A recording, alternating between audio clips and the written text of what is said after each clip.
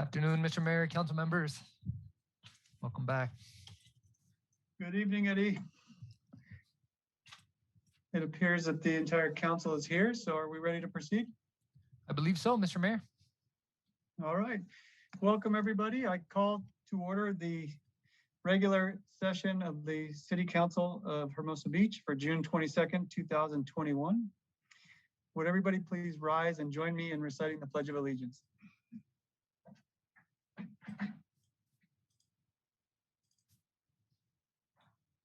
Ready, begin. I pledge allegiance to the flag of the United States of America and to the republic for which it stands, one nation, under God, indivisible, with liberty and justice for all.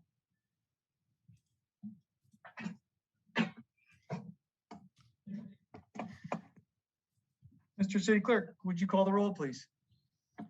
Thank you, Mr. Mayor. Councilmember Jackson. Here. Councilmember Campbell. Here. Councilmember Armato. Here. Mayor Pro Tem DeToy. Here. And Mayor Massey. Here. All present, Mr. Mayor. Thank you, Eddie. Mr. City Attorney, would you deliver the closed session report, please? Thank you, Mayor, members of the City Council. I'd like to report that this regular meeting of the Hermosa Beach City Council for June 22nd was called to order at 5 p.m. The mayor called for public comments on the closed session agenda. There was one public comment, but it was about an item that is appearing later on the public agenda. City Council then recessed to closed session and adjourned its closed session at roughly 5:35. There is no reportable action taken in closed session this evening. Thank you, Mayor. Thank you, Mike. And Mr. City Clerk, what's next on our agenda? Thank you, Mr. Mayor. That brings us to item number 5, announcements on upcoming city events. And I'll turn it back over to you for that, Mr. Mayor. Thank you. Do any council members have announcements they'd like to share? Councilmember Jackson. My apologies. Could I ask the city attorney if it would be appropriate to discuss the length of the lawsuit and with regard to city expenditures? How much are we in for to date in terms of legal costs? And you mean, just to specify, you mean the lawsuit that was on the closed session agenda this evening? That's correct.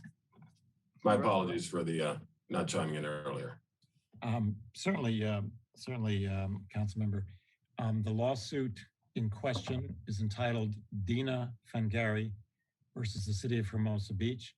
It was filed in December of 2019, and the city has incurred roughly $158,000 in legal fees thus far in this case. Thank you. All right. Thank you, Councilmember Jackson. Thank you, Mike. Do any of my colleagues have announcements they wish to share? Hearing none, I have a few. The first are our June 26th Pride events. We look forward to celebrating the completion of the Pride Lifeguard Tower on Saturday. I think it's coming along swimmingly if it hasn't already been completed. That would be scheduled to be completed this Saturday, June 26th. And we invite the community to join in a celebration of the completion of the Pride Tower. Hermosa residents, Jose and Izzy Bacallao, proposed repainting this tower, which is the tower immediately north of the pier, in the rainbow colors of the Pride flag in honor of Pride Month, which is June every year. They've been the driving force behind the Pride Tower. They enlisted volunteers, worked with community members, and volunteered their time to complete this important project. Now we get to celebrate its completion, starting with a meet and greet at the Bottle Inn from 9 a.m. to 11 a.m. on Saturday, June 26th, followed by a stroll to the Lifeguard Tower and a celebration there from 11:30 to noon. The celebration will continue at the deck and Java Man throughout the afternoon and at the Fox and Pharaoh in the evening. The city has declared June to be LGBTQ+ Pride Month in Hermosa, and we are proudly flying the Pride flag at City Hall, as well as lighting Pier Plaza in the Pride flag's rainbow colors in the evening.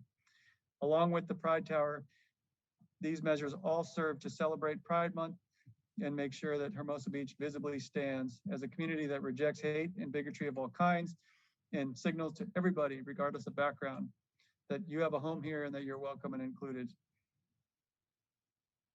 Another important event coming up will be on June 28th, so 2 days after this Saturday, and that will be the unveiling of mural number 10 by the Hermosa Beach Mural Society.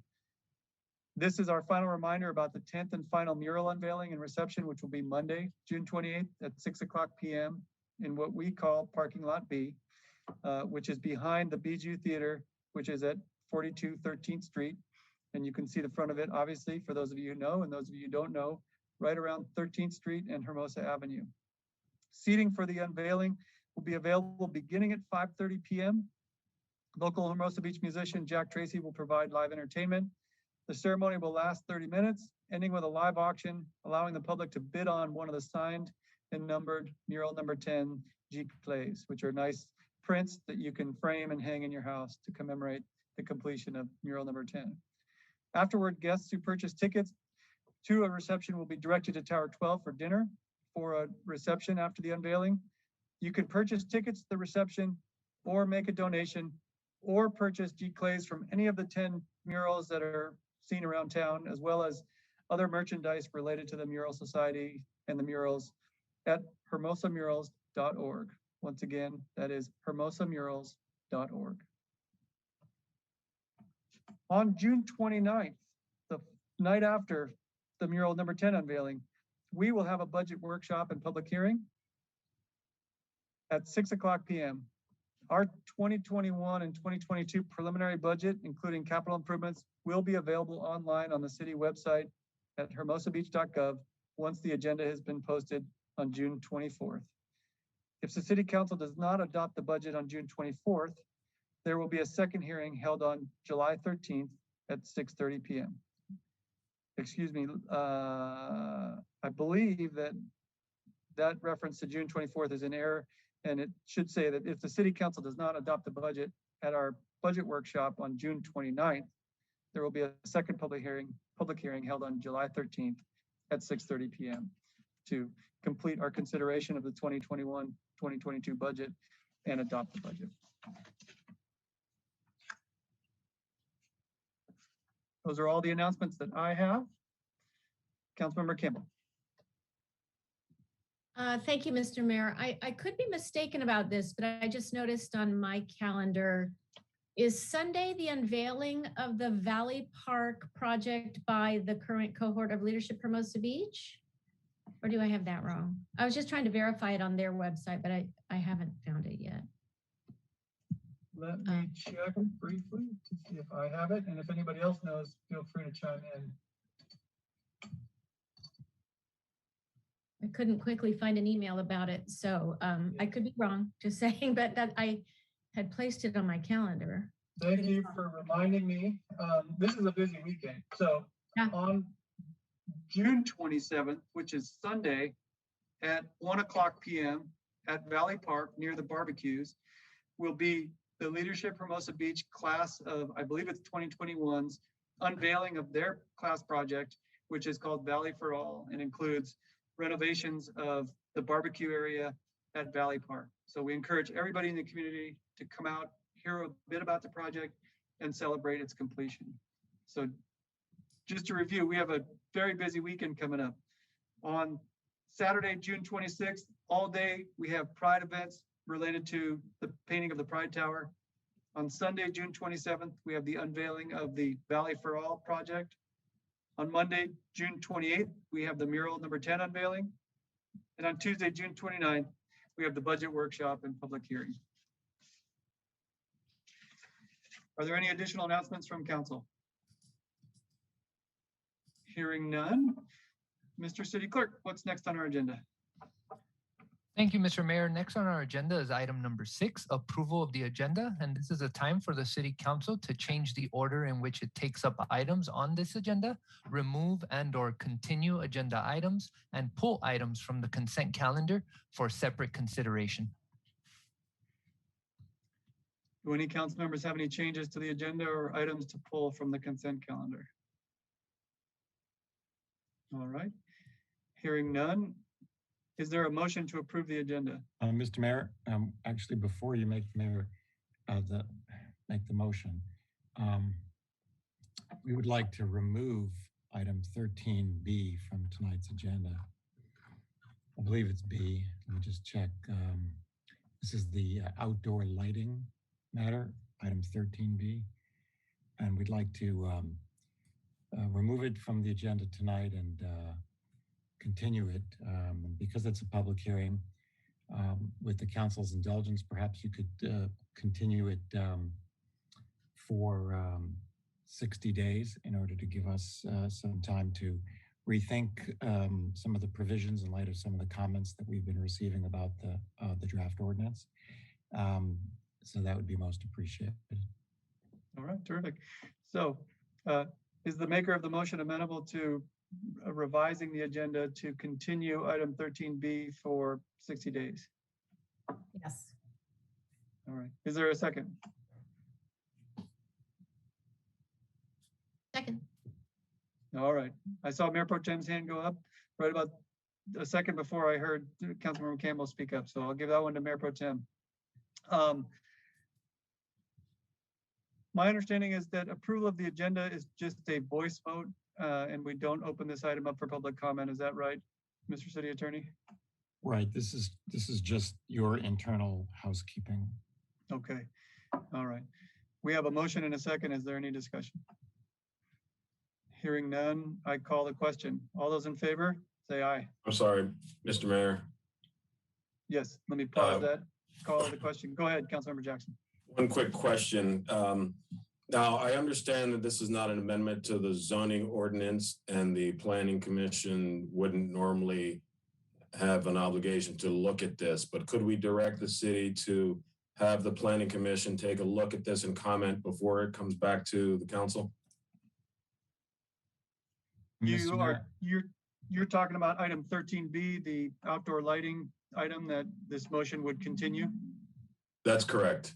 Yeah, you could certainly give us that direction, in which event I would ask that it simply be continued, not to a date certain, because I just couldn't be certain when it would come back here. But if that's your pleasure, you could give us that direction as part of this motion, and then we will simply renotice it when it comes back to council.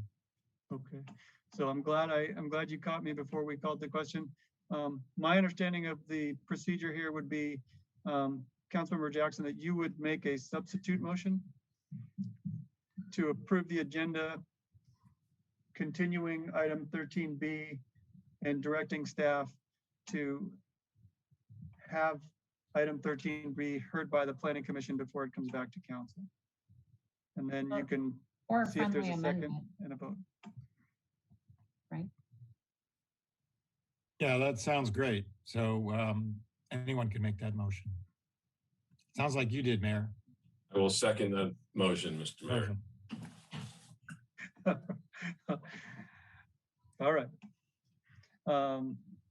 There is a motion and there is a second. Do any council members have any comments or questions? All right, I do have a question. Is that amenable to staff? The direction that this be heard by the Planning Commission before coming back to council?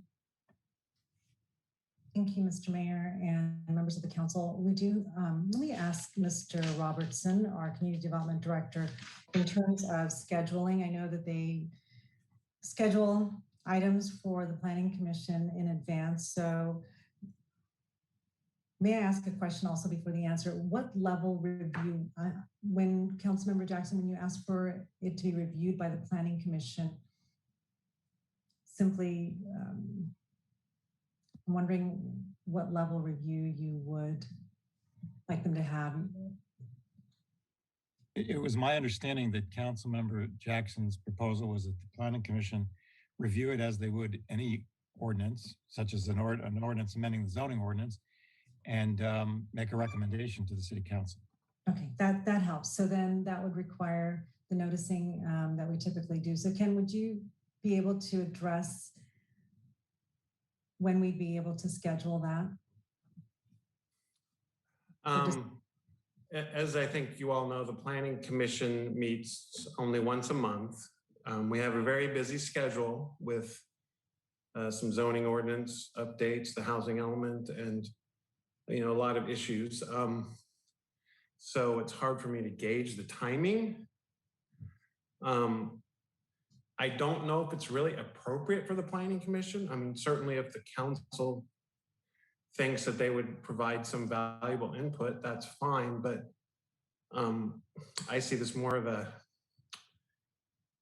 what would I call it, a health and safety issue, not really a zoning land use issue, but it's not that there's not some interconnectedness there. So, but if that's the council's pleasure, I would just say I can't really speak to the timing, but 60 days would be too quick. Thank you, Mr. Director. Councilmember Jackson, can I ask you to let us know your interests or the basis for your interest in having this heard by the Planning Commission before it comes back to council? Absolutely. I mean, I think there are issues that need to be fleshed out either in a study session or in a formal setting before the council can actually take a look at this. I mean, the ordinance as currently written is very broad and would impact thousands of homeowners and renters and citizens. So, I mean, I think it would be appropriate for the Planning Commission to take a look at this.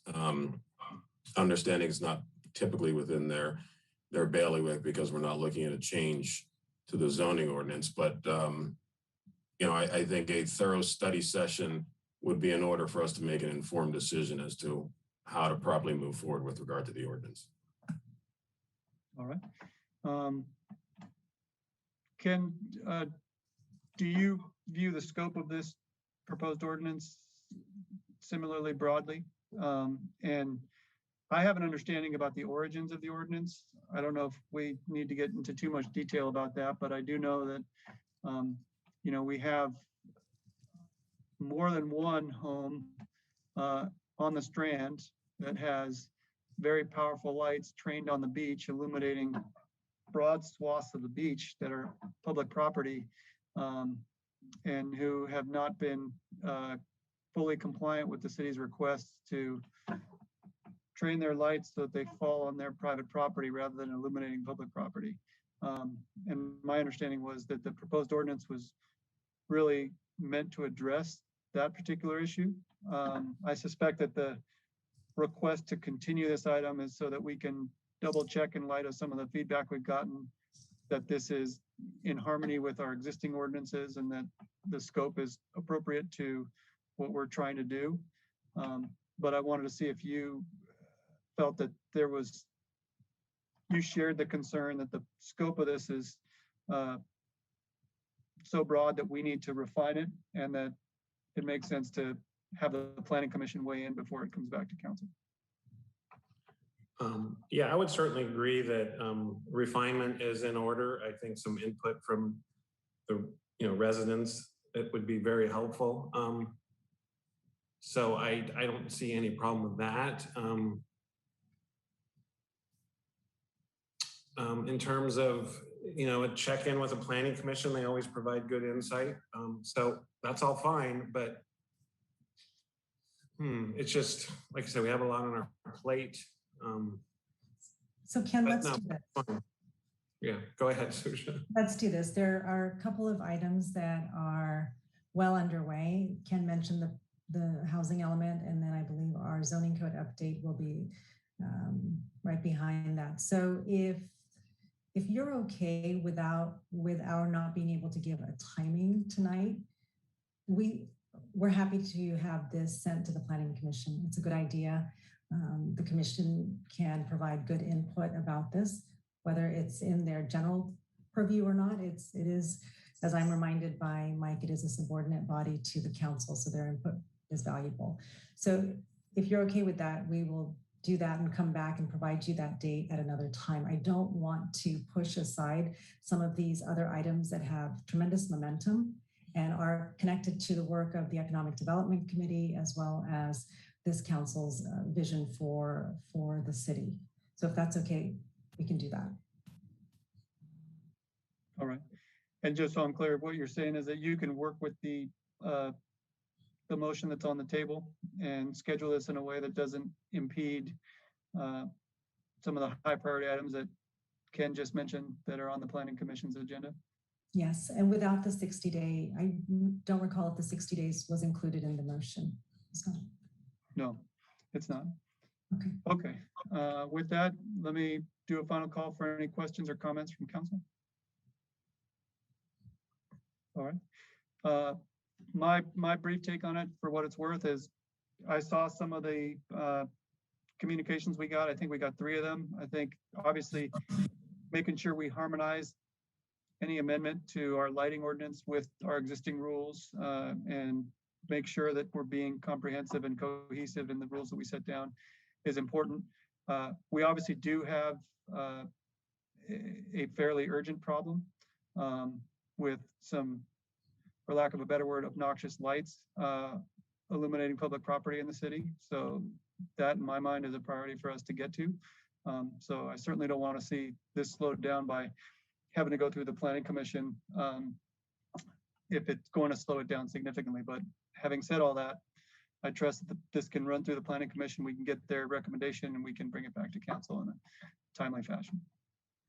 So with that, hearing no further comment, I will call the question. Mr. City Clerk, would you call the roll on the substitute motion, please? Thank you, Mr. Mayor. Councilmember Jackson. Aye. Councilmember Campbell. Aye. Councilmember Armato. Aye. Mayor Pro Tem DeToy. Aye. And Mayor Massey. Aye. The motion is approved, Mr. Mayor. All right. Thank you. And Mr. City Clerk, what's next on our agenda? Thank you, Mr. Mayor. That brings us to item number 7, proclamations and presentations. And providing a presentation tonight under item 7A, we have our COVID-19 health update from our Beach Cities Health District representative. We have Jacqueline Sun. Jacqueline, welcome. Hi, good evening. Thank you so much. Good evening, Mayor and members of the City Council. Always a pleasure to be here providing the updates. As Eddie pulls it up, I know that some of the COVID updates as we're going through this reopening and the case numbers are stabilizing, just fewer updates to give. So this will be our last update from the health district for a while. We'll be back every other month, absent any big changes with COVID, but we're always happy to come back at your request. But last update for a couple months, just to give you some idea of where we're headed, especially with the reopening. So I will take the next slide. Thank you, Eddie. So as you see, as I mentioned, a lot of the case numbers are still, the case numbers, the deaths, our positivity rate, hospitalization rates still are looking low and steady. I wouldn't say that they're continuing to decrease at the rate that they were before, but it's good that the numbers are remaining pretty steady in our cases, probably around about 220 cases per day on average. And it's been fluctuating in the low 200s for the past couple of months, which is great. I will take the next slide. So as you know, last week we had June 15th and the state reopening. Just wanted to go over what is put into place right now. So the revised health officer that went into effect June 15th rescinds most of the county-specific sector protocols. The only protocols that are still in place pertain to schools and camps, as a lot of youth are not vaccinated yet. So a lot of the masking and social distancing requirements have been rescinded.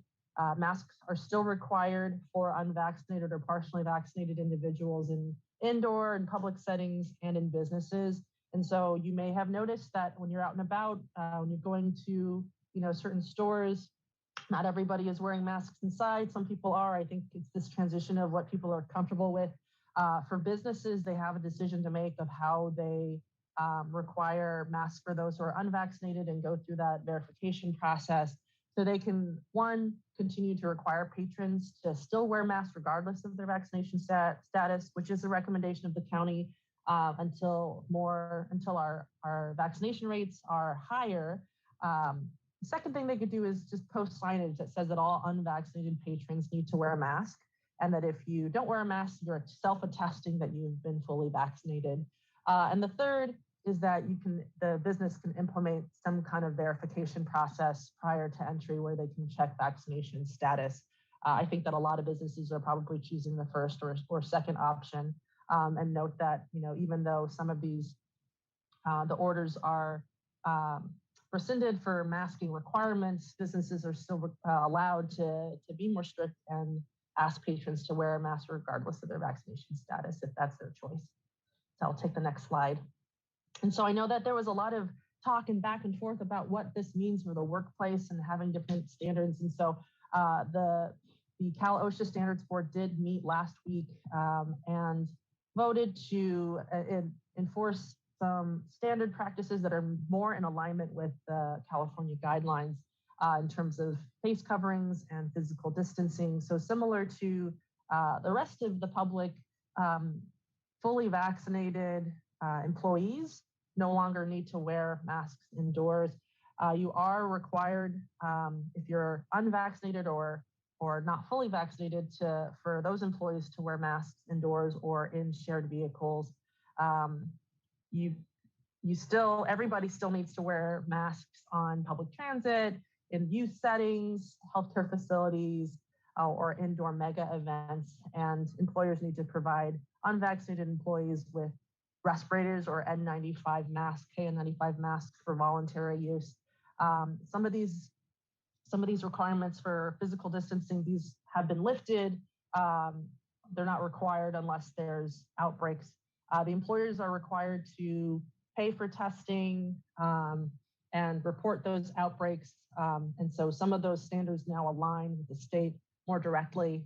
And that was in effect. The governor put an executive order out, so that was in effect on Friday. So we'll take the next slide.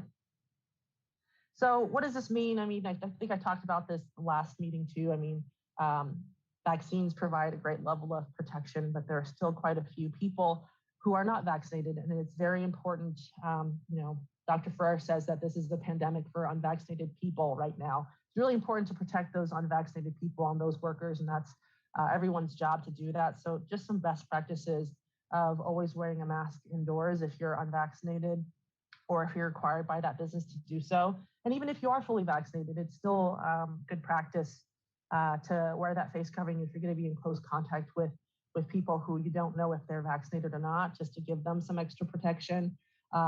It's important now. I think we all have learned this lesson of if you're sick, avoid going out, avoid going to businesses, avoid going to work. And still, we're very much encouraging people who are not fully vaccinated to get that vaccine. Next slide, please. And so just a quick update on where the county is with vaccination status as of June 18th. Over 10 million doses have been administered in LA County, and that puts us at about 58% of Angelenos being fully vaccinated. It's been very promising to see those numbers in our teenagers, where the 12 to 15-year-olds, about a third of them have gotten at least one shot. 16 and 17-year-olds have at least, about half of them have gotten at least one shot.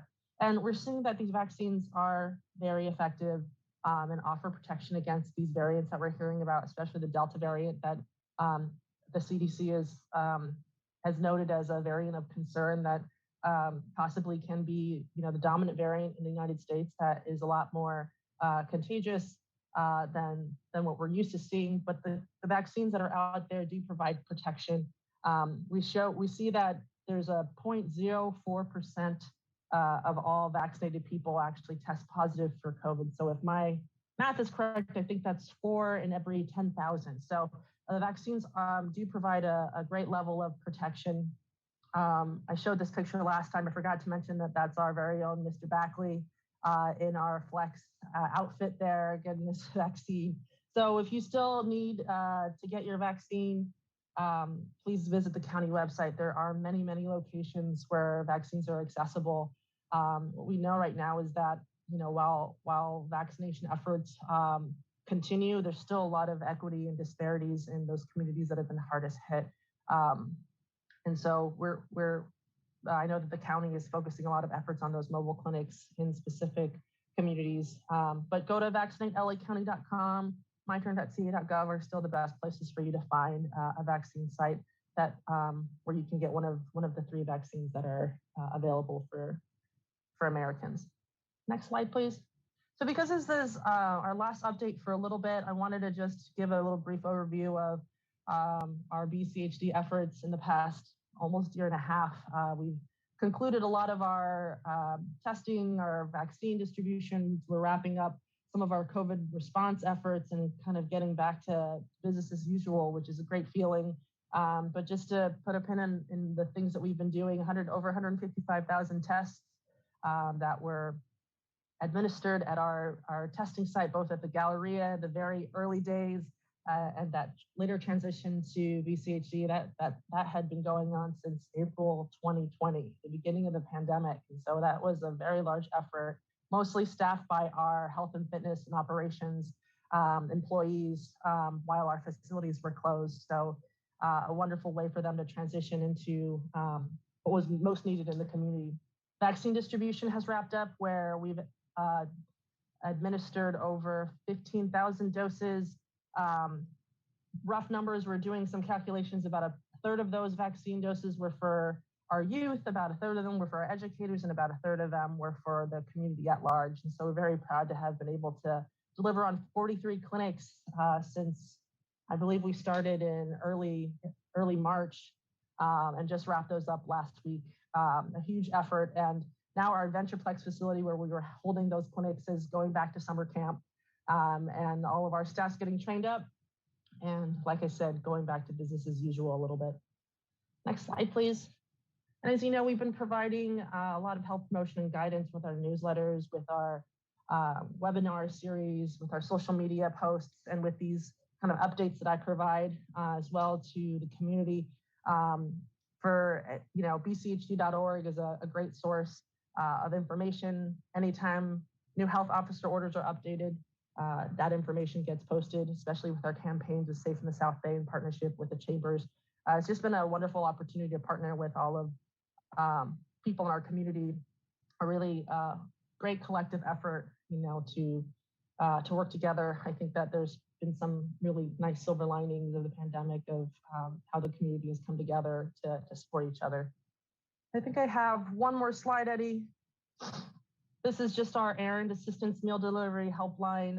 We were able to do over 1,600 errands by our staff, delivered meals to those who were food insecure, 4,712 meal deliveries done by our staff and our volunteers, and fielded over 15,000 calls on our helpline, and also making sure that our clients were doing okay in the isolation, trying to reinforce some resilience and well-being. So that was a lot of the efforts of our volunteers and our staff that got kind of moved around during the pandemic to be in the front line of that COVID response and recovery work.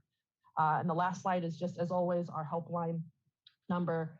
And if we can show, I think, there you go. Our last slide, we still are taking calls too. So if you know anybody who needs assistance, if it's COVID related or not, we're happy to take their call and field any questions that they have right now. So with that, I just want to say it's been a pleasure to be able to provide these updates. I'm happy to take questions, and happy to provide an update in a couple months. All right, thank you. Do council members have questions or comments? Mayor Pro Tem. Thank you, Mr. Mayor. Jacqueline, thank you so much for all your guidance and information over the past few months. I'm sure you won't miss us next meeting, but we'll miss having you here, giving us the updates. Everything, it just shows how big of an asset Beach City's Health District has been with the volunteerism and delivering the food. It's just been amazing how you guys have been able to pivot to help the community so much. As far as your resources on site, the gym, I know that my neighbor used to go work out there. What's kind of your, what's open for Beach City amenities? Yeah, that's a great question. Our gym and facilities are open. Right now it is by reservation, where people can reserve 2-hour blocks of time. We have outdoor classes that are going to continue through the summer, and we're going to bring back our indoor classes, starting with Pilates, mat reformer, some of those things.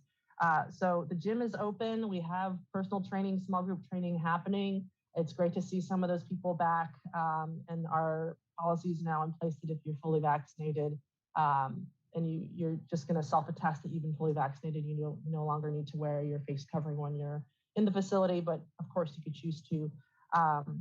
And so we're happy to welcome folks back to the Center for Health and Fitness, and you can find that information about our schedules and how to reserve, and as well as our memberships online. Wonderful. And then Adventureplex? Yeah, so those camps are open. Last I heard, we had over 1,000 campers. So you can check out our Adventureplex facilities. We're doing our training with our staff right now.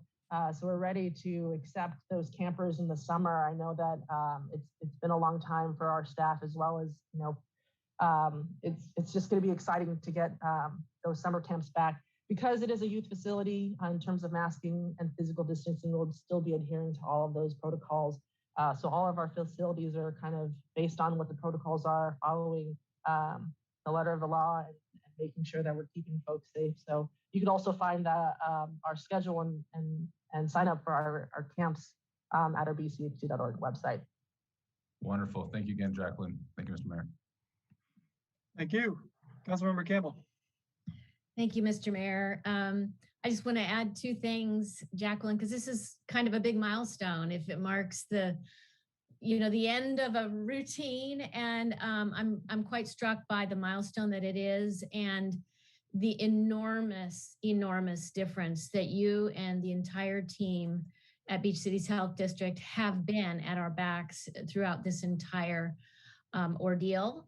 And it's really made me feel a lot closer to everyone at Beach Cities Health District, and certainly highlighted the value that you bring on so many levels. And I was just thinking, no rest for the weary. You're going straight into summer activities, but all good stuff. And I just cannot thank you enough. Please carry that message back to Tom and everyone else behind the scenes.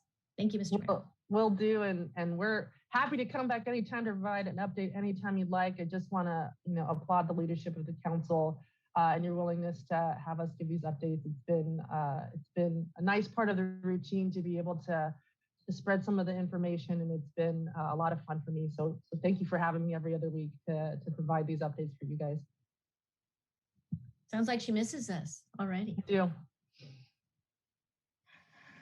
Any further comments or questions from council? All right. Jacqueline, I echo the thanks. So please pass that along to all of the staff at Beach Cities Health District. Your ability to evaluate the data and present it to us in a form that was localized and helped us understand where we were in the progress of the pandemic and responding to it was enormously valuable in terms of our decision making in keeping our community safe. And so I am enormously grateful for that. One thing I want to ask you is, we're at 58% fully vaccinated in LA County. My understanding is that the director of public health in the county has said that we'll reach herd immunity, if I'm not mistaken, at 75% full vaccination or 80% full vaccination, one of the two, I can't remember. So please tell me which one it is. And then tell us how we can help continue the push to get folks there to close the gap from 58% to 80% or wherever we need to be before we can truly sort of exhale. Yeah, I think those are great questions. I think what I've been hearing from Dr. Ferrer is 80% of Angelinos having at least one dose. I think her metrics were aiming for sometime in August if we were able to continue at the rates we are. Obviously, we've been seeing some slowing of vaccination uptake.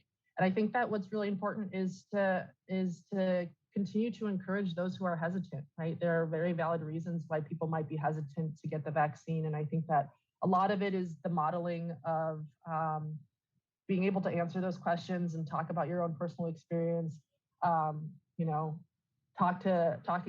to people you trust about, what your hesitations are, providing the education, and just kind of communicating the urgency of how well these vaccines work. There's a lot of evidence that is saying that, these vaccines are working really well against the variants. And the truth is we don't know what's going to come next, right? We don't know what tomorrow's going to bring with this pandemic. It's certainly not over, especially for those who are unvaccinated. They continue to carry a lot of risk. And as we open up, it becomes a lot riskier for them because those are the folks that are not as protected as the rest. So I would, in your position, and the question is what to do is just if we could redouble those efforts on the people that that are hesitant to get vaccinated. Every single person counts. And I think that, that anybody that we can change their mind and offer that protection to them is one more person that has that protection, where you're getting a 4 in 10,000 chance of getting COVID and even lower of hospitalization and much lower, near zero for death. So I would just continue the leadership of where you stand of being able to offer that message to folks who might be hesitant. We will do our best. Thank you again. Thank you. I appreciate it. I appreciate the opportunity. Have a good evening, everyone. You too. Mr. City Clerk, what's next on our agenda? Thank you, Mr. Mayor. That brings us to item 8 on the agenda, City Manager's Report, and I'd like to turn it over to Madam City Manager Suja Lowenthal. Hi there, Mr. Mayor, Mayor Pro Tem, and members of the council. Give me 1 second. Thank you. Just wanted to provide some brief updates this evening. Since the beginning of COVID-19 pandemic, I've been reporting at each council meeting on the city's efforts to slow the spread of COVID-19. With lower infection rates and increased vaccination rates, as we heard from Jacqueline, I'll be shifting from regular COVID-19 updates at each meeting to updates as needed. So beginning with the next agenda, you will no longer see the city manager COVID-19 updates listed as a regular item on the tentative future agenda unless a need arises. And we hope that a need will not arise. So we are standing strong with BC's Health District and sharing in that hope. A brief update for tonight under the city facilities. I shared with you last time what our city facilities opening schedule is, and I wanted to just share again that Hermosa Beach fully reopened in person at City Hall and city facilities last week as the LA County Department of Public Health and the State Department of Public Health ended most COVID-19 restrictions. The public can still access most city services by phone and online and are encouraged to continue to utilize these convenient options. The appointment system the city established in May when it initially resumed in-person services on an appointment-only basis will continue to be available to schedule in-person meetings with city staff. The appointment system will be reevaluated as the city navigates reopening. Masks continue to be required for unvaccinated individuals in indoor public settings and businesses. These include retail businesses, restaurants, theaters, family entertainment centers, meetings, and state and local government offices serving the public. Face coverings are not required for fully vaccinated people under the modified order, except in settings where masks are required for everyone, regardless of vaccination status. Businesses can require masks to be worn by all people inside their facilities, and the city is continuing to require masks for all members of the public, whether they are vaccinated or not, when they are inside City Hall and city facilities, to protect staff and other members of the public accessing city services. Wanted to also share that the Community Resources Department is now accepting reservations for all indoor facilities for indoor operations that are set to begin July 1. This includes the community center classrooms and gymnasium, the community theater, the second story theater, the South Park classroom, and Clark building. Additionally, the Hermosa 5-0 Senior Activity Center will reopen for regularly scheduled activities beginning Tuesday, July 6th. We plan to resume in-person city council meetings this summer. As we outlined in our reopening, recovery, and resilience plan, Hermosa Shines, our intent is to continue to take advantage of the technologies and tools we began using during the pandemic to augment our in-person services. We are working on being able to continue to use a teleconferencing program so that residents and other participants in council meetings can provide their input from their homes, offices, or other locations if needed. This would be in addition to providing in-person comments and input inside the council chamber. Our goal is to increase public access to the meetings, and we are working on an efficient method for broadcasting online and in-person commentary from council members. Wanted to also share that we had a vaccine pop-up in partnership with the Los Angeles County Department of Public Health. The city of Hermosa Beach hosted another pop-up COVID-19 vaccination clinic in downtown Hermosa Beach this past weekend. The city plans to continue to partner with public health as they evaluate the distribution strategies and possibly host additional vaccine opportunities later this summer. Everyone aged 12 and older in California is eligible for a COVID-19 vaccine. Appointments for vaccines can be made by visiting myturn.ca.gov, but appointments are not required. The consent of a parent or legal guardian may be needed for those between the ages of 12 and 17 to receive a vaccination. Please visit Vaccinate All 58 to learn more about the safe and effective vaccines available. As always, we ask that you continue to take precautions to prevent the spread of COVID-19 and follow public health experts' advice to keep you and your loved ones safe. Wanted to provide an update on the Safer Prospect Avenue project. The Safer Prospect Avenue continues this week with reinstallation of the traffic circle at 10th Street scheduled for this Thursday. Staff will be complementing the installation with an update to the project website, providing information on how best to navigate a traffic circle. Just as a reminder, the traffic circle's intent is to encourage drivers to slow down and traverse the intersection more cautiously while allowing all normal turn movements. Staff will also be meeting with neighbors on site in the coming weeks to discuss the project and gather more feedback. The community is encouraged to visit the project's website at asaferproject.com and participate in the survey to share their thoughts. This temporary project was implemented to help gain insight that can shape future projects on Prospect Avenue to improve safety and multimodal transportation. Lastly, I'd like to call on Chief LeBaron to provide his enforcement measures update. I wanted to share with members of the council that previously, for more than a year, the chief's update was related to COVID-related enforcement matters. And over the last few council meetings, we have also transitioned to sharing general public safety updates. So Chief LeBaron will transition his report similar to how I'll be transitioning my report, and he'll be providing more updates on public safety matters citywide. Chief?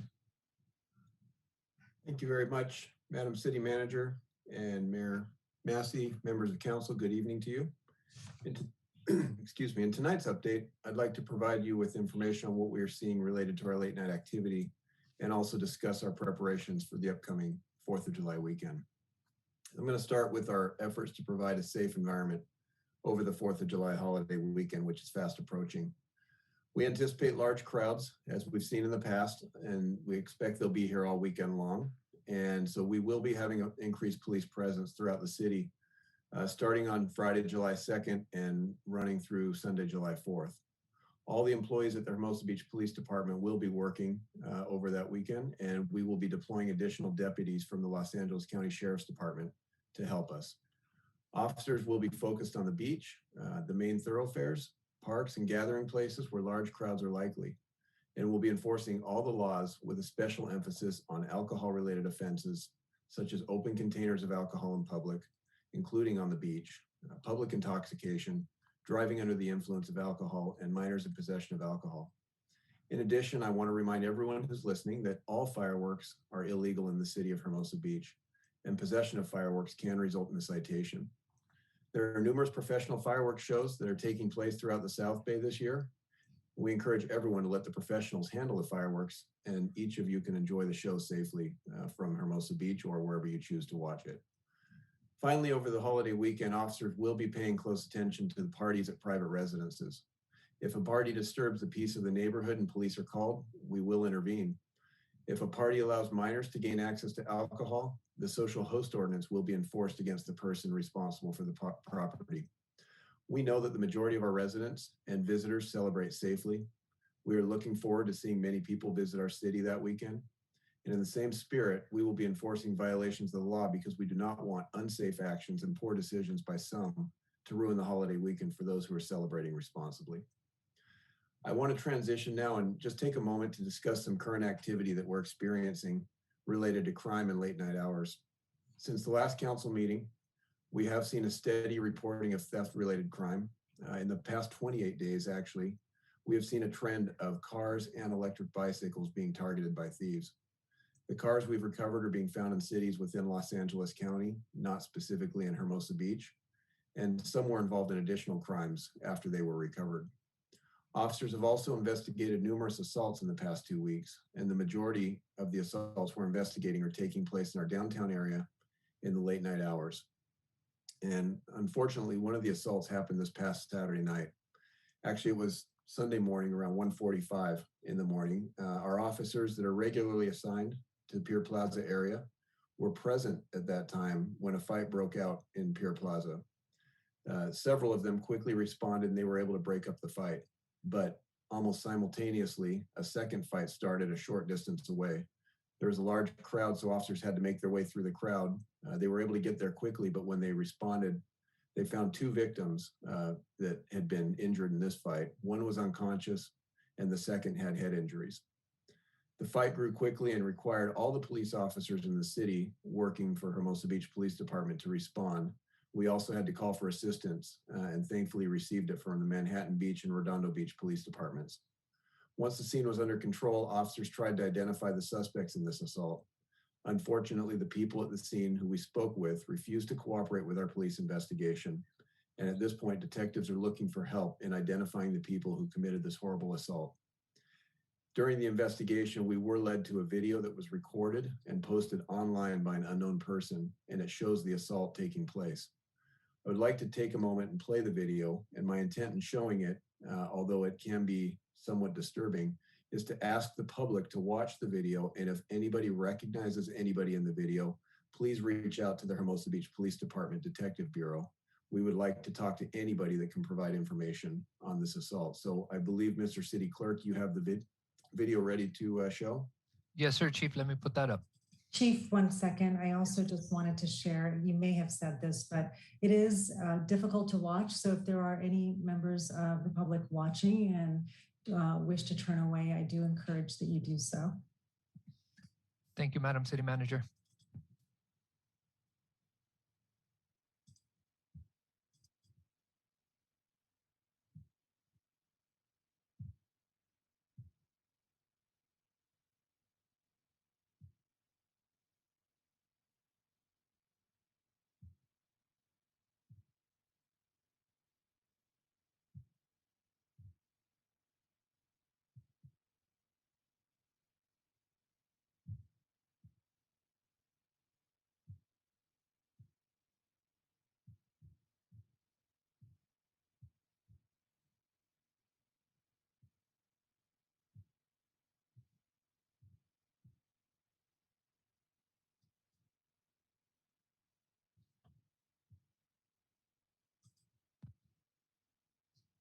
Thank you, Mr. City Clerk. As I said, we would like anybody who recognized anybody there to please contact us. We will make this video available through our social media sites starting tomorrow. And Mayor Massey and members of the council, this concludes my report. Thank you, Chief. That is a disturbing video. So a couple of clarifying questions. This occurred at 1:45 a.m. on Sunday morning? That is correct. All right. What's typically happening on Pier Plaza at that time of night? So that is typically the time when a lot of the late night restaurants are letting customers out. They close anywhere between 1:30 and 2 o'clock in the morning. And so at this time, specifically, I spoke to our watch commander who was working that night. And one restaurant had just let its patrons out a few minutes before that. And some of them went over to another restaurant that was still open for business. And within a few minutes, the other restaurant let its patrons out. And so we had all the patrons from all the restaurants piling into Pier Plaza at the exact same time. All right. And our officers that are pictured there were just coming from another assault that had happened at the same time? That is correct. Okay. Do we have video of the assault other than what we just viewed that's available publicly on social media? So that video we actually found on social media, and we do have our officers' body camera video that will capture some of that, which we're using. But this video had the best image of at least the people that were involved, where we could identify their faces. Okay. All right. Do any other council members have any questions or comments about the chief's report? Councilmember Campbell. Thank you, Mr. Mayor. Chief, I have a question about the stolen cars. Unless I've been buried somehow, that's historically a little rare here. Wondering if we know if those cars were unlocked, are they just getting in locked or not to steal those vehicles? So there's, I was talking to our detectives about that today, trying to find out exactly what. There is a variety of different circumstances, but one of the things that we've seen in at least some of them is that the cars that were stolen are cars that require some kind of a key fob or electronic ignition. And in several of those cases, the keys were left in the car. And so that's something that's obviously preventable. Others, the owner of the car is not sure how it was stolen. They can't account for whether the key was in it or not in it. So we're certainly looking into that. We're not excluding the fact that there might be other technology out there that's being used, but we do know, at least in some of the cases, the keys were left in the car, either in purses or a hidden key inside the compartment. Right. So that may point to a trend of crime of opportunity as opposed to targeting specific kinds of vehicles or something like that. Again, spreading the word that we need to lock up. That's correct. We aren't seeing a specific vehicle being targeted in mass right now. And as we talk to our partners in other cities around the region, we are definitely seeing increases in things like catalytic converter thefts and vehicle thefts, but it's a variety of cars and it is very opportunistic.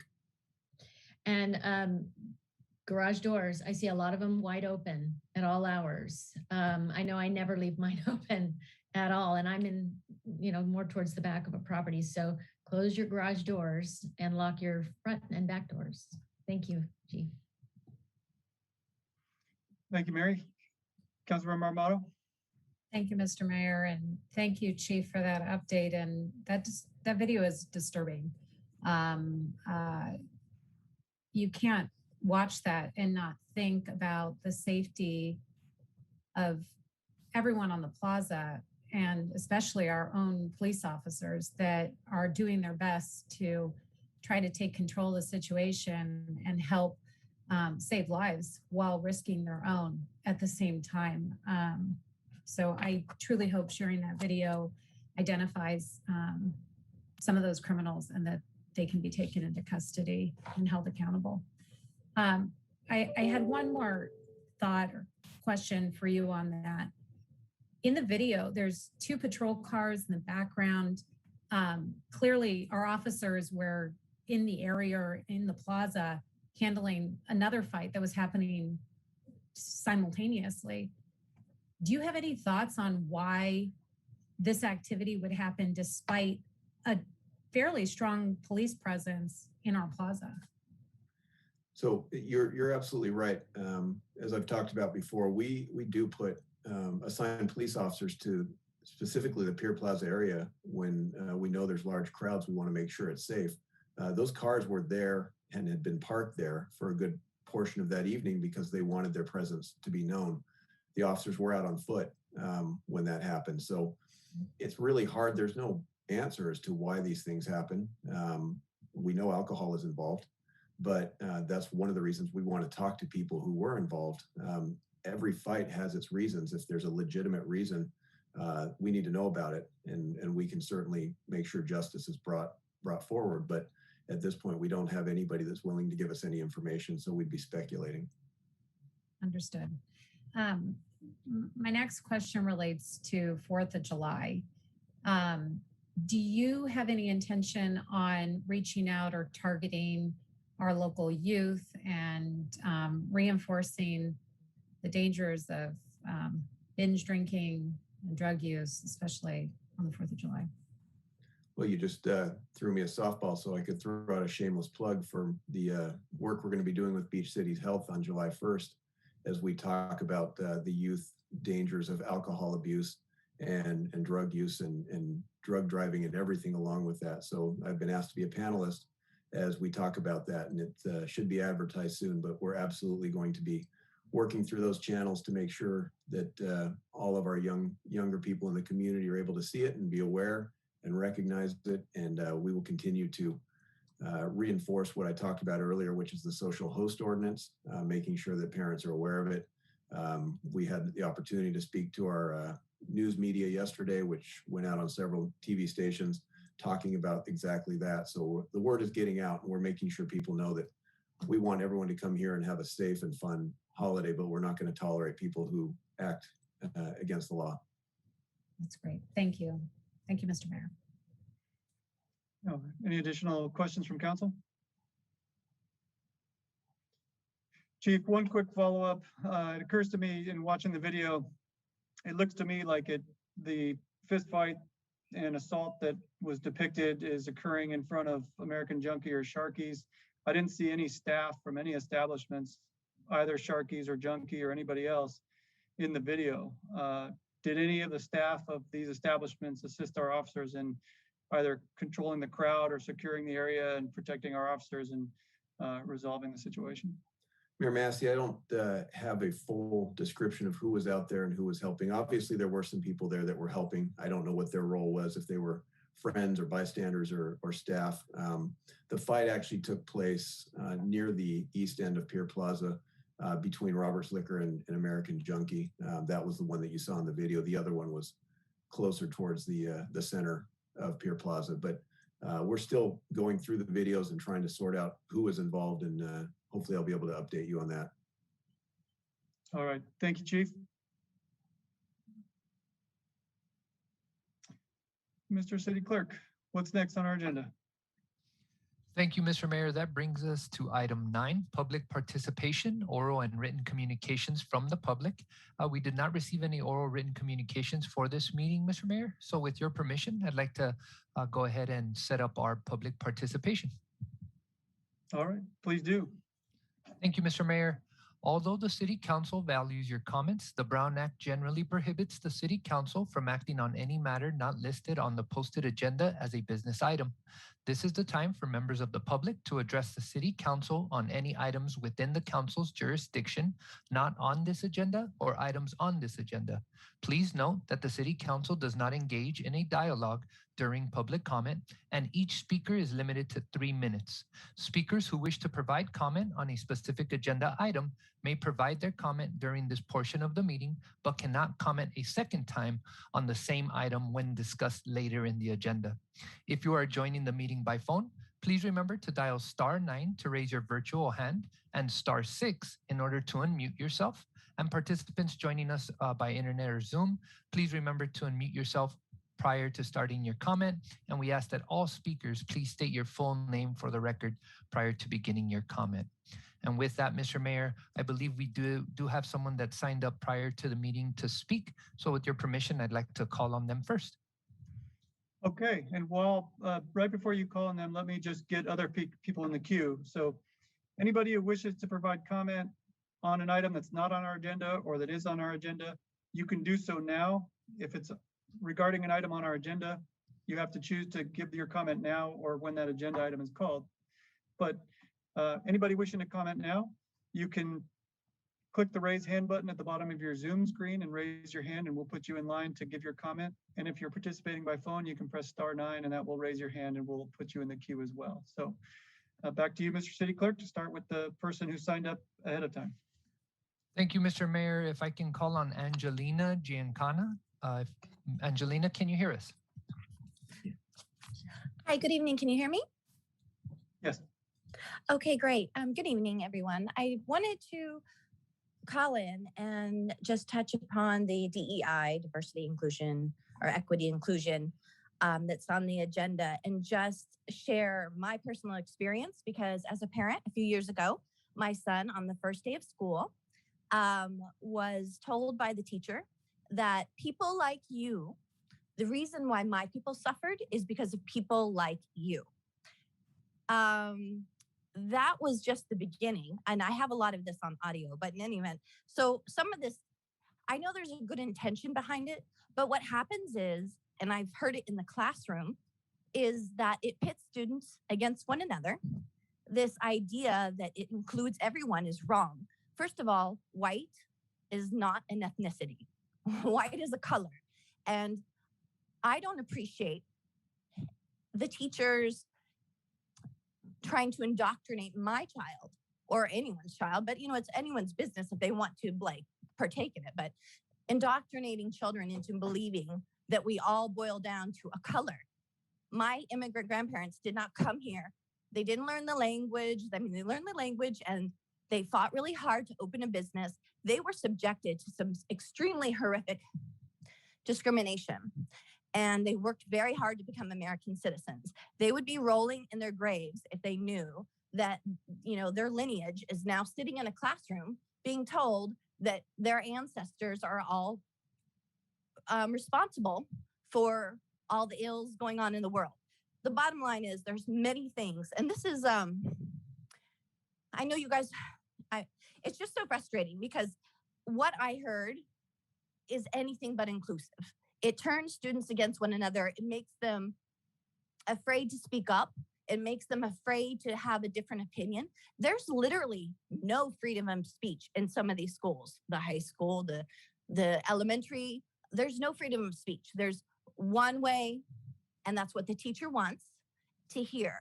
And I heard these students trying to ask the teacher a question, kind of trying to ask them, well, why would you say that? Well, at one point, he said he equated Columbus with Hitler and said something to my child about his lineage. And it was just really shameful. And really, it's just it's condescending that you all would even have this on the agenda, because we as parents, we deserve the right to make decisions about morals and values. And we don't need anyone else to tell us how to raise their kids. So basically, I'm against it. I know many parents are against it. I think the parents who want to be involved in it, they should absolutely do it. I think everyone is an American and should be treated equally. And that's all I have to say. Thank you. Thank you, Angelina. Mr. City Clerk. Thank you, Mr. Mayor. Next up, we have our Trent Bernard Larson. Trent, can you hear us? Yes, go ahead and take me to camera. Bear with me one second, Trent.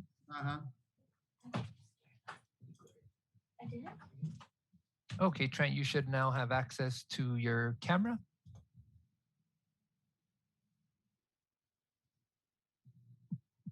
There you are. Okay. All right. Here we go. Okay, that last speaker was really compelling. And I wanted to talk to you tonight more about kind of jumping in right where we left off, about seeking the truth and speaking the truth and getting to what you need to do at City Council. So I thought maybe tonight we just go back in time a little bit and talk about Chief Joseph of the Nez Perce. He went by the name of Rolling Thunder. And a few things that he said that really made a lot of sense to me was that it does not take many words to speak the truth. He also said the eye tells what the tongue would hide. An Indian respects a brave man, but he despises a coward. And I will speak with a straight tongue. And those are great words to live by, to try to uphold. And Rolling Thunder was a great man. And now, but today it's difficult to discern the truth. I mean, we live in a narrative-driven world. And, critical race theory is just that. It is narrative-driven. One of the things that I wanted to talk about is morality and freedom, and the two go together. And freedom needs morality, and morality needs freedom. One without the other tears the two apart. We also talked about progress and betterment, and how to make things progress at the same time make them better. And you need to be on the right side of the truth on that, because that will, a lot of mistakes will be forgiven that way if you're seeking the truth. And how do we seek the truth? And one of the ways is to understand morality more. And my understanding of morality came a long way when I read the books of Ayn Rand. And specifically, over the last 10 years, I've read a lot of books. And probably the most impactful book to me in my mind was the book The Fountainhead. It's written in 1943 and it's 753 pages long. And it, at its heart, is a love story. But it is really about the philosophy of objectivism, what that means, and that there's moral truth that we need to uphold to. And Ayn was an atheist, and I am not. So she's coming at this from an atheist view, but she is talking about men behaving more godlike on earth, and you will expand your understanding of what is truth and what is reality. And the perception is reality is a dangerous place where we're at now. You really need to reject it. And I hope that you take and consider to read The Fountainhead. It's a beautiful book, and you'll be glad you did. Thank you. Thank you, Trent. Mr. City Clerk. Thank you, Mr. Mayor. Next, we have our local librarian, Ms. Sarah Harper. Sarah, can you hear us? Hear you. Can you hear me? Yes. Okay, great. I just had a few quick announcements. The first one was just a reminder that in the library and also in all LA County facilities at this time, we are still requiring everyone, regardless of vaccination status, to wear their masks while they're in the building. So we appreciate that. And we also have masks available for those who have forgotten theirs when they come by to pick up their books. I just wanted to have some reminders about some upcoming virtual programs. On Wednesday, there will be the 4th session of the watercolor series with Claudia Hindu, and we do still have some packets with the watercolors and the materials needed for the program. If people still need those, they can pick them up at the library. This Friday, we have baby band practice virtually. And we also have activity packages for that, consisting of various instruments that the kids can play with and can use for baby band practice and after. And then on Saturday, June 26th, there's a figure drawing class for adults. And we also have some material packets for that. And those are all available to pick up in the library while we're open or during sidewalk service. And that's all I have for tonight. Thank you. Thank you, Sarah May. Mr. City Clerk. Thank you, Mr. Mayor. Next, for our speakers, we have Mr. Joseph Verbrugi. Joseph, can you hear us? Yes, Eddie, thank you. Is it possible I can share my screen? Yes, let me go ahead and turn on your camera. Joseph, bear with me 1 second. Okay, you should now have access to your camera.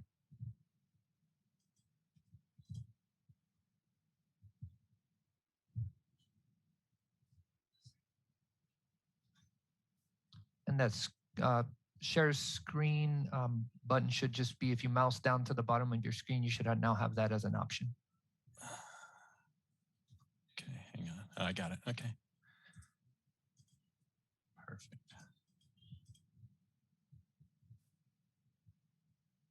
Okay, I just have 3 quick slides.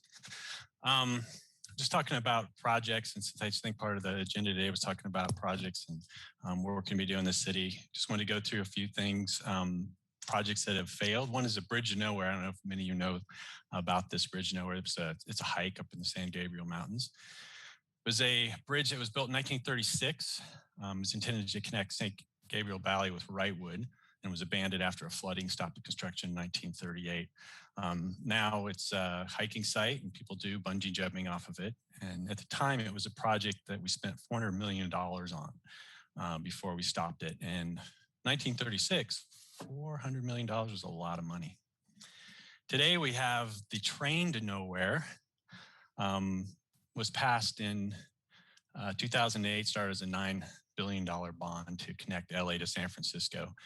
And it was supposed to be $33 billion total project completed in 2030. It's 2021, and experts predict now that it's going to cost $100 billion to connect this train. I think it'll be wonderful, but as of now, it's underfunded, and we hope that someday it'll be completed. This here's a shot of Hermosa Beach on a beautiful beach day, and we can see where everybody likes to sit on the beach. I like to sit close to the water so they can feel the ocean breezes and see the waves roll in, and just enjoy the sunshine in Hermosa Beach. And what we have in Hermosa is a path to nowhere. So the individual is highlighted in the orange circles. The guy I talked to a couple weekends ago, his name's Jeff. And he's at the end of our path to nowhere. And in the conversation with him, he relayed to me that he thought we spent about $10,000 on that path to nowhere, which basically just sits in the middle of sand. You can't see the water, you can't feel the ocean breezes. You just experience a lot of heat. And he said part of the challenge was getting through where the lifeguards go, and I guess coming up with another $10,000 to get you where everybody enjoys the beach. So, I think it's something we should consider. Redondo was able to solve that problem. Torrance was able to solve that problem. We got a lot of smart people that can certainly get over a couple obstacles about getting out to extending that path, the extra footage to allow everyone access to the beach. Organizations I've worked with in the past have taken our budget, taken a certain percentage of that and allocated that towards accessibility. I think it'd be wonderful if we did that in Hermosa Beach. It does a couple things. Once it starts breaking down barriers, and it also protects you from lawsuits if you can demonstrate that you've allocated a certain percent of your budget to do that. So, I had a long conversation with Jeff, really understood his desire to get out to the beach, and would love if you guys would consider spending the extra 10 grand to get him out where you can see the water and everybody else that doesn't have proper access. Thank you much.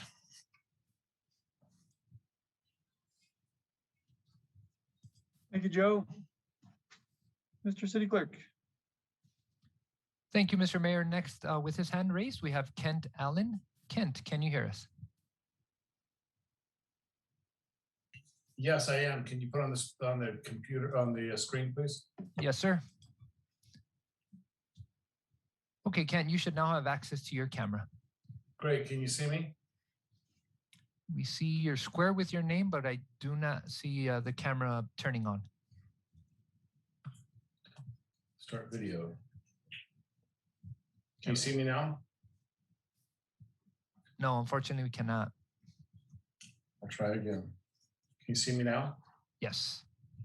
Okay, well, now that Justin has got his ass kicked up and down all sides of A Street and Cypress, I think maybe it's time to take a little step back and say that, maybe he shouldn't be mouthing off so much. And, I hope hopefully he taught a lesson to his family and his two girls that, maybe pipe down, maybe put a zipper on it. Not a good look. But I think it's time to take a step back and say no to this letter to the school district. Why is the city council involved in the school? Stay out of it, okay?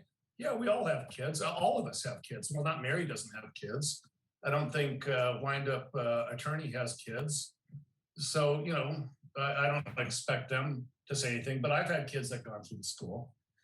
And obviously, I'm probably the biggest donor in this school district. But, just take a step back. City council, get out of the school business. This is not your area. Justin, if you want to write a letter to somebody, how about writing a letter of no confidence to George Gascon, our Attorney General? Excuse me if I got the first name wrong, but Gascon. Maybe the city of Hermosa Beach should take an opportunity to put a letter together of no confidence to this district attorney, just like many of the other cities have. Okay, that's all I have to say. I mean, stay out of the school. Stay out of the school. You don't need to be involved. And Justin, maybe if you put a little zipper on it, maybe you won't get your ass kicked next time. That's all I have to say. Thank you. Mr. City Clerk. Thank you, Mr. Mayor. Next up with his hand raised, we have Mr. Dempsey Nelson. Dempsey, can you hear us? Yes, I believe you can now hear me. Yes. Thank you, Mr. City Clerk. And first of all, I'd like to say now that we are able to come in and see those of you in City Hall in person, I really look forward to coming in and meeting you, Eddie, and thanking you. I haven't had a chance to meet you in person, and I've so admired the way you have performed over all these months, and probably, well, how long has it been? I mean, we've all lost track of time, but I really appreciate your service, and I commend the council and for and our vote, first of all, for agreeing to allow the hiring by our city manager. And I thank the city manager and all of you for having you come on board. You're wonderful, you're efficient, you're gracious, and I look forward to meeting you in person very soon. Two other quick things I'd like to say is thank you, City Council, for acknowledging the great service that the Beach Cities Health District has performed for us over these past 18 months. Jackie Sun in particular, I sent you an email saying that, and I'd sent a text to Jackie thanking her personally and CCing Tom Backley for that. And I hope all of the South Bay and the Beach Cities communities appreciate the great service that the Beach Cities Health District has performed well before this pandemic, certainly continuing through it. And then they're always there for us for many of our health needs. Please take advantage of the Beach Cities Health District, bchd.org. We're very, we should be very grateful for having them in our presence. I'll also say that I had some long conversations this week with Jeff Hirsch, the ongoing situation about full accessibility to all of our public areas for those who are disabled and cannot get to them as easily as the rest of us. I know that we own our beach and responsible for any of the expenses there, as opposed to Redondo and Manhattan, our neighbors that have access to financial support that we don't have. But we should take the pride that we've taken in our pride for our larger communities here during this month to do everything we can to take pride in being able to provide access for all of our citizens to all of our public areas, and see if we can't find the money to be at least at the level of our neighbors. And finally, I'll reserve my comments in support of your letter of support for the Hermosa Beach City School District's efforts to implement its equity and inclusion goals. I will reserve my comments in support of that letter when that item comes up on the agenda. Thank you very much for all of what you do. And thank you, Councilman Jackson, for having the courage to step up and encourage a greater overview by including the community, the Planning Commission, and taking a look at our lighting submissions situation. I appreciate that. I commend that. And I commend the council for acknowledging that it should be extended to the Planning Commission. Thank you all very much, and we'll talk to you later. Thank you, Dempsey. Mr. City Clerk. Thank you, Mr. Mayor. Next with his hand raised, we have Mr. Matt McCool. Matt, can you hear us? Yes, good evening. Can you hear me? Yes, excellent. Sir. Good evening, Mr. Mayor, council staff, Matt McCool. Called for a couple of reasons. One is I wanted to go ahead and thank the police chief for his report. It's very eye-opening.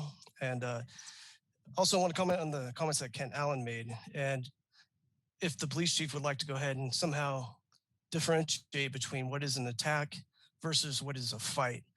He clearly stated that there was a fight on Pier Plaza, but I've recently read in the press that our mayor was attacked. So I don't know how the definition between those two, but I would love somebody to go ahead and make those clarifications for me. And then also my second item I have is that I have an outstanding personnel complaint against Lieutenant Dorothy Scheid. And the reason why this is important is because the city council, the city filed criminal charges against me. And in order to defend myself, I needed a case file. That evidence would have cleared me in any wrongdoing. Fortunately, the charges were dropped. They were dismissed by the judge. But it seems like evidence that would have cleared me has been destroyed. It doesn't exist. And I know this to be the case because my attorney had requested from the city prosecutor's office all records of investigation of that case. So I had a previous complaint against Lieutenant Phillips, who has made false allegations to the press about me and to the FBI. I'm going back now to the FBI, and I have to go ahead and tell them what my findings are. So it looks like the city is throwing Lieutenant Dorothy Scheid under the bus to cover up for Lieutenant Phillips. So either I want to know what happened with the complaint I have with Lieutenant Scheid, or those records of investigation, if they were destroyed, maybe they can find them again and get them to me. So that's all I have for tonight. Thank you. Good night. God bless. Thank you. Mr. City Clerk. Thank you, Mr. Mayor. Next with his hand raised, we have Mr. Ron Newman. Ron, can you hear us? Yes, can you hear me? Yes, sir. I just want to mention that if we're going to work together in the city to make it a better place, Bobby, will you grab the dog? And to solve problems, running videos on the city council meeting with a fight that happened instead of us looking at saying there, hey, there was a problem. Let's go meet with whoever the problem happened. Let's find out why it happened and how we can solve it. Doing this kind of backstabbing type of posting on here, thinking that it's going to make people kind of hate the nightlife is not going to work. And no other city does this. And I'm just saying that if you want to keep going down this track, you're never going to solve the problem. There's always going to be some problems in every city. And that's part of running a city. There's going to be problems with people on the beach causing trouble. There's problems during the day from people off the beach. We're at the beach. So let's work together on when something happens, trying to figure out why it happened and what we can do to solve it. That's all I got to say. Thank. I know you guys are all trying hard. I'll tell you what, the police have been very good coming around. Their eyes are on things. Everybody's doing a good job. I'm really kind of furious this happened, and I just found out about it. It had nothing to do with any of our places, and I'm going to talk to the people where it happened. But if we don't work together on this type of thing, then we're never going to solve it. So let's work together on this. Thank you very much. Thank you. Mr. City Clerk. Thank you, Mr. Mayor. Next with his hand raised we have Chad, and my apologies in advance, Chad. Is it Chad Azani? Can you hear that'll us? do. That's good. Thank you.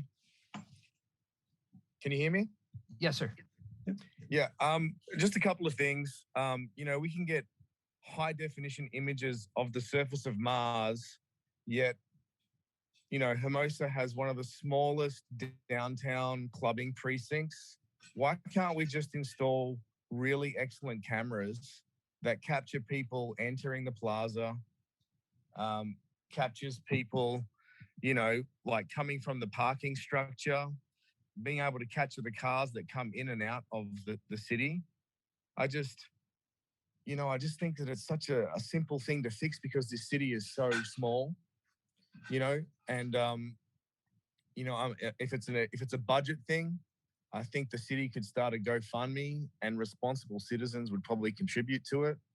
Because when you have a fight like that, it should all be captured on camera. High definition cameras, excellent cameras.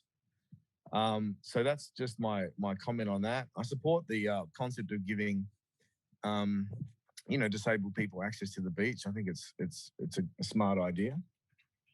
And I just think these are not big challenges. Not a big city, not a lot of problems, and things just seem to get bogged down in red tape or whatever else. And there's a lot of citizens and a lot of residents that just want to be able to help a little bit more. So I would encourage you to call on the residents a bit more. I second the comment that the city should stay out of schools, especially when it comes to this garbage critical race theory. I mean, the more I look into this and the more I see it, and, I've also been part of the conversations where, people in my household have been told that their ancestors were the problem when their ancestors were actually, Jewish people that were killed, and suffered at the hands of Nazi Germany, yet somehow their ancestors are the problems, in America. And it's just, this is just divisive garbage. I know I'm not born in America, but I love this country. And I just see it tearing itself apart with this nonsense where everybody is a victim and you are just turning everyone into, they're judging people and classing people by the color of their skin. And I can tell you that, the way to fix racism is not more racism. And it's just a ridiculous concept, teaching children that, if you're white, you're part of the problem, and if you're of color, you are oppressed. It's just a total garbage nonsense. And victim mentality gets people absolutely nowhere. And we just need to be one as people and just prosper as one. That's it. Thank you. Mr. City Clerk. Thank you, Mr. Mayor. We have no additional hands raised at this time. All right. Anybody wishing to comment, you can raise your hand on Zoom by pressing the raise hand button at the bottom of your screen or pressing *9 on your phone. And if you're on your phone and wish to just open your line and state your name, you can press *6 and do that. And we'll put you in the queue to have comment.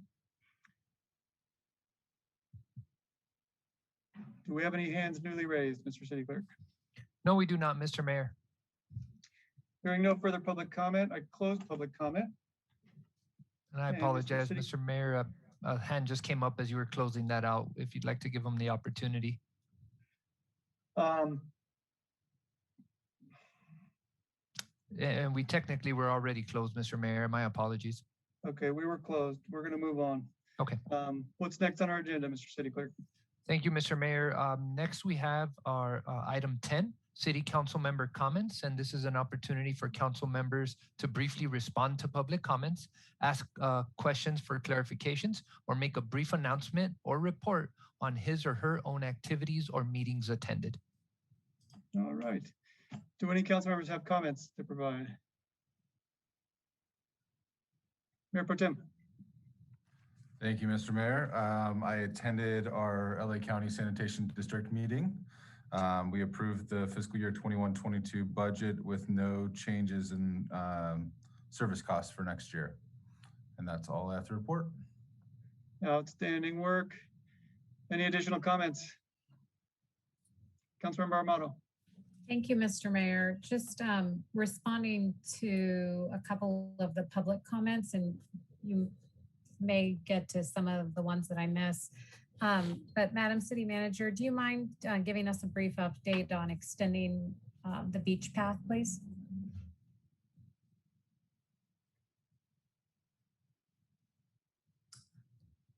I'll take myself off mute.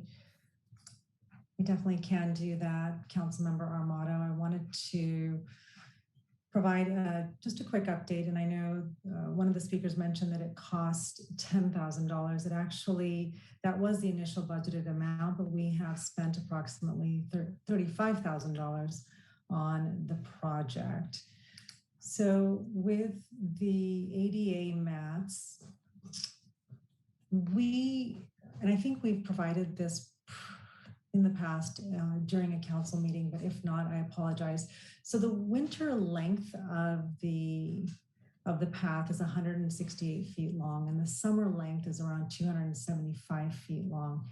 We're waiting for the manufacturer to give us an estimated time of delivery for the additional tiles that we've ordered to extend the path. So we are checking every couple of weeks.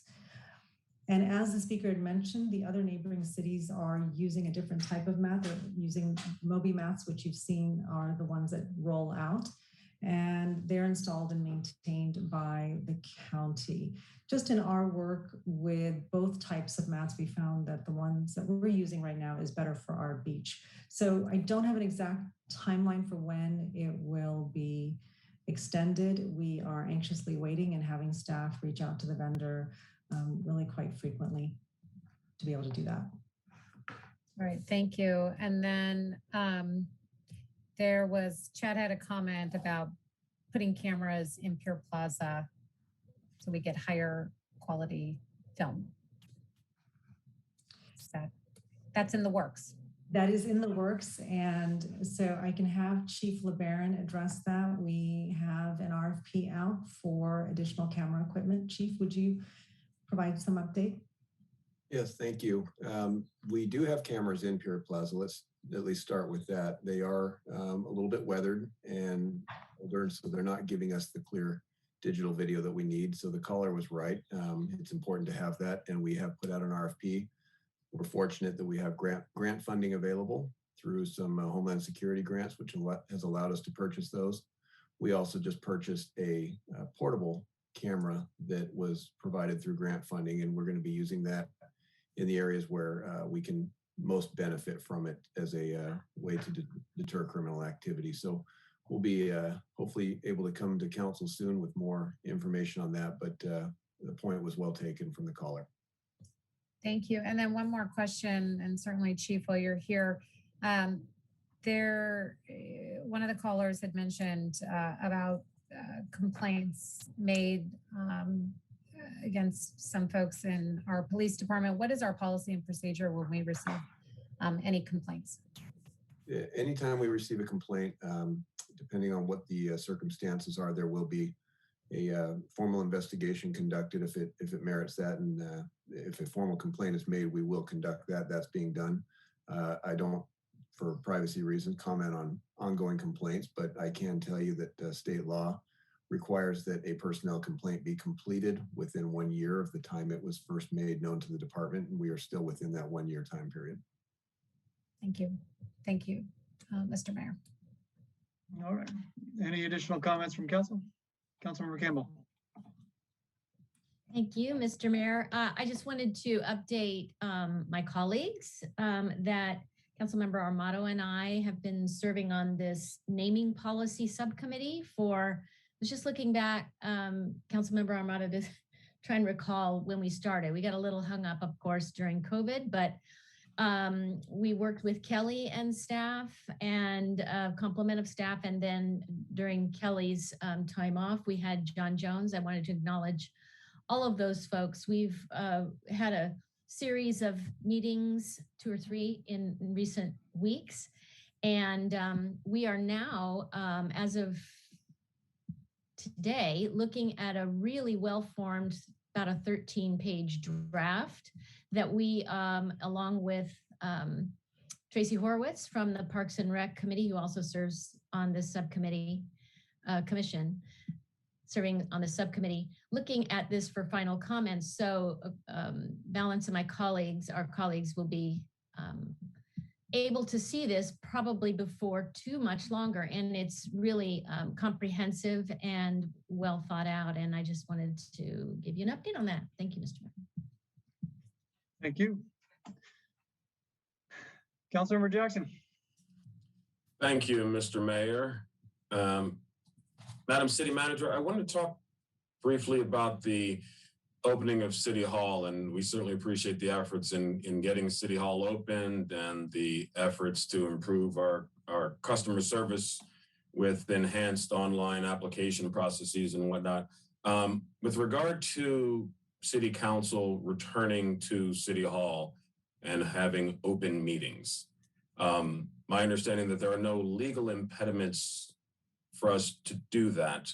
And I wanted to get your thoughts on if we can get there sooner versus later, you know, and maybe even as early as next week for our budget planning discussions. And then we could have the Zoom teleconference option for those who would like to participate but are not comfortable with coming down to City Hall.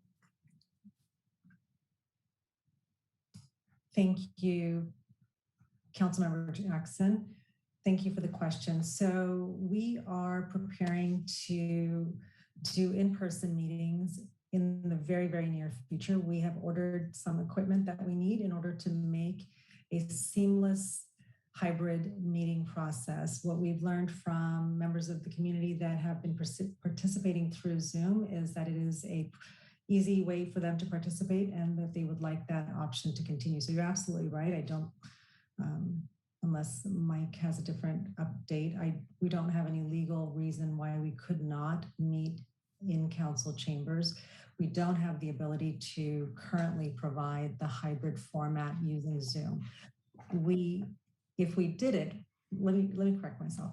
We do, however, it would create a looping and feedback with the audio for folks that are on Zoom. And so the equipment that we've ordered is to allow us to be able to provide that feed smoothly and seamlessly so that when we broadcast these meetings, we don't have a conflict in the two different sounds. We could meet, the council could have the in-person meeting and not offer a remote option. The remote option that we previously offered prior to the pandemic when council members were working remotely, the teleconferencing option, that is something that is doable, but definitely not ideal. The sound quality there is poor. And so, for instance, if there was a council member that needed to work remotely and join the council meeting remotely, that teleconference option is it's a bit painful too, because you're watching on your laptop and you're using the phone to be heard and there's a lag there. So that is not an ideal alternative.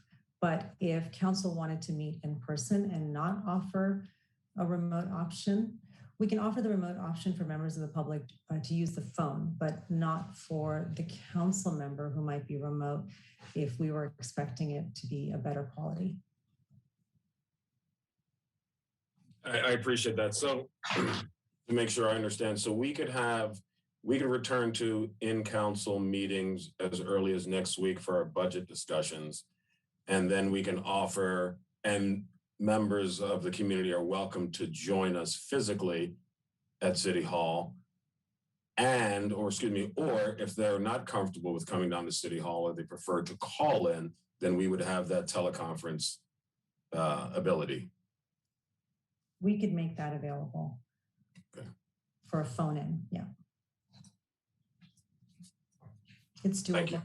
And I just wanted to be sure, check with, I think, yes, that's true.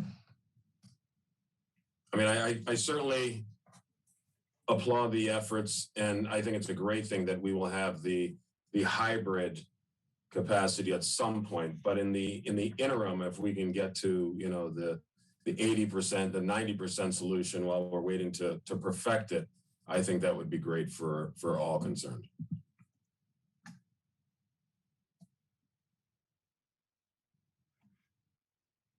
All right, thank you, Councilmember Jackson. Any additional comments from council? All right, let me finish up quickly with one. As many of you have read in the local papers, about a week and a half ago, I was walking in the city with my family, saw some folks throw trash out of a car, told them to stop throwing trash onto the street. Two males jumped out, threatened me. That eventually escalated into an assault by one of them. I just want to let everybody know that I'm recovering well, and I want to thank everybody who's reached out with good wishes over the last week and a half. It certainly means a lot, and it's also good to hear from lots of folks that I don't regularly hear from. So thank you, everybody, for that.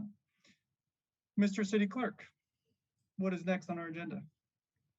Thank you, Mr. Mayor. That brings us to item 11, consent calendar. And this is another opportunity for the City Council to pull any items from the consent calendar for separate consideration or make a motion to approve the entirety of the consent calendar as is.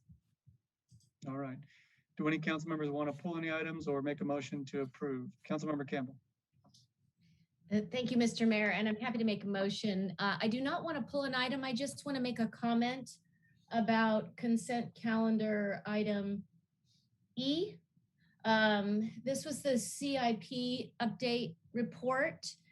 And in that report, there's reference to some repairs that were made to the irrigation system in South Park on that big slope. And it had to be closed for several weeks. That's hard on families. And we certainly heard from a lot of families during the pandemic when there were limited options for kids. I wanted to applaud staff for not only adding that as a new CIP that wasn't planned for in the middle of a cycle, but also completing that work, or at least it's a temporary completion at this point. There's going to be a larger treatment later on, and have gotten that slope back open. I happened to walk by it just the other day. It looked great. Kids and families were enjoying the slope, and they got it open just in time for summer. So I just wanted to point out that, and thanks staff for fitting that in and getting that done. Thank you, Mr. Mayor. All right, thank you. And is there a motion to approve the consent calendar? Councilmember Armato. Sorry, I did want to pull an item just for discussion, 11J, please. And I'll make a motion for the balance. All right. Are there any other items to be pulled, or is there a second for the motion? I'll second, Mr. Mayor. All right, thank you, Councilmember Campbell. Any discussion? All right. I will go ahead and call the question on the motion. Mr. City Clerk, would you call the roll, please? Thank you, Mr. Mayor. Councilmember Jackson. Aye. Councilmember Campbell. Aye. Councilmember Armato. Aye. Mayor Pro Tem DeToy. Aye. And Mayor Massey. Aye. The balance of the consent calendar is approved, Mr. Mayor. Thank you, Eddie. What is next on our agenda? Thank you, Mr. Mayor. So that takes us to item 12, items removed or pulled from the consent calendar. So we're going to go right into the item Councilmember Armato pulled, 11J, which is approval of Second Amendment to agreement between the City of Hermosa Beach and the Hermosa Beach Chamber of Commerce to provide Fiesta Hermosa. And we have Deputy City Manager Angela Crespi to provide any feedback or answer any questions the council may have. All right, thank you, Eddie. Councilmember Armato, the floor is yours. Thank you, Mr. Mayor. I am totally fine with this item in substance. I just noticed that there was a question whether or not we wanted to revive the Fiesta subcommittee. I wanted to ask you all if you were interested in that. I was one of the members, and so was Jeff Duclos, but it can be any composition, obviously, of our council members. I do think that there would be some benefit to having a subcommittee that could partner with the chamber and staff, particularly after the Fiesta, to just gather feedback and share thoughts and deliver that back to council. I don't know if we can take that action right now, but I put it out there for your consideration. Okay. Any council members wish to comment on this item? All right. Councilmember Campbell. Thank you, Mr. Mayor. I certainly think that there could be some benefit. I would be sensitive, as has been our conversations around subcommittees in the past, to the scope of that. The scope can be whatever it is, as long as it's bringing value that we want to bring to it. But if there's an efficient way to kind of refresh, especially since we've had a huge interruption with Fiesta, there's certainly going to be a really kind of evolved set of perspectives, I think, after this first comeback in the fall. So I'd be certainly open to some version potentially. Thank you, Mr. Mayor. Mayor, if I might, if 3 council members are interested in that, we'll just schedule that for the next city council meeting. All right. Is it, Mr. City Attorney, is it also possible that that could be part of a motion on this item? To schedule the creation of a subcommittee at the next meeting, yes.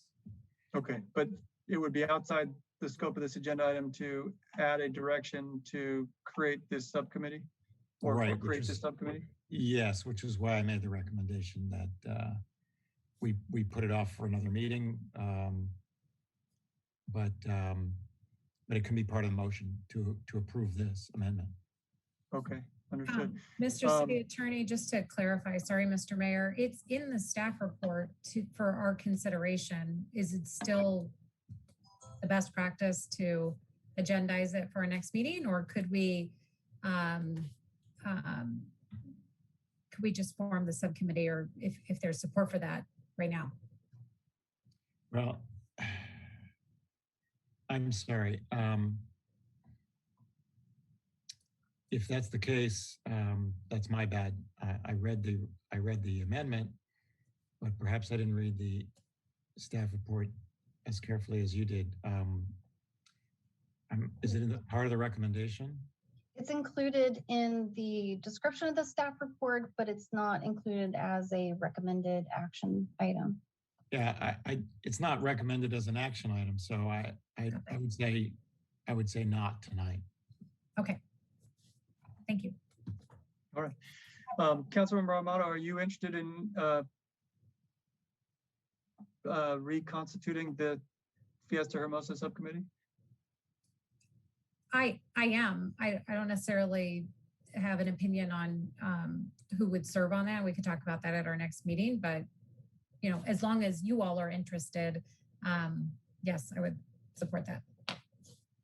Okay. Why don't you make a motion to approve the agenda item that we pulled off consent and add the recommendation that we bring back as an agenda item consideration by council of reconstituting the Fiesta Hermosa subcommittee in some form? Okay. I'll move that we approve the proposed second amendment to, oh, sorry. Mr. Mayor Pro Tem had his, did you raise your hand, sir? No, if we had to open up for public comment. I don't believe we do, because my understanding is that everybody has had their opportunity to comment on every item on the consent calendar during the public comment prior to the hearing of the consent calendar. So even though this has been pulled from consent, anybody who wished to comment on this item or ask us to pull it had the opportunity to do so. Sorry for the interruption. No worries. I'll move that we approve the proposed second amendment to an agreement with the Hermosa Beach Chamber of Commerce to provide Fiesta Hermosa events to allow event activities on Friday evening of Labor Day 2021 on a trial basis with future Friday evening activities at the sole discretion of the city, and authorize the mayor to execute and the city clerk to attest the attached second amendment subject to approval by the city attorney, and direct staff to come back at a future city council meeting for discussion on establishing a Fiesta subcommittee. Is there a second? I'll second. Councilmember Campbell. Okay, good. Any discussion or questions? Hearing none. Let me just check in since we've added this recommendation. Just invite any staff to comment if there's any comments, Madam City Manager, for example, on this item. If not, that's fine. I just wanted to make sure I didn't pass you over. Okay. Hearing no comment from staff, I will call the question. Mr. City Clerk, would you call the roll, please? Thank you, Mr. Mayor. Councilmember Jackson. Aye. Councilmember Campbell, Aye. Councilmember Armato, Aye. Mayor Pro Tem DeToy, Aye. and Mayor Massey. Aye. The motion is approved, Mr. Mayor. Thank you, Eddie. What's next on our agenda? Thank you, Mr. Mayor. That brings us to item 13, public hearings. And under public hearing item 13A, we have an ordinance amending chapter 8.60 of the Hermosa Beach Municipal Code to comply with the Department of Water Resources Model Water Efficient Landscape Ordinance. And we have Environmental Programs Manager Doug Kraus to provide this report. Welcome, Doug. Thank you, Eddie. Good evening, Mayor and Council. This ordinance is, as Eddie said, amending Chapter 8.6 of our code concerning model water efficient landscape. The city adopted its current ordinance in 2010, and with this ordinance, we will be getting up to speed with updates to the state ordinance passed by the California Department of Water Resources. In a nutshell, this ordinance, the existing one, and the new one more so, will increase water efficiency standards for new and retrofitted landscapes through encouraging the use of more efficient irrigation systems, incentivizing gray water usage, increasing on-site storm drain capture, and reducing the amount of area that can be covered by high water usage plants. And with that, I'm available for any questions. All right, thank you, Doug. Any questions from council? Hearing none, I will open the public hearing. Any members of the public wishing to be heard on this item, now is your opportunity to do so. If you are on Zoom, please click the raise hand button. If you are participating by phone, please press *9. Either one of those will raise your hand and we will call on you in turn. Mr. City Clerk, do we have any hands raised?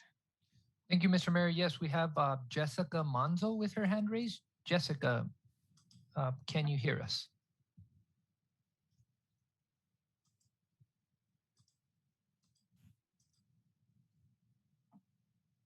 Jessica, I believe you're still on mute. Can you hear us?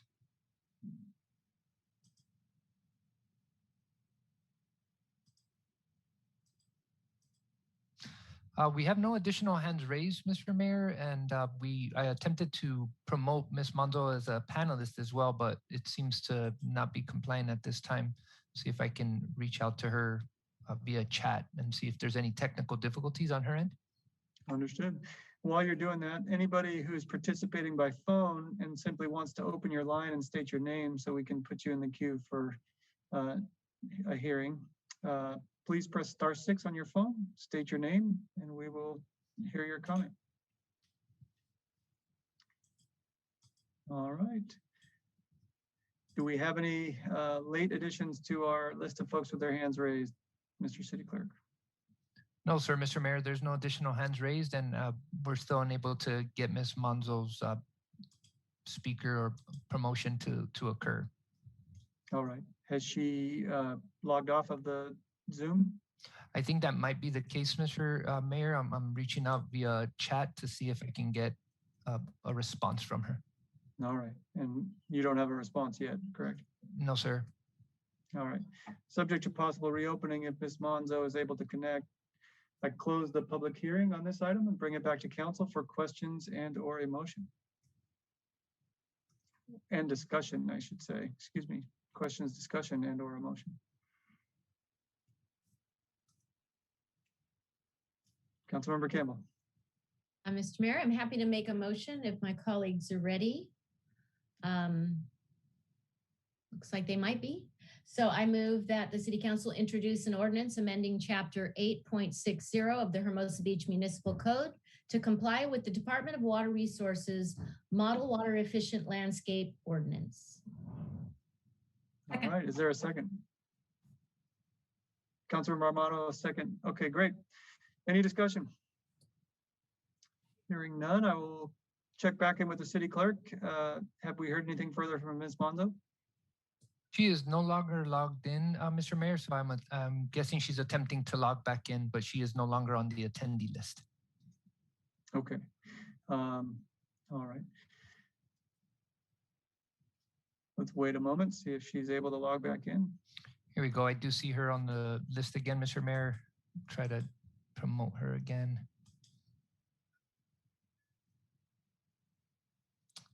Oh, I see. So it looks like she might be using an older version of Zoom, Mr. Mayor. So she would need to get the or install the upgraded version in order to allow for us to be able to promote her to panelist. And that's why we're having some difficulty at this moment. But her hand has not come back up at this point. All right, Ms. Monzo, I'm going to call the vote. If you can hear me, this item will come back. We've just introduced it with this agenda item if it passes, and it will come back to council. And so you can communicate with council and have your input heard by emailing the council at citycouncil@hermosabeach.gov or by commenting through e-comment or at the public hearing or at the next time this item is on our agenda. With that, I will call the question. Mr. City Clerk, would you call the roll, please? Thank you, Mr. Mayor. Councilmember Jackson. Aye. Councilmember Campbell. Aye. Councilmember Armato. Aye. Mayor Pro Tem DeToy. Aye. And Mayor Massey. Aye. The motion is approved, Mr. Mayor. All right, thank you, Eddie. What's next on our agenda item? Thank you, Mr. Mayor. What's next on our agenda, I should say. Not a problem. Next up, we have item 13B, ordinance to regulate outdoor lighting. This was the item that was removed or continued to a meeting date undetermined. So I just want to remind those who might be joining late that this was addressed earlier in the meeting and will be continued. With that, Mr. Mayor, that would take us to item 14A under municipal matters.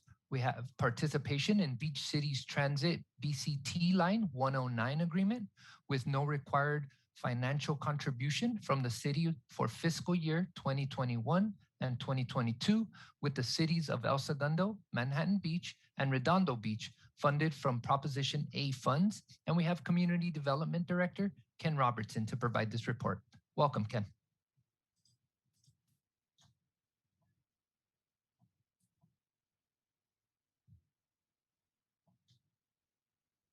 Hello, Mayor and Council. This is our annual approval of continuing our agreement with the Beach Cities Transit. Like the last couple times we've had this item, we actually have no shared cost, but we still have to continue our agreement. So we are recommending that you move forward.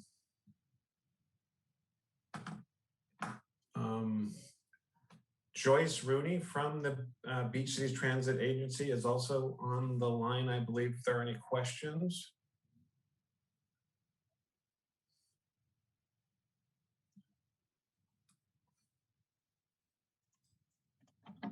That's correct, Ken. She is on the line, and okay. I can go ahead and promote her to panelist if that makes it easier for everyone.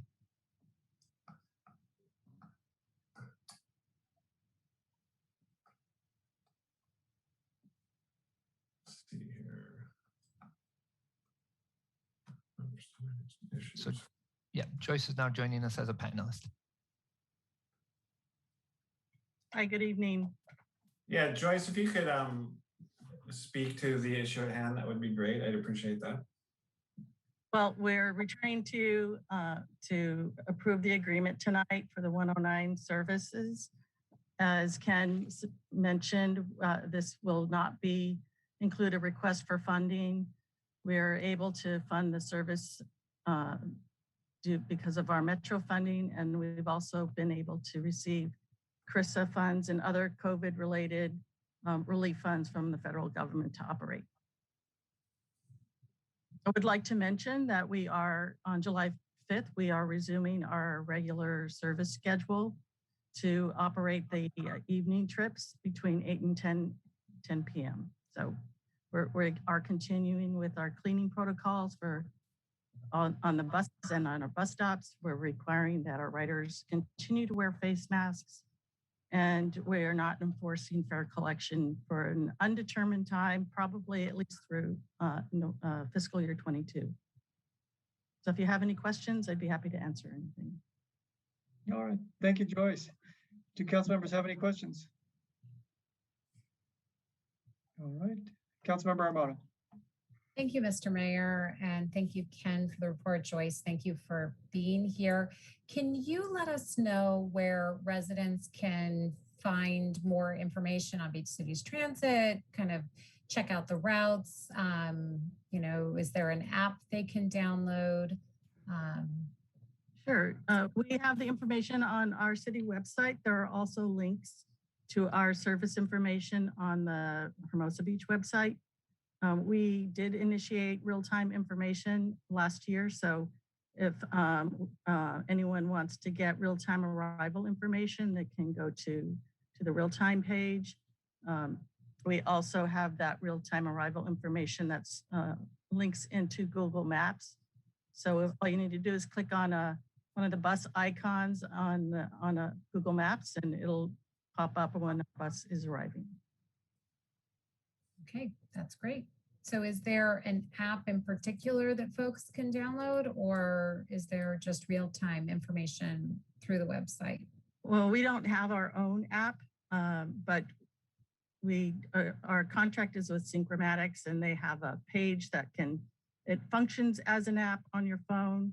We also feed into transit apps. So if other people prefer to use transit app or move it, they can also see the real-time information and bus tracking on all three of those systems. Okay, thank you. Thank you, Mr. Mayor. Thank you. And Joyce, really quickly, I had asked just for an update on the periodic routing study that Beach Cities Transit does. My understanding of your answer was that it was supposed to have gotten underway, but like lots of stuff, because of the pandemic, it's been delayed. But if your expectation is that it will start, is it later this year or early next year? Hopefully by the middle of the fall. We did put it back into our budget, so it's included as a decision package for City Council to consider funding the study.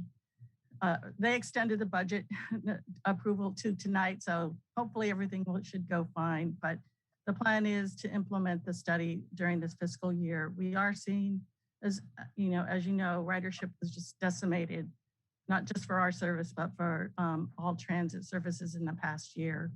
We suspended some of our regular trips during the year, and so it's just not a normal year to do an operation study. So we do anticipate, we are seeing some improvements. It's probably will still be a slow recovery to have people return to transit in the next few years, but we do need to move forward with the study to include some of the changes that are happening at LAX with the People Mover project and Metro's Crenshaw line extension and the Green Line changes that will occur with their new Metro connector that's going to happen at LAX. Terrific. And will there be a notice to the public and the invitation for members of the public to comment on the routing study or a draft of it? Yes, we'll be issuing a public information and doing outreach to our community groups and to provide input for the study and possible routing. Terrific.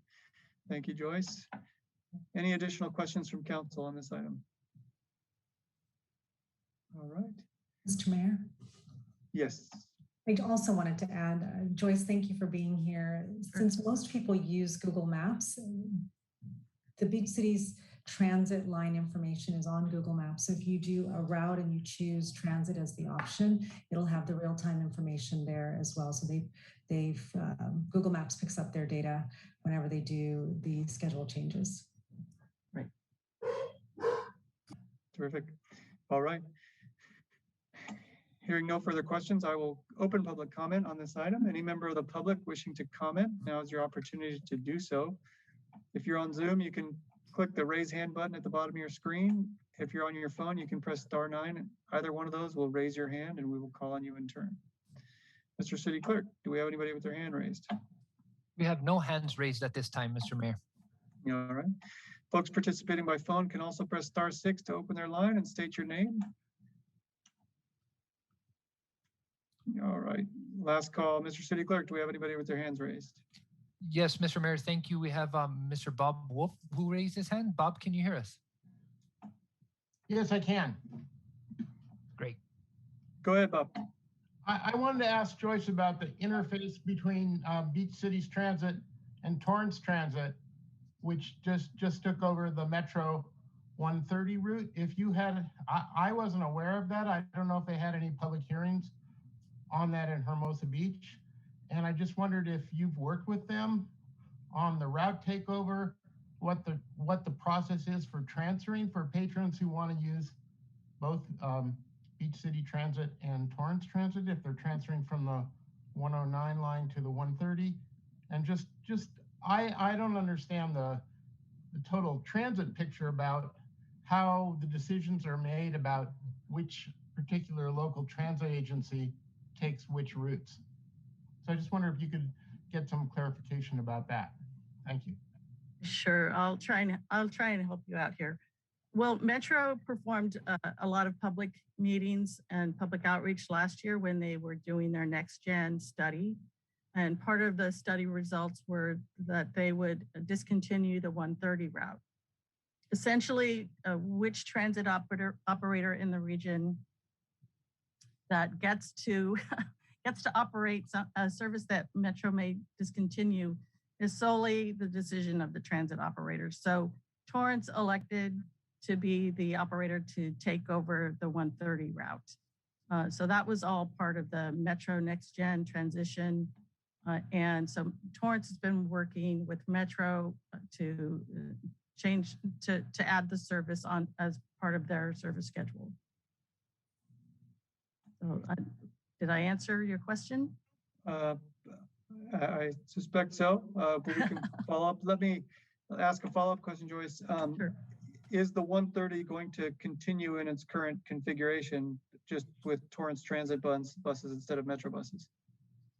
I believe Torrance is starting the one that they're changing the name to the 13, I believe.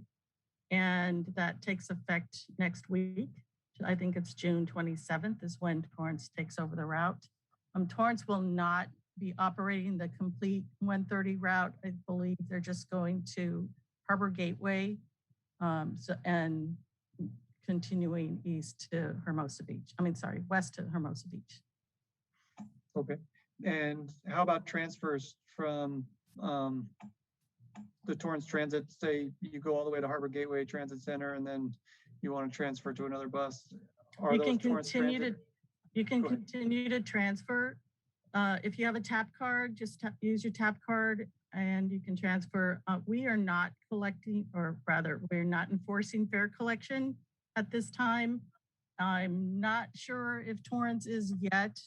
So for now, and most likely for at least the next 3 to 6 months, you will not need to pay a fare on transit. But once everyone starts collecting fares again, then you just would pay a transfer fare. Okay. Depending on the service, we all have different transfer fares. Beach City's transit fare is 25 cents for transfers. I believe Torrance is 35 cents. Okay. And just one last follow-up. Can you tell us where we are in the next gen study planning process and if there are any additional changes to transit in the beach cities that you anticipate coming out of that process? No, I'm not that familiar with what Metro's implementing, although they have been posting a lot of information on their website. They've been on their Twitter account. And I'd recommend that you refer to Metro's metro.net website to get more information about their service changes that they're implementing starting next week. All right, terrific. All right, I don't think we closed public comment, so let me go back to the city clerk. Do we have anybody with their hand raised? No, Mr. Mayor, no additional hands raised at this time. All right, hearing no further public comment, I will close public comment and bring it back to council for any questions, discussion, or a motion.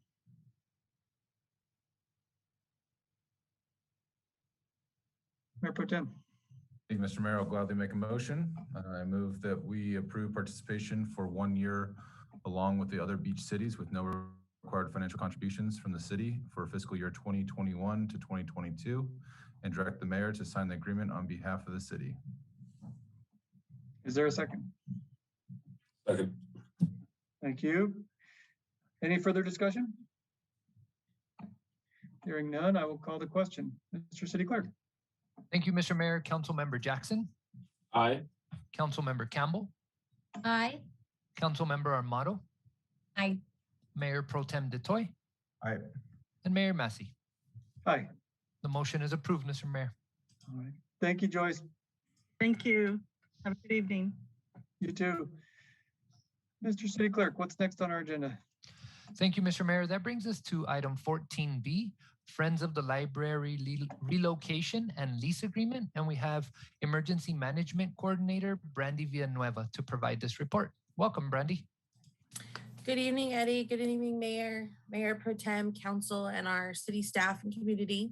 This evening before you is a staff report and your decision to move forward with executing a lease agreement with Friends of the Library and relocating the Friends of the Library from the Bard Street location that they're currently at to a new location in which myself and a variety of our team members here in this city worked with Friends of the Library and their board to identify new locations and try and find a temporary location for them that would allow them to continue to operate the bookstore and continue to provide the amazing services that they provide to our community. In 2017, City Council did approve the relocation of Friends of the Library as part of the Bard Street closure resolution and security enhancements to Bard Street.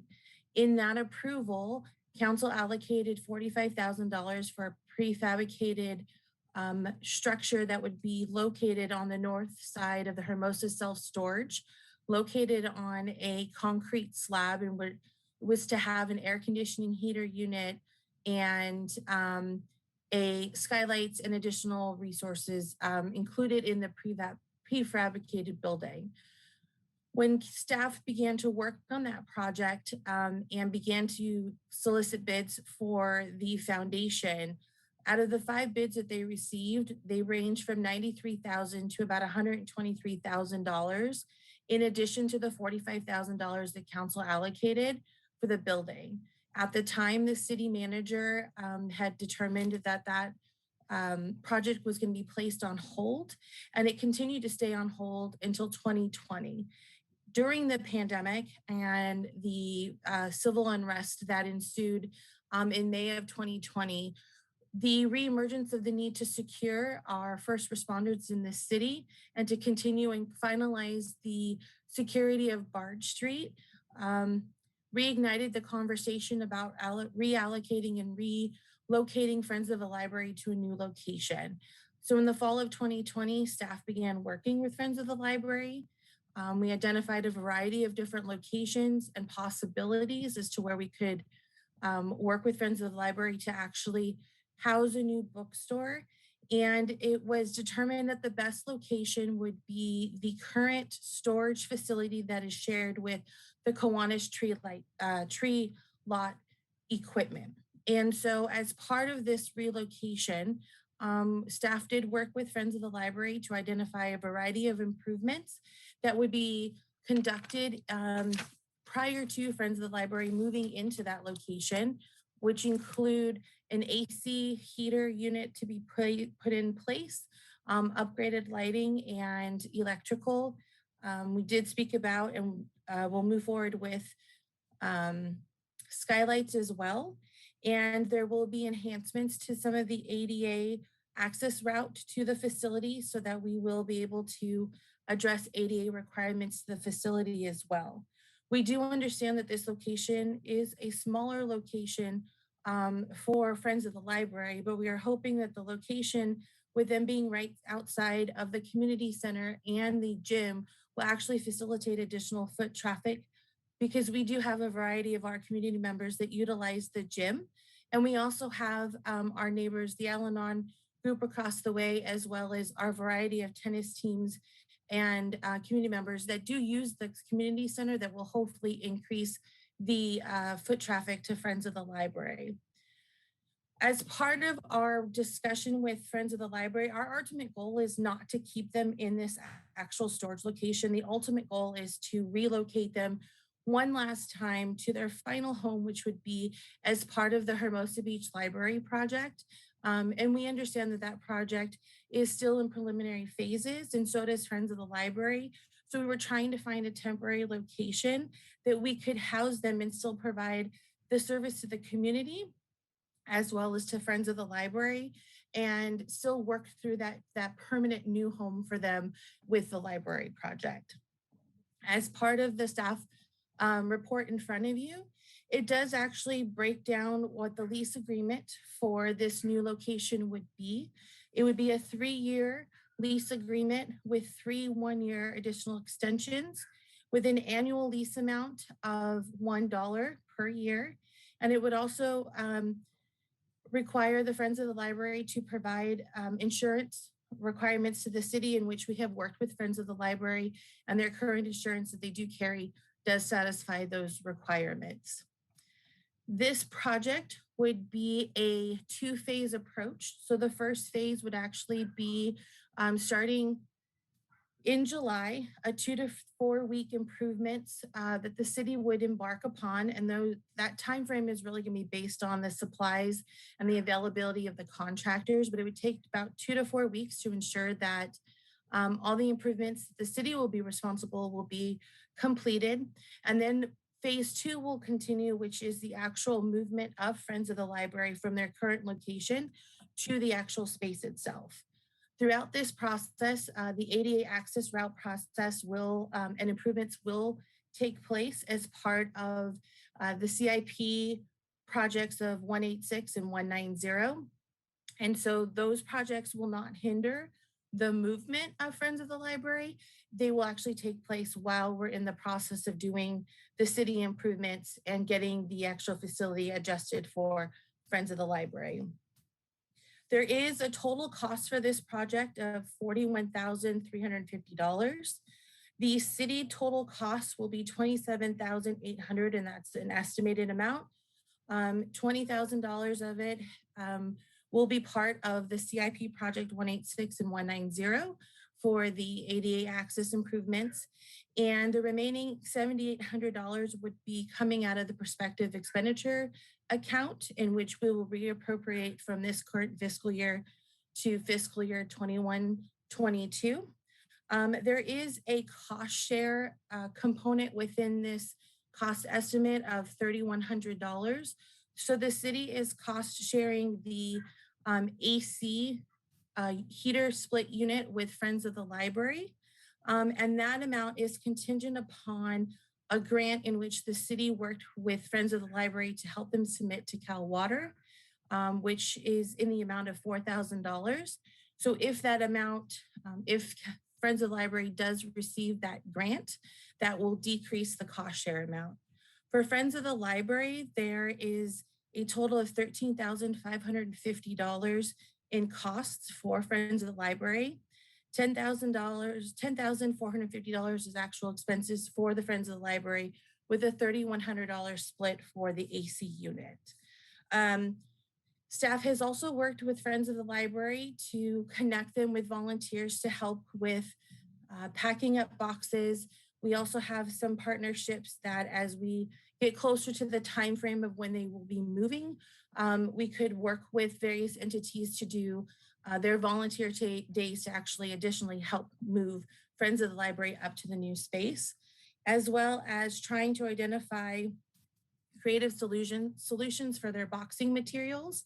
One of the solutions was to encourage Friends of the Libraries to visit the box stores such as Costco and Sam's. They have a variety of boxes, and in my research, I found out that you could actually get them, and a lot of people go to those locations to get moving materials. When they're moving their actual homes, they actually get their boxes from those locations. So it's a free opportunity to get some supplies to help with relocating themselves. So before you tonight, staff recommends that council approve the lease agreement between the City of Hermosa Beach and Friends of the Library to facilitate its relocation and future storage requirements, as well as authorize the mayor to execute and the city clerk to attest to the agreement, subject to approval by the city attorney. And we do have George Seaman, the president of Friends of the Library, with us this evening. George, if you have a few words or if council would like to speak with George, he is here as well. And that concludes my report, council. Thank you, Brandy. George, would you like to offer any words? Sure. I want to say thank you to Brandy personally and to Suja and the rest of her staff who have helped in being very responsive, answering questions, working towards a solution as opposed to away from one.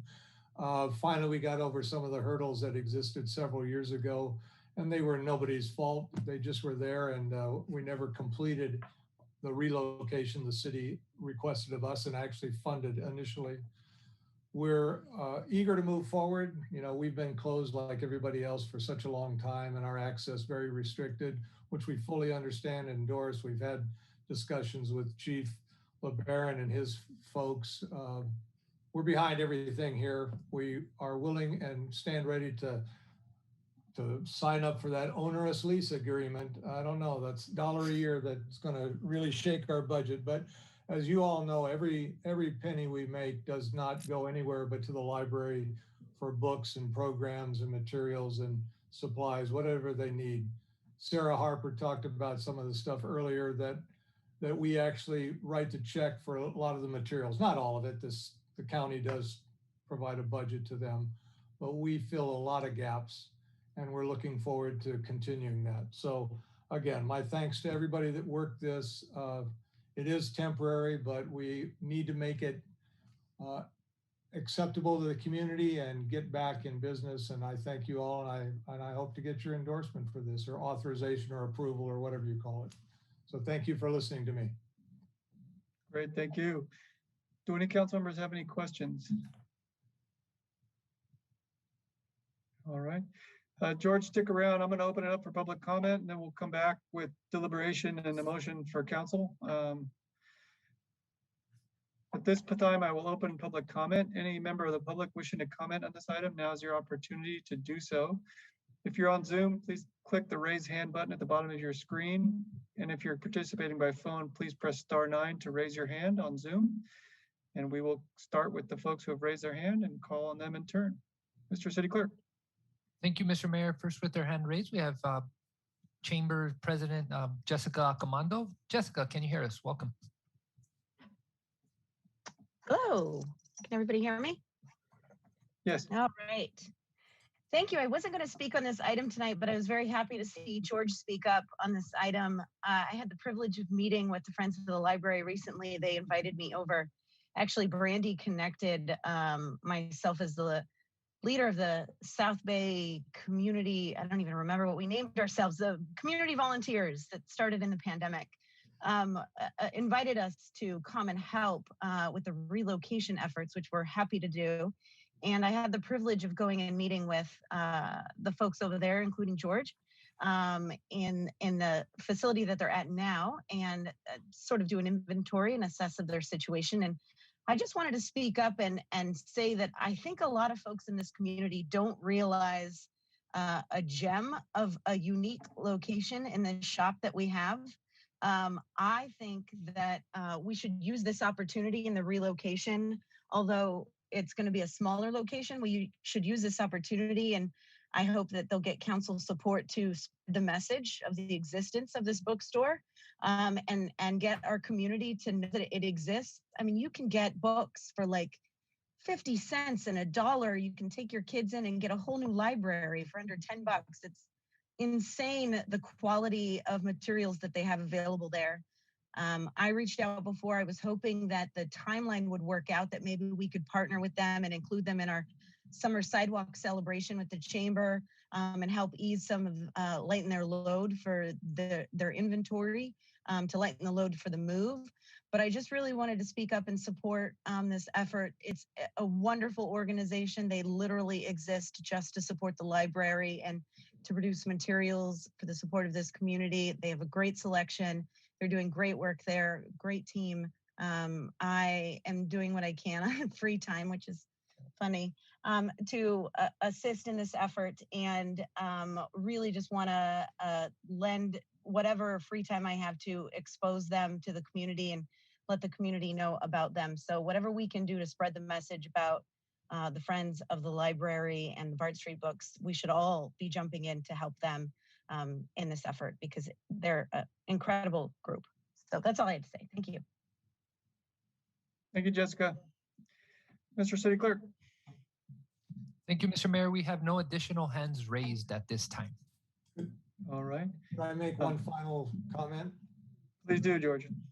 I was remiss in not mentioning Doug Kraus. He was instrumental in identifying the grant that we have sought out. And sorry, Doug, I forgot to say that in my little preamble, but thank you again for that. And I wish us success. And thank you. That's all. All right.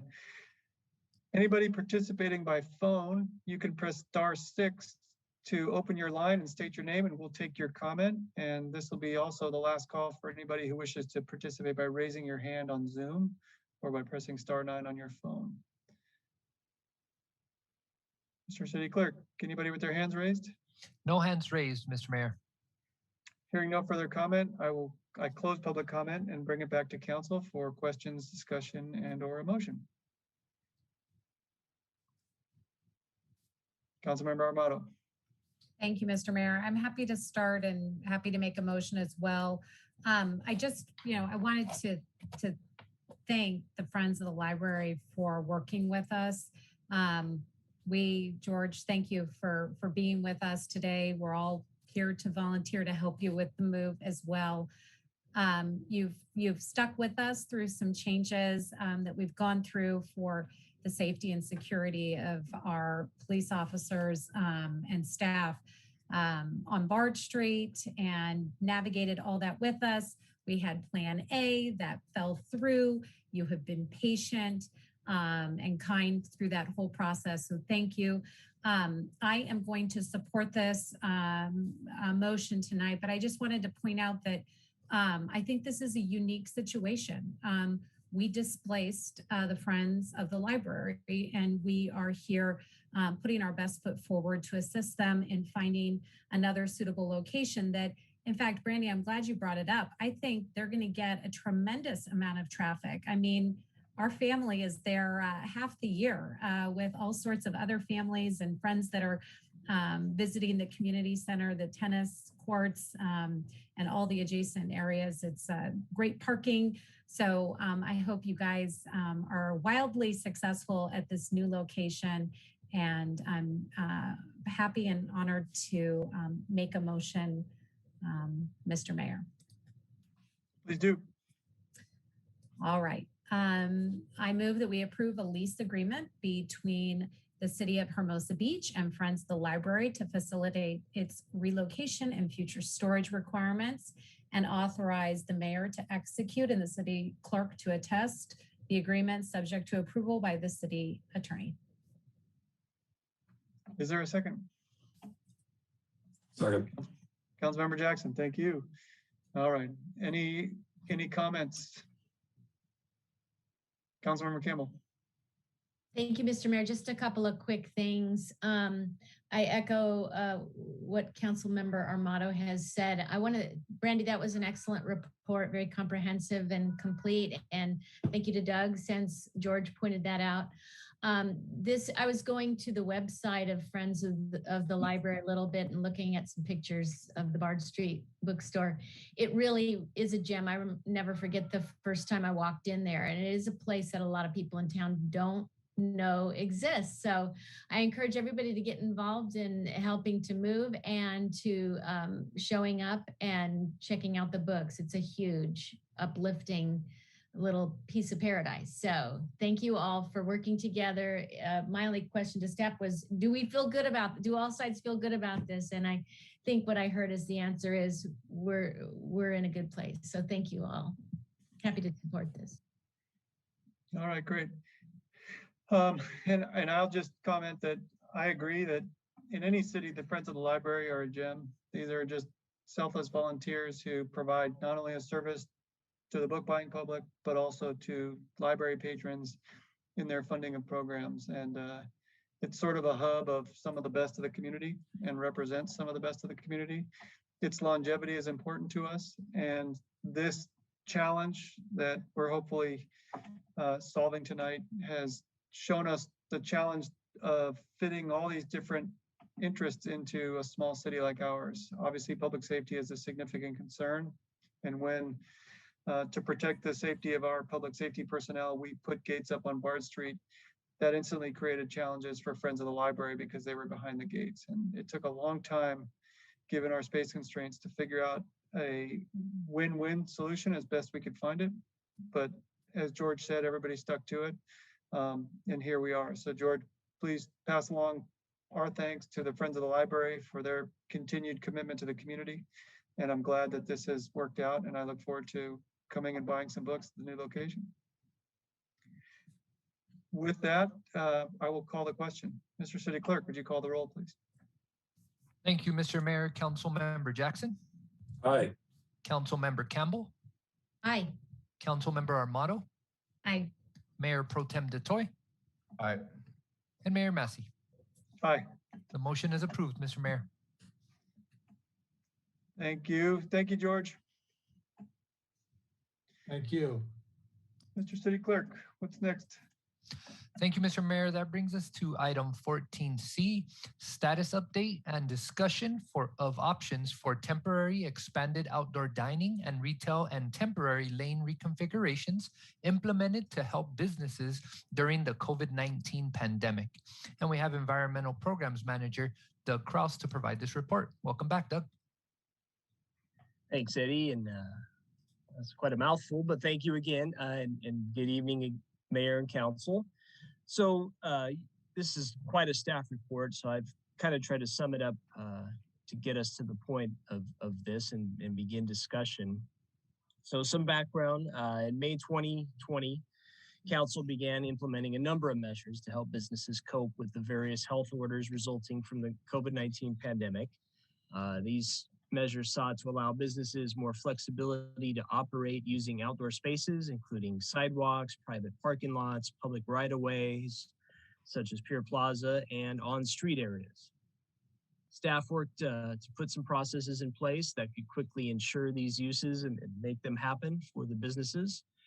In summer of 2020, Council also approved a lane reconfiguration in the downtown areas that converted one lane of traffic to allow for expanded on-street dining, as well as a new dedicated bike lane. This lane reconfiguration was completed in January of 2021, and per Council's direction at the time was to be reconsidered after 6 months, which is coming very soon. Staff has been working ever since to implement all these programs, assist businesses in utilizing them, and adjusting the programs to better serve the community as a whole. So this has included a number of actions, including regular updates to and gathering feedback from the Economic Development Committee and its stakeholder group, site visits and monitoring by staff and traffic consultants involved on the project, traffic counts performed before and after the lane reconfiguration, streamlining the city's website to improve public parking availability notifications, a community survey concerning all these programs, regular communications with police, fire, and ambulance personnel to understand their thoughts on the lane reconfigurations. So that's a short list of some of the things we've been doing this time, you know, including close cooperation with code enforcement and all the businesses to understand the programs and to make them work better. In addition, the Chamber of Commerce surveyed the business community for its thoughts on these programs, and city staff has made a number of adjustments to the permitting guidelines and requirements. And we've made numerous site visits down there to solicit feedback and assess possible adjustments. This staff report and its many attachments describe these points in greater detail, but in summary, the overall response to these programs is gathered by this year of intense work by staff and consultants and the various surveys and the outreach, is that the programs have been positively accepted by both businesses and residents and visitors. The survey hosted by both the chamber and the city show an overall majority interest in extending these programs at least through summer. While not perfect, these programs seem to have added a vitality to the downtown area that is enjoyed by most. And an extension of these programs would allow staff and its consultants and stakeholders to gather more information and bring something back to council at the end of the summer to discuss the future of this program and its successes and challenges. So for this reason, staff has the following recommendations before you tonight. One is extend both temporary programs, both the outdoor dining and the lane reconfigurations for a definite period, and direct staff to return at the end of the summer to provide additional information. Secondly, direct staff to return to council with an item to reestablish encroachment fees for these spaces for the outdoor dining areas and consider charging for parking meter revenue loss. Third, direct staff to implement a reapplication process to improve the short-term efficiency of these temporary decks and ensure a better coordination for the various needs of the neighboring businesses and to also help prevent underutilization of on-street decks. So this reapplication process would include requiring businesses to resubmit proof of cooperation from their neighbors, their neighboring businesses, requiring a surety bond of the deck operators in the event that the city would need to remove a deck in an emergency situation. Establish a maximum period of 30 days that a deck can sit vacant or unused, and allow temporary signage on decks that would allow no more than one sign per deck, 2 feet square, and could only advertise the business itself. And lastly, we are recommending you appropriate an additional $3,000 in capital improvement funds to fund additional traffic counts in the downtown area in conjunction with the lane reconfigurations. So lastly, I just want to, in addition to these recommendations, note a few items that are important in this discussion to give you a more complete picture. And these are also discussed in the staff report, but both police and fire personnel have offered their feedback. Again, we've been in regular communications the entire process. And that's included in this report. Both have experienced delays in service in the downtown lane reconfiguration area, especially on busy weekend times, of course. Both agencies are utilizing alternate routes when possible, but both have certainly expressed some concerns concerning the delays. Another point I want to make is that if council directs staff to end the temporary lane reconfigurations, staff recommends a 3-month period to accommodate this process and allocate approximately $90,000 as was done to initiate the program.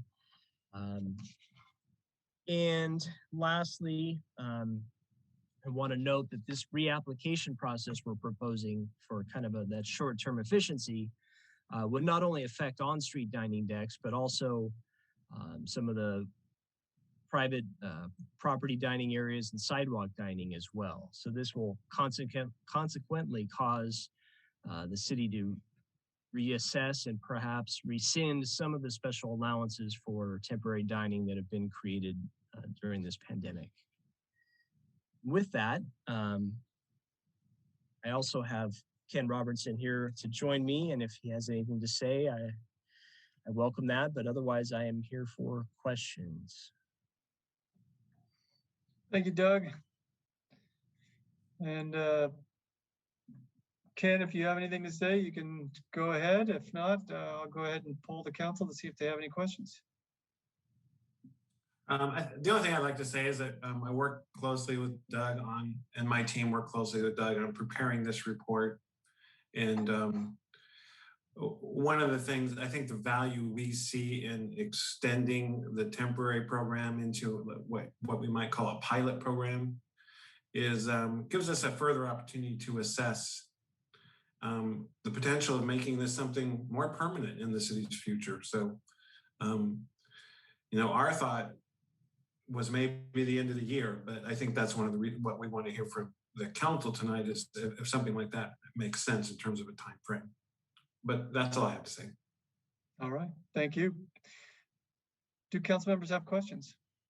Councilmember Armato. Thank you, Mr. Mayor. Thank you, Doug and Ken, for the report.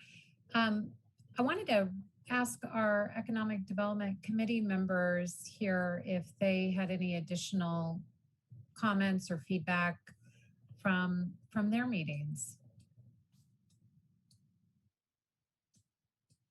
The general consensus of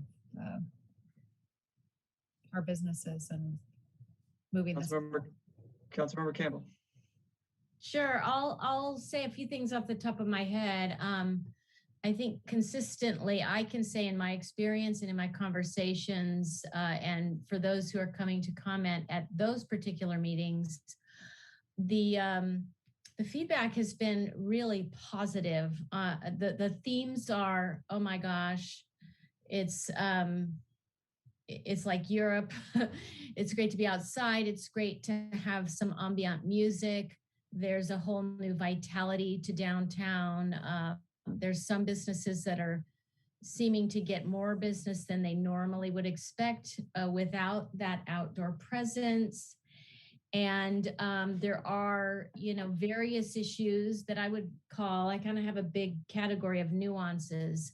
The decks are different sizes, the businesses are open for different timeframes, and they're differentially used. So as we move forward, there's a big appetite to talk about win-win refinements and how we can optimize the experience, the aesthetic, the workability, and the compromises that in some cases it will take to potentially run a longer trial / pilot program, and also to potentially consider whether or not this works long-term and perhaps permanently in some version. I don't know if Mayor Pro Tem wants to add to that. I think that was a good summary right there. Most people that showed up to the meeting were definitely in favor of it. We had Jesse from the chamber give their survey results a few meetings ago, which were attached to this agenda item. And that's pretty much just a summary from those meetings. We've kind of moved on from the outdoor dining specifically and are conquering other things since that. But I think probably 2 months ago was the last time we brought this up. Okay. Thanks for that update.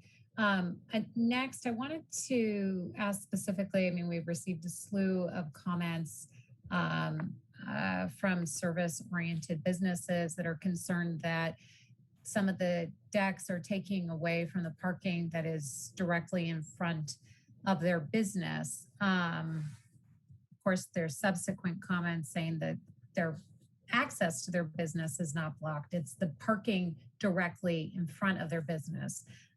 It's occupied in some cases by decks, some that are maybe potentially underutilized in their opinion. How are we working with those business owners that are frustrated that they don't have those parking spots right in front of their businesses? Thank you. There's a number of things. I guess first I want to mention that in the reapplication process that we describe in the staff report, one of those suggestions is to have each deck operator renew their kind of neighborly permissions that we've required in this process. Presumably, if someone is given, anybody that's in front of another business was asked to get a permission in the process. And so if it's now problematic, if, situations have changed, and of course the health orders factor into this, the reapplication process will ask for those to be renewed. And that will, of course, if things have changed, that will be addressed in that process. We have made some other minor adjustments, and Upper Pier is obviously the place this is most pertinent. We've converted some of the 15-minute spots to longer term spots to encourage a little parking. And as I mentioned, the staff improved the city's website to direct people to parking. That's, throughout the downtown area, but a lot of it closer to Pure Avenue, such as City Hall's parking lot. So we have definitely worked with them. And of course, this has been an ongoing discussion. And through the reapplication process, we may see some of these businesses either downsize their decks or maybe even remove them, which would, of course, would add to that. Thank you, Doug. And when do you envision the reapplication process happening? More or less immediately. Once we can kind of put it down in writing and communicate it, I would think we would do it immediately, and allow for a bit of time. I think in the staff report, I might have mentioned 30 days for them to reapply. There's certain other things involved in that, and then move from there. Okay, thank you very much. And then I have, following up on the reapplication, and it was within the staff report. Would you then be talking to business owners about activating their decks for longer periods during the day, or making it more available to the public when it's not being utilized by the business? Are those the things that are going to be in that reapplication? We don't have that in there yet. And this is something we've been talking about for a long time as well, but certainly without a clear, easy way to solve that. But it is a discussion. And I think in the reapplication process, obviously we'll be required to talk to all these businesses again, and we can emphasize some of these, and some of them themselves have suggested ideas that maybe just need, a communication between businesses. So, I see it going. We just didn't have a great, easy way to put that down, but it is something we've continued to explore and craft, and we'll keep going on that one. Yeah, and just to comment on that, while we're in the pilot period, it is a good time to be able to have those conversations with businesses. So I appreciate that you're taking that approach. And then finally, my last question relates to some of the public safety concerns that Doug brought up and that were in the staff report. Thank you, Chief, for hopping on. How comfortable are you with the lane configuration and its effect on public safety? So that's a question that's really hard to answer in specificity, and Doug did a good job of describing what our feedback has been. It really just depends on the time. I will be honest, there are times where our officers have had to take alternative routes or haven't been able to get right up to a location where there's a call for service. Obviously, we know the city really well, so we're able to find those routes, but on the times where it's most impacted, that could be a concern, and that's something that was expressed in the staff report. So we do make that known, and officers are giving their feedback. So I think we're still not able to give a definitive answer simply because we haven't seen it during the summer months and the really crowded times. That would be helpful to see. Understood. And if it at any point, assuming this is extended this evening, if it at any point it becomes, in your mind, a significant public safety issue, I presume you could come back to us and relay that information so we can reconsider our action. Absolutely. We would not hesitate to bring that back if we felt like the public was in danger because we couldn't get to them. All right. Thank you. And thank you, Mr. Mayor. And I just add, Chief Hale was on the call. He messaged me that he had to leave. So the fire department expressed, almost identical concerns as PD. So. All right. Thank you, Doug. Additional questions from council? Councilmember Jackson. Thank you, Mr. Mayor. Thank you, Doug. And thank you, Ken, for the extensive report. I mean, you guys have done a bang up job. And of course, the city for making this all happen, and the businesses and their flexibility as we ebb and flow and make changes as we go along to make what was a great idea into a great thing for the city. I appreciate Councilmember Armato's questions with regard to public safety, and obviously that is a big concern. So I appreciate your thoughts, Chief. And if there's ever an issue, obviously we need to address that sooner versus later. Doug, I had a specific question with regard to the reapplication process and understanding that there's collaboration that'll be required for the businesses. Does a neighboring business have veto power? So, business one says yay, next door neighbor says, I don't like it. Who splits the baby? Who's the decision maker? How does that process play out?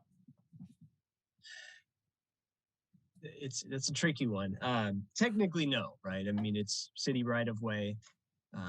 We can make the decisions. But again, going back to the beginnings of this program, that neighborly cooperation was a beautiful thing. And, in the struggle of the pandemic, not only beautiful to see it, but it worked in many ways to kind of complement each other.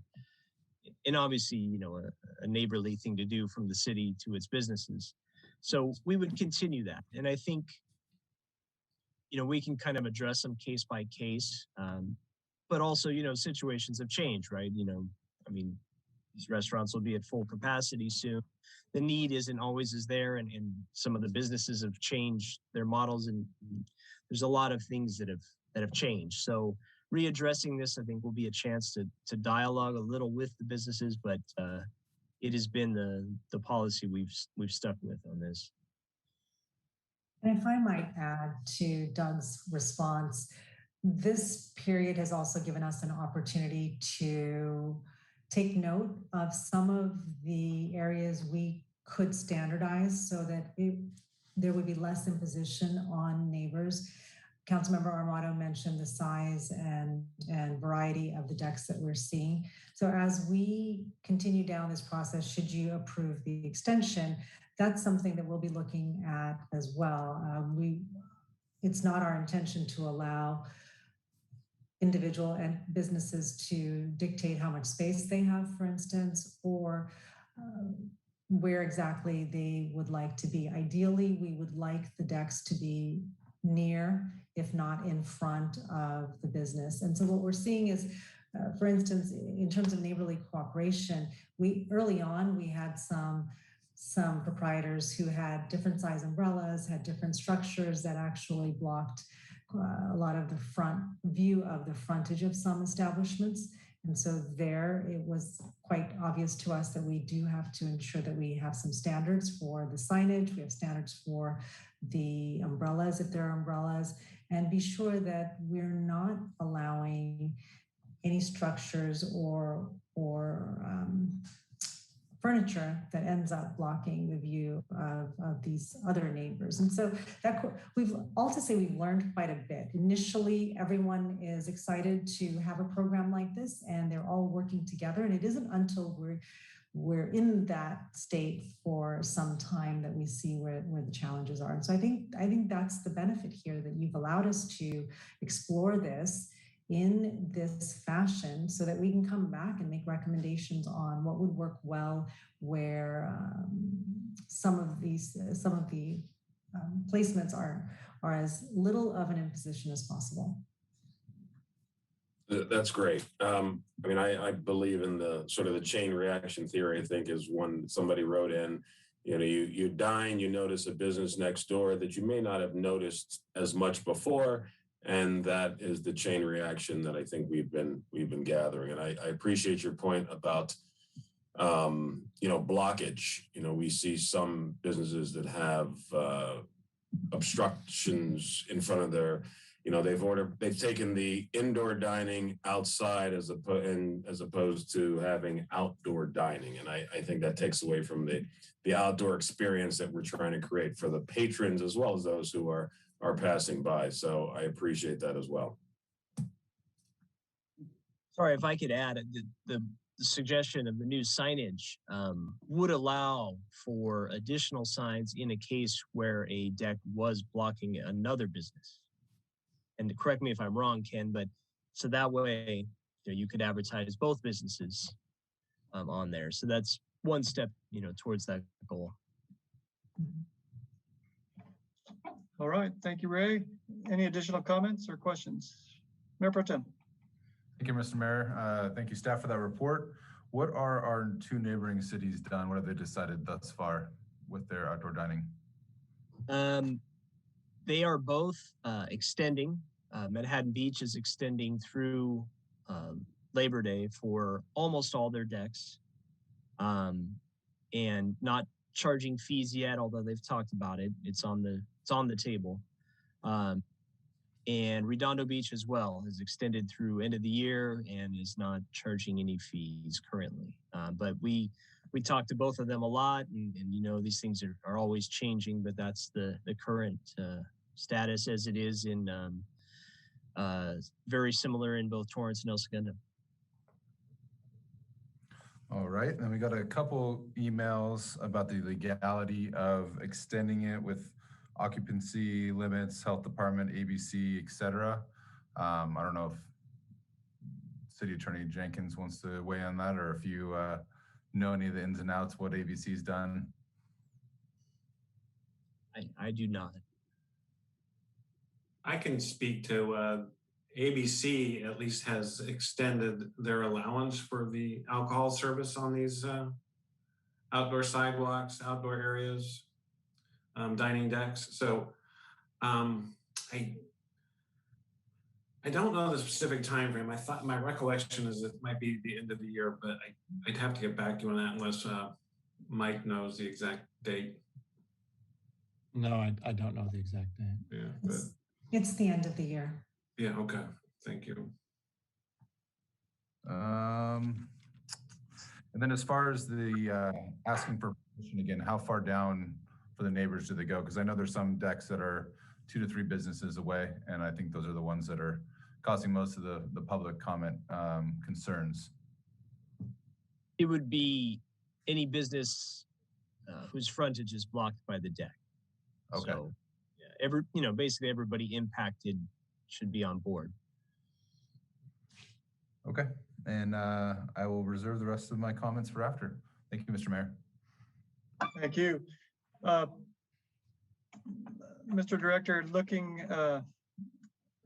following up on one of Mayor Pro Tem's questions, we had a question about the additional square footage without, for example, increased number of bathrooms or something like that. So I'm certain that these have been allowed in an emergency, and there may be temporary state rules which have allowed the addition of all this seating capacity outdoors without expanding bathroom facilities at establishments, for example. Do you foresee any issue there? Because in some cases, this is a significant expansion of seating capacity if those restaurants are also able to seat patrons inside. And once we get out of the pandemic, do we foresee a problem with having seating capacity that exceeds the number of bathrooms or some other amenity or facility that is based upon the seating capacity or the square footage at a particular establishment?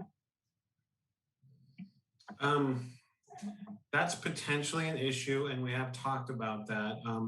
Our biggest near-term concern is actually a couple of the restaurants that have roof decks. So now that they can increase their indoor capacity, when they reapply, we're going to have to make sure that their fire exits can handle the increased capacity. But that would be something else we could look in a reapplication process relative to adequate bathroom facilities. My understanding of the plumbing codes, and this is, did somebody comment on this? Because it's interesting that you're bringing that up, because the plumbing codes don't typically apply to something that's outdoors and separate. So that's something we'll have to take a closer look at. But it is a potential issue if capacities really start getting excessive. Well, and I view it as more an example of something which has been allowed under emergency rules, but if it's brought forward as a longer term measure, for some of these establishments, you're going to have significantly expanded seating capacity with the same facility that you previously had. And whether it be fire exits or bathroom facilities or whatever, they may have capacity that exceeds the amenities or features that are required. And so there's going to be a conflict there potentially. So it's just something to keep in mind. I was just asking more generally and using the bathroom example as just an example.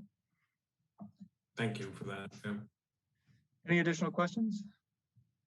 Councilmember Campbell. Thank you, Mr. Mayor. Doug and or Ken, we have both independent dining decks and some that are shared between more than one business. Am I right about that? And I was wondering how many are shared out there when they're like side by side, or at least maybe they're not shared, but there's no like clear wall between one and the next. I don't know the exact count, but we have probably 6 to 8 businesses that do share, in that configuration. Yeah.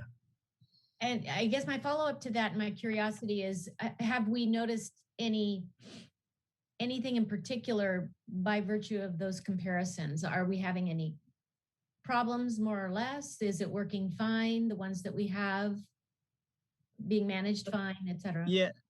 No, thank you for asking. Yeah, they've done well. Yeah, I mean, I have not heard concerns from them. It'll be interesting to revisit those, but I would like to think that that'll continue. Okay. My next question, and I posted it to staff ahead of time, I'm not 100% clear, and it's related to the lane reconfiguration. So I wondered if on both Hermosa Avenue and Pier Avenue, did we lose street width that was normally meant for vehicles? So I know in other words, did we lose one lane and then turn the next lane, the full size lane, into a bike path so that we essentially have the same street space?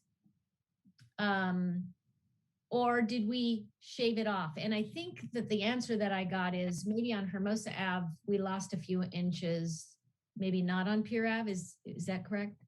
Yeah, correct me if I'm not understanding this, but yes, on Hermosa Avenue, the travel lane that remained was shrunk a few inches. And on Pier Avenue, the lane that remained was expanded a few inches. And that was just based on overall street width and accommodating the bike lane, et cetera. So they're all still legal width and safe, but they did change a bit. Okay, and related to that, and maybe this is for the chief, with regard to an emergency.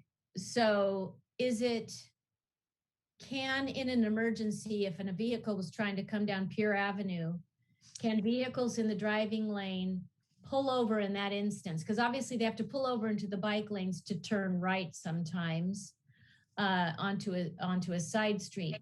Can they pull over into a bike lane to let an emergency vehicle come down the car lane in that instance? Yes, so the rules are that they must yield to the right, allowing the emergency vehicle to pass. The question would be whether there's room to actually yield. And that's something that when it gets really compacted could be challenging, but that is something that if we have our sirens on, I know everybody's very good at doing that. So generally speaking, that is what happens and it's okay. Okay. All right, great. Thank you. My next question is about future potential standards to regulate what's permissible, and a lot of issues have come up. Is there already a healthy list that's formed, or is it still in process and conversation when it comes to signage, types of umbrellas, blocking views of the sidewalk, with something that's a little more obstructive. When is that going to be part of a conversation that we might be having? Like consistency. Yes, yeah. It is something we've absolutely been talking about, since almost the beginning of the program. Now, assuming, if it is extended through the end of the year and there's more time, it's something we can certainly explore more. And, the businesses at any moment didn't know when this was, how long this was going to last. So it was difficult to kind of impose too rigorous of standards. But that's something we've been looking at and will continue to now with a clearer vision of a time frame if we get there.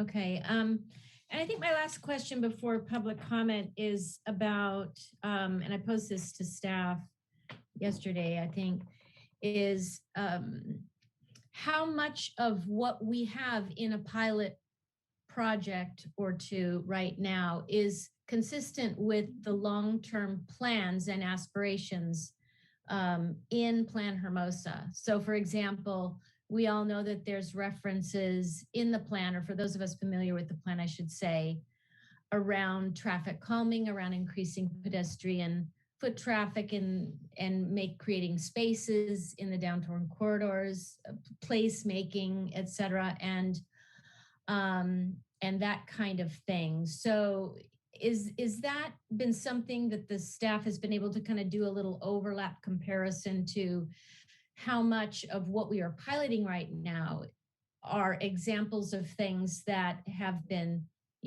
set in that plan as things that the city would like to move forward towards in the future? Want to take that, Ken? Sure. And am I on? Okay, yeah. And I actually reviewed some of that more today because a council member had a specific question about that. So, the mobility element speaks very directly to the issue of pedestrian orientation.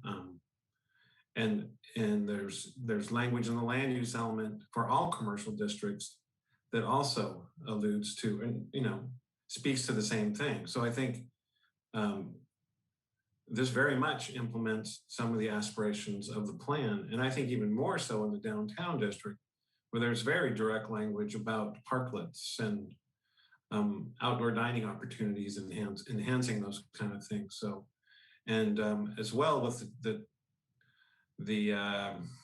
like you call it placemaking and the traffic calming, that's all in there as well. So it's been a great opportunity to implement probably in a more rapid fashion than we might have otherwise some of the aspirations we were definitely considering in Plan Hermosa. All right. And we can certainly work on a more, I guess, rigorous analysis of how it comports with each part of the plan, and that's something we can work on as well. Yeah. Yeah. Oh, I'm sorry. Go ahead. I was just going to add that the two general themes that I think are very important, which you've already highlighted with placemaking, but Plan Hermosa speaks to the public realm design and pedestrian orientation of our downtown streetscapes. And so those two are very significant in terms of the general plan consistency. We have areas in the Plan Hermosa that talk about pedestrian-focused urban form, and that very much plays out when you bring some of this activity that's previously almost exclusively indoors at times outdoors. Yeah, and Ken, just to your last comment, I do think it's going to be relevant as we continue to, in whatever version, to bring that information into the conversation, or back into the conversation, I should say, since people lose sight of what the long-term plan is and what it really means and what was in there. So that's the questions I have, Mr. Mayor. Thank you. Thank you. Councilmember Jackson. Thank you, Mr. Mayor. Well, just one follow-up question. Doug, have the dining decks impacted handicap parking, or access? No, and in fact, we added 9 new ADA spots as part of this project. We are still kind of assessing those and might be repositioning some, but I would assume overall it was an improvement. Okay, thank you. All right. I believe that exhausts the questions from council. So let's go ahead and open public comment. Folks wishing to comment on this item, now's your opportunity to do so. If you're on Zoom, please click the raise hand button at the bottom of your screen to raise your hand. And if you're on your phone, please press *9 to raise your hand on Zoom, and we will call you in turn. Mr. City Clerk. Thank you, Mr. Mayor. First with his hand raised, we have Mr. John David. John, are you there? Yes, hi, can you hear me okay? Yes, sir. Yes. Oh, wonderful. Yeah, good evening. I first want to thank Doug Kraus and actually the entire staff for what they've done with the decks and street configuration. I've been involved in it and they've done a great job in a tough time, and I really can't speak highly enough about the job they've done. My personal opinion is I think the decks are fantastic. I think they're also absolutely necessary right now, not just for the health issue, but just to keep us competitive with the other cities. If they were to disappear, we are competitively disadvantaged from our neighboring cities. I know we don't want that. As far as there are issues, parking is an issue in Upper Pier. I know that. And so I think that's been a discussion for a very long time, like decades. So I think it really does need to be dealt with. But I don't think taking decks away is the way to deal with it. I don't think they should block other businesses, the decks, that is. And I would, use the word, they shouldn't substantially block other businesses. And I use the word intentionally because at the end of the day, the city is going to need to referee that. You don't want those decks to disappear. That's a Hermosa Beach issue. It's an issue that everybody would have because we love them so much, the decks. And, it is Hermosa Beach public space. I think it's very important we don't have empty decks. So I think Councilmember Armato had brought that up. I think it's a real travesty to have a deck just sitting there empty for months. So not a good use of space. I did see a lot of write-ins the last minute, and I think there are some real issues there. So I would definitely discuss how we can solve the parking problem in Upper Pier. And from my own personal experiences, I was actually going to go to Europe next month, and I made the decision not to go because I just absolutely love the Hermosa experience now. Everything I used to get from Europe, I now get from Hermosa Beach. So the quality of my life has grown exponentially because of the outdoor dining and the music. And then lastly, I think just you got to keep in mind the end goal is we want to keep the vibrancy up. We don't want to kill the vibrancy, particularly in Upper Pier. So I really like to see you keep the decks. And as far as the lane reductions, I have an office in Upper Pier. I have a camera that's been trained on Upper Pier for a couple months. I do keep an eye on that traffic. Once in a while it does build up, but a few minutes later it's completely gone. It's usually just because somebody's crossing traffic, a pedestrian. That would happen with 2 lanes or 4 lanes. I also I think if Pier Avenue and Hermosa Avenue never had 4 lanes, I don't think it'd be complaining or suggesting we add 2 more lanes. So that's just my own perspective with regards to that. Also, the lanes, it's so much more bike friendly, and I think that's where we have to go. So anyhow, last thing, if I can just get that in, is as far as the fire trucks, I've watched fire trucks. I haven't seen police, but I've watched fire trucks work around the traffic, and I've noticed the traffic just goes over into the bike lane or the fire trucks go. So, I don't have personal experience other than just watching it, but I think that's it. So thank you so much. I really appreciate your time and all the great work you've done. Thank you, John. Mr. City Clerk.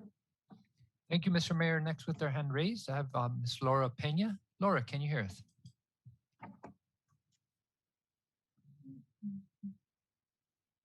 Can you hear me? Yes. Okay, great. My name is Laura Pena. I want to thank the mayor, city council, and staff for the opportunity to provide feedback, as well as with all these elicited 80+ comments. As a business owner on Upper Pier, I wanted to add some perspective on the concerns that many of our service owners and their patrons have expressed regarding these decks. And let me start off by saying I appreciate the energy, the excitement, and the foot traffic that these dining decks have given Pier Avenue and Hermosa in general. A lot of us understood the needs for these decks in our parking spots when indoor dining was closed. But now that we are fully open, we need you to carefully balance the needs of our entire business community and how we can adapt this program to work for all and not at the expense of any. If you look at Upper Pier in particular, our service patrons have found it increasingly difficult to find necessary parking. We will keep raising this as an issue until there is a viable solution. So we need council to address very specific concerns if you're going to extend this program. One is the parking solutions. If these decks will be permanent, how do you make up for the loss of spots, as well as the accessibility issue? I'd like to know where these 9 added ADA spots are. If you want us to continue to use the community center and city hall lots, then we need to improve lighting to ensure that it's safe for our patrons and employees to utilize this in the evening and night. Plus, we also must consider offering a valet or shuttle service when we find that it's too difficult for some to walk or when the demand is high. Adding wayfinding is another essential item. If you expect the public to use alternative parking, you must tell them where to find it. Now, in regards to neighborhood consent, I agree with the recommendations that the deck owners will need to work with their neighboring businesses to gain consent and access to continue the decks. This is vitally important to ensure a fair and equitable process. It is also essential that the city work with our deck owners so that maybe we can alter and move some of the city furnishings, benches, bushes that are preventing our decks from using the direct frontage of our restaurants. 3, the vacant decks. I agree, the 30-day maximum period of vacancy for decks needs to be so that they can be removed. Our parking spots are vital. If neighboring businesses can share a deck, that would be better. Deck size. I recommend clarifying the position on the size of these decks. I understand having it in front of a restaurant, but if a business expands beyond their footprint, it shouldn't just be the neighboring business who supports it, but the overall needs of the community who need these spots should be considered. All in all, I believe our dining deck program needs to be carefully redesigned to fit the individual businesses and provide room to allow for the nuances in each individual deck. I am hopeful that if the council wants to continue, they will take our service business concerns into consideration. Our city is not that big, and we can come together with an equitable solution. Let us keep talking. In regards to this lane configuration, I'm actually surprised by the survey findings. I wanted to hear from the community and see it for myself. As someone on Pier, I thought it would create a lot of issues, but it has actually slowed things down. Has it caused some backed up traffic? Yes, but that's to be expected when people are crossing. Overall, it has not created the traffic jam that many have expected, but I feel that we need to see this through the rest of the summer and possibly into the school year to gain a fuller perspective. I look forward to our continual engagement on these issues, but please be aware if we are going to continue with these single lanes, we must make our bike lanes more noticeable with paint and delineation. So thank you for letting me speak. Thank you, Laura. Mr. City Clerk. Thank you, Mr. Mayor. Next up, we have Commissioner David Grayson. Commissioner, are you there? Can you hear us? Yes, I'm here. Good evening. I'm Commissioner David Grayson from Public Works Commission. As you know, the Public Works Commission often involved with matters concerning the public right of way, but I appreciate the council has jurisdiction on this matter, and but appreciate the chance to weigh in. Generally, I like the direction that this is going, and I think we have a pretty good collective awareness and appreciation of a lot of the issues. I think that a temporary extension of the outdoor dining and the lane configuration would be fine for a number of reasons. One, we can see that there is a lot of public interest in this on the part of residents as well as the businesses. This would also help out our businesses with the continued recovery from the pandemic. And perhaps most importantly, this is our chance to really have a good trial period to address the issues before we consider going permanent with something like this. So the rest of what I want to say has to do with some of the concerns and things that need to be further addressed. I think that staff has done a really good job so far, and the discussion's been healthy by the questions of identifying things that we need to continue to look at. So I'll just stress what a few of those are for me. For one thing, I don't believe that we can permanently subsidize the businesses. So when we look at the encroachment fees or other types of compensation, we need to really take a good look at what we think would be fair compensation to the city. We need to be fiscally responsible to all of the residents of Hermosa Beach. And so we need to consider the value of the space, the implementation cost of the city and design, operations, maintenance, and the lost parking revenue. And if there's some way to somehow give the businesses an idea up front what it might cost, then we might know how interested they really would be in continuing on with this. So there may be a timing issue there, something to think about. In terms of traffic, I'm less concerned about the flow, but I am concerned about the safety. I think we need to bolster what we've got there. What we're hearing is anecdotal. I think there are some good insights, but I think that needs to be expanded on, well articulated in the next report, and good rationale as to why we're comfortable with whatever risks there are from a safety point of view. For the traffic overflow, it's good that you're going to do more counts. I hope we can get a lot of data on that. I don't know if we can look at what's going on up at 27th Street or maybe further south. You know, we have a limited number of east-west streets. Finally, I'm going to talk about parking. I'd appreciate a little more time. I think you need to strengthen the parking assessment. I think you have a lot of insights. I think there were about 70 spaces I counted lost based on adding up the numbers in the matrix. I don't know if that's the right number. And again, we need to understand why that number of lost spaces is okay and how we're going to compensate for that.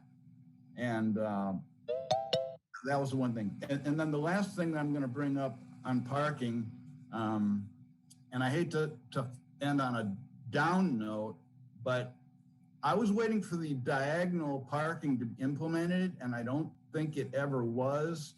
And I don't know how openly we acknowledge that in public.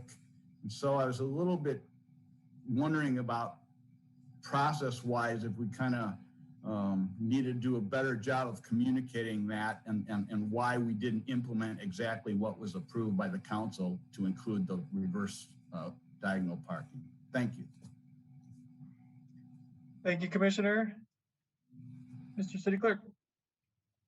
Thank you, Mr. Mayor. Next with his hand raised, we have Mr. Ed Hart. Ed, can you hear us? Yes, can you hear me? Yes. Okay, well, I just first want to thank you all. Good to see all of you together there. And I want to thank the staff for doing a great job on getting good information. And I think, well, the first thing that comes to my mind, Mr. Mayor, when you were talking about the bathrooms, that kind of threw me off a little bit. I just want to share from a business, I don't have a restaurant, but from a business perspective,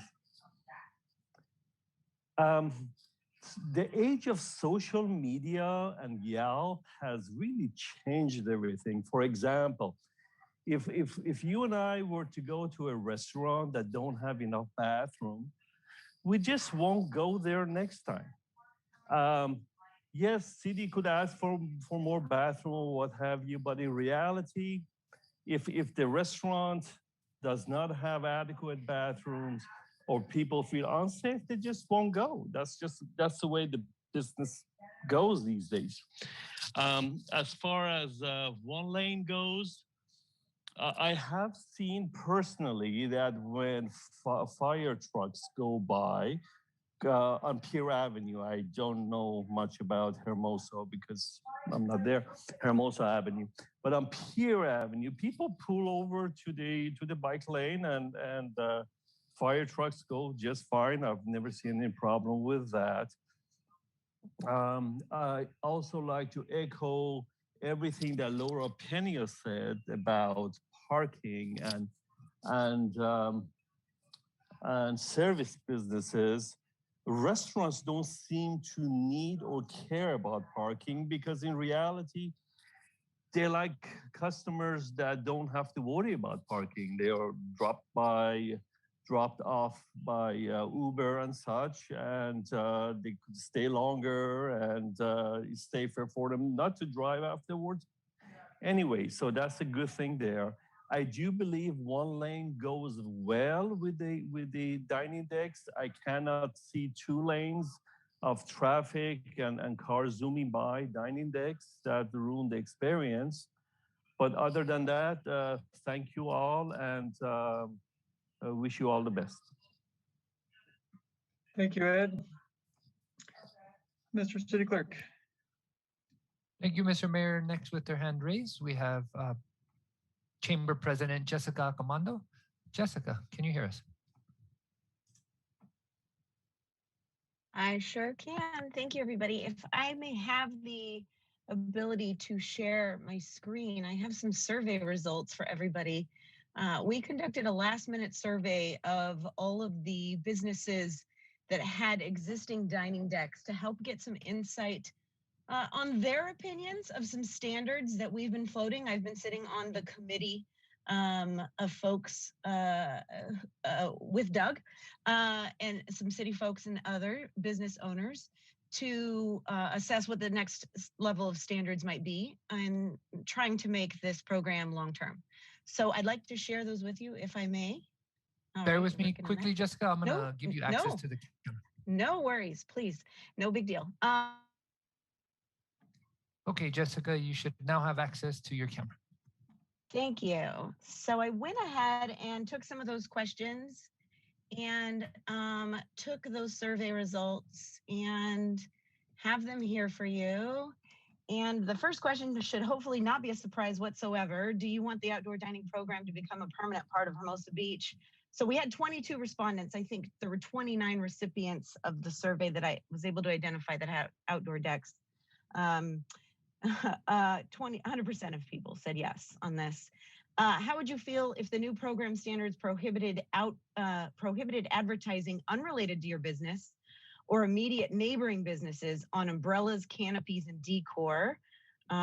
63, almost 64% agreed with that standard. Others disagreed. Are you open to the standard that dining decks be required to be open and operational by the business for select all that apply? So, you know, a lot of none of the above here, but if you add a 9, obviously the other half essentially agreed to some sort of parameters here. So it's sort of broken down the middle here on this. I know there's been a lot of discussion in Manhattan Beach about this, so this wasn't a new question for folks, I think. If a dining deck consuming public space, parking, or right-of-way blocks another business, hot topic here, the business should be required to get permission from neighboring business. City should permit the space regardless because it is a public space, or there should be a collaborative effort to permit the space. There seems to be some, varying opinions here. And I'll move on here. Dining deck permits should be renewed every year, every 2 years, no renewal necessary if not blocking another business. I made up these questions. I should just make sure to say that the city didn't give me any of these questions, so I made them up. So perhaps Doug would have told me to say different things had I asked. Sorry, Doug. Let's talk space. How much space should a business receive? What is fair? Keep in mind the unique real estate of Hermosa and a variety of businesses. So obviously the popular answer here, a flexible amount of space that the business can afford, but works for the city and neighboring businesses, similar to what exists now, was the popular answer there. And are you good with the city requiring a surety bond of the decks to fund costs in the event of the city? Doug did give me a little assistance on the surety bond because I didn't understand what a surety bond was when we discussed it. So I appreciate the help on that one, but some good support there. If a business with a deck is closed for a temporary period of time, renovations, emergencies, etc., how long should the deck be allowed to stay empty while consuming parking spots? 2 weeks, 30 days max, 2 months max. So some flexibility allowed there. I was a little surprised on that one. You guys probably are as well. Last question here, and this is where I think this might provide the biggest insight for you. As a business with an existing dining deck, help us understand your feelings about the current decks and check all that apply. So I'm just going to provide anybody watching more context here. Remember, these are businesses that have existing decks. So this is their insight into the environment of having a deck. If I knew decks are going to stay permanently, I would invest even more in making my deck look attractive. More than half answered yes. And perhaps folks feel like their decks already look great. Maybe that's why they didn't select that option. My business has improved since using the deck. 86% there, that's a high number. I hope to keep the dining deck as part of our long-term plan for business. 96% there. I work with a neighboring business to ensure I'm a good neighbor. I was really impressed with this number. I'm really proud of that number, and I'll talk about that in just a second here. I have participated in the live music program by hiring musicians to play on our deck. 36%, I'm proud of that number. I wish it was a little bit more, but remember, some of our businesses partner with their neighbors to hire musicians together. So maybe some of that results for some of that. And we would like to meet with the city to contribute insight into the experience with our deck. I was excited to see 8 folks say they wanted to provide insight. So before I stop sharing, I just want to say a little bit that the chamber has really tried to be involved in discussions of dining decks and be participatory in this, because it's part of the chamber's plan in response to the results of the survey we did a couple months ago, in listening to businesses that they loved the outdoor experience. And so we have interfered where we could to try and navigate the waters, to try and make this part of a long-term plan for Hermosa Beach. And in that, we want businesses to be good neighbors, and we want long-term to assist in that. So we're here to continue to be a partner with in communications with the city and be a part of those meetings, but also to be partners with businesses. Some of them, in fact, many of the businesses with outdoor dining decks are not chamber members. I'm sure they'd like to change that, and we're hoping they change that, but we continue to converse with them and work with them because we believe in the long-term plan of the outdoor experience here in Hermosa. So thank you for lending me a bit more time. I appreciate it. Thank you so much. Thank you, Jessica. Mr. City Clerk. Thank you, Mr. Mayor. Next with her hand raised, we have Jessica Manzo. Jessica, we're gonna give this a shot again. I'm gonna go ahead and try to promote you to panelist now. See if that allows you the ability to unmute.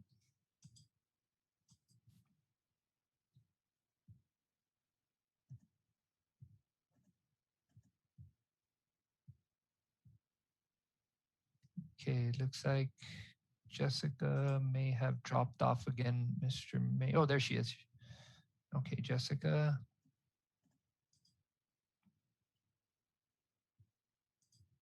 I believe you're still on mute, Jessica. Can you?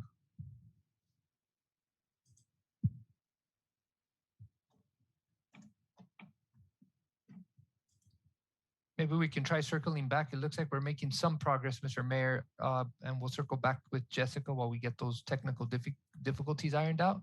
Next with his hand raised, we have Frank Hallstein. Frank, can you hear us? And welcome.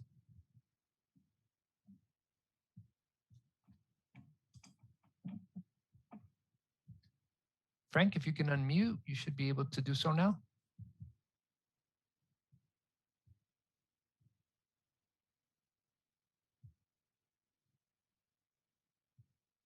Okay, Mr. Mayor, we have another hand raised. We'll go to Ron Newman.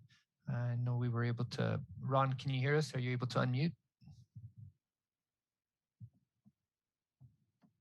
Yeah, can you hear me now? Yes, is Hello? this you, Mr. Newman?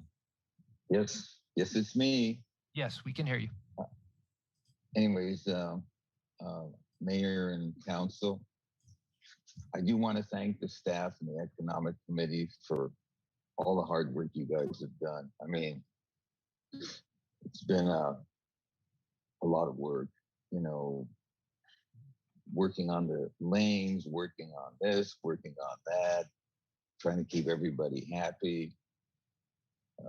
I'm worn out working on it, but at least it helped keep everybody in business. And I do believe that, we have to set some standards as far as, umbrellas, design, and as far as blocking businesses. I think it's a lot different on Upper Pier than it is in Hermosa Avenue. They don't seem to have the same problems. It seems like in most cities, they're saying that you have to have your decks in front of your businesses, unless there's a situation where that business can't possibly have a deck in front of their operation. So that's something that should be worked out. And customers really want to eat outside. There's still a lot of people that still don't feel safe inside.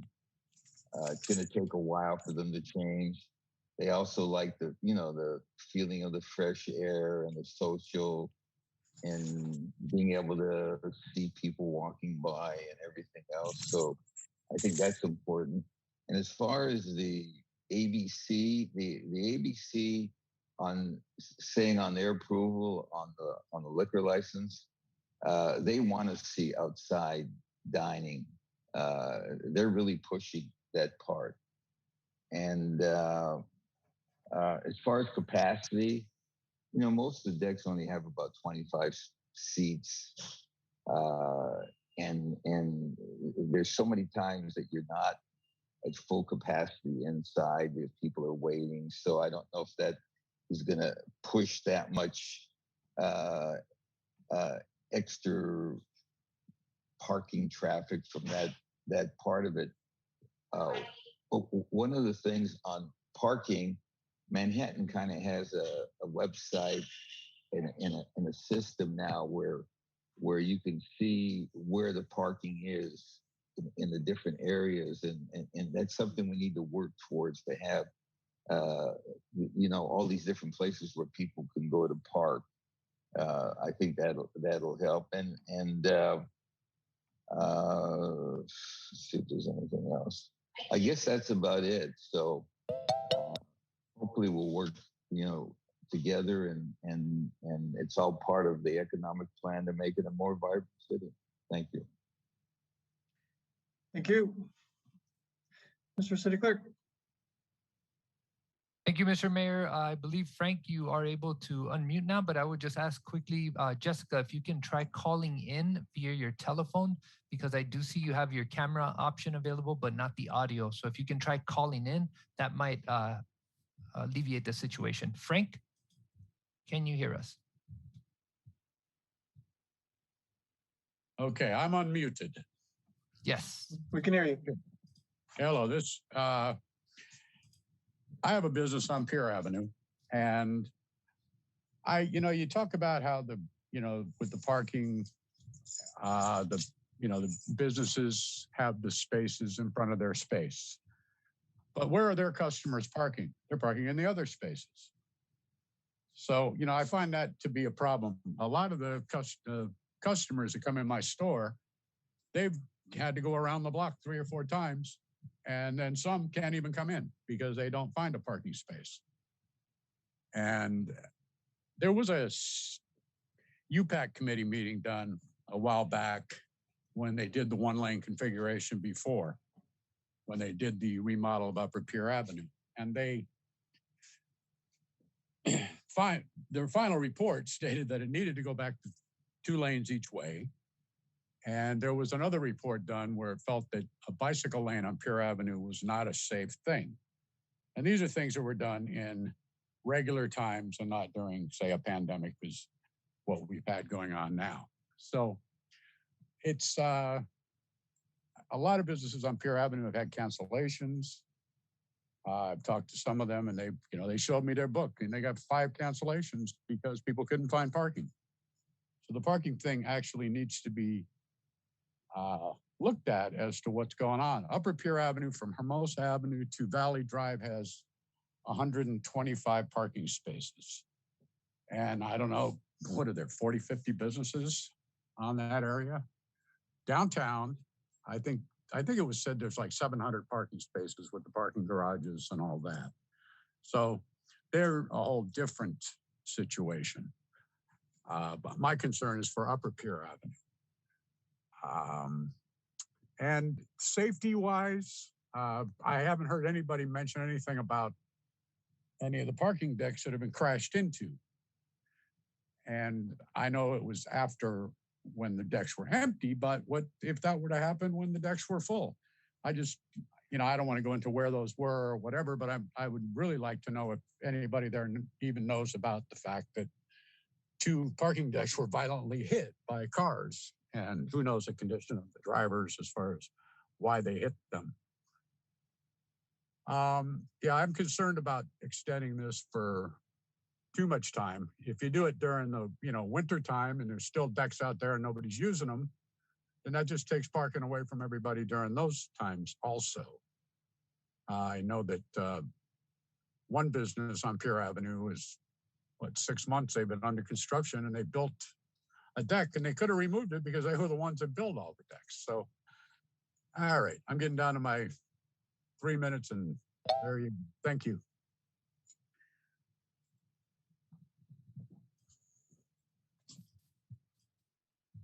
Thank you, Frank. Mr. City Clerk. Thank you, Mr. Mayor. Next with his hand raised, we have Mr. Matt McCool.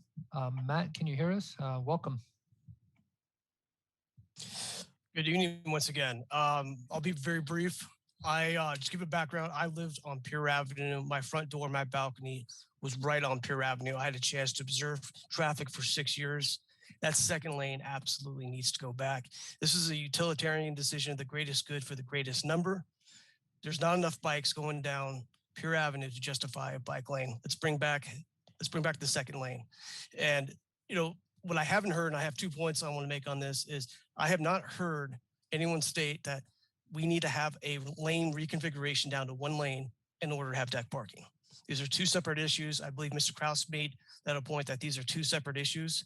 And then my last question is, and maybe I've missed this, I haven't heard this yet, but has anyone checked with the Coastal Commission?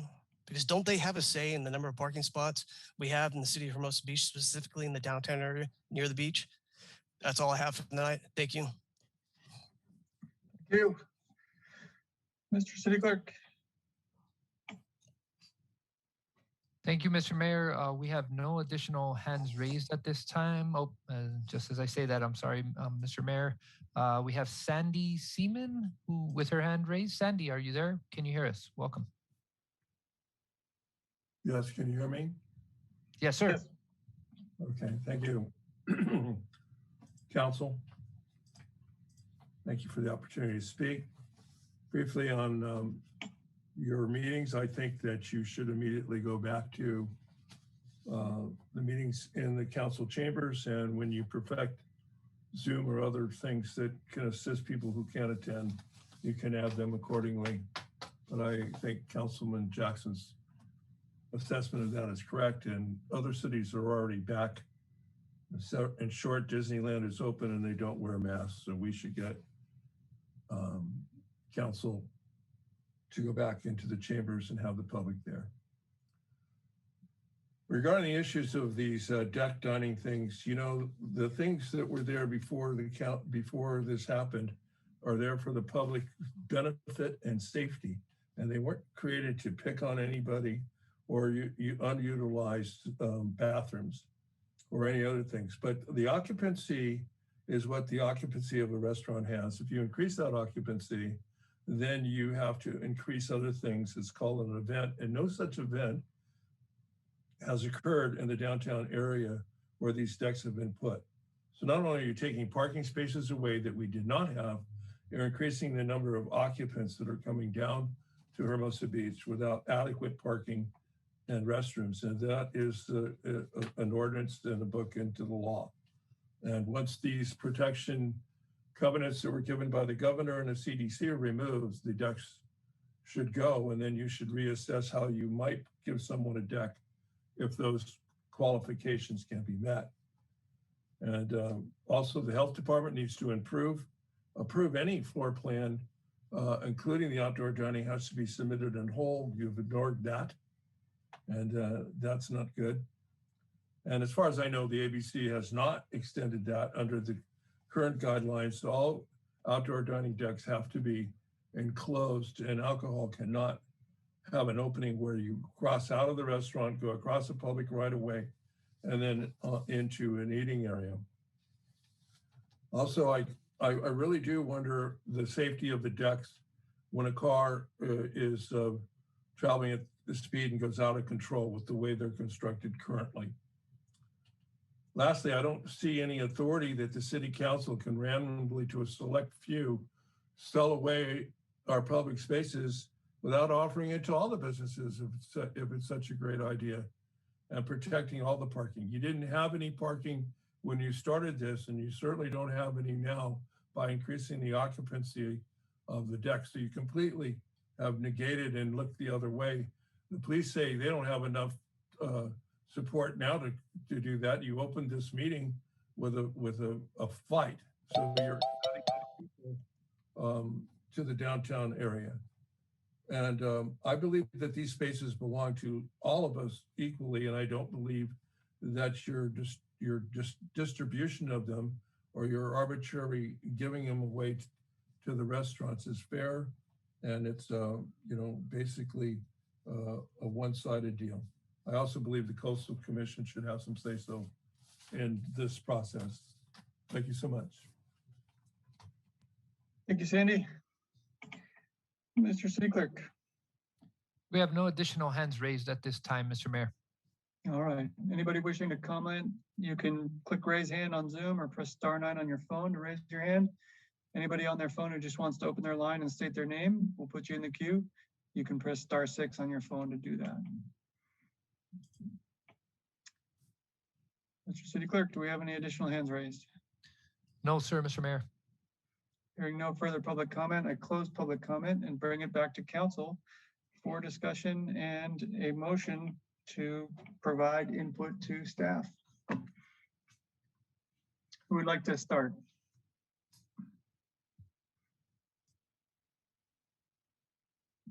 All right.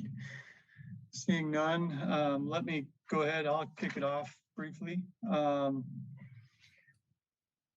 just want to talk about concepts at this point. I am supportive of extending the program through at least September, and I'm open to extending it to the end of the year. I just want to give a brief recitation of a few different issues that I see from the comments and from my own observations and from talking to staff over the period of time that we've had this in place. One is that the lane reconfiguration works as far as I can tell. I think that there have been comments raised, which I think are legitimate, about optimizing space. So that's everything from making sure that somebody doesn't bring a dining deck, put it out there, and then not use it for 30 plus days.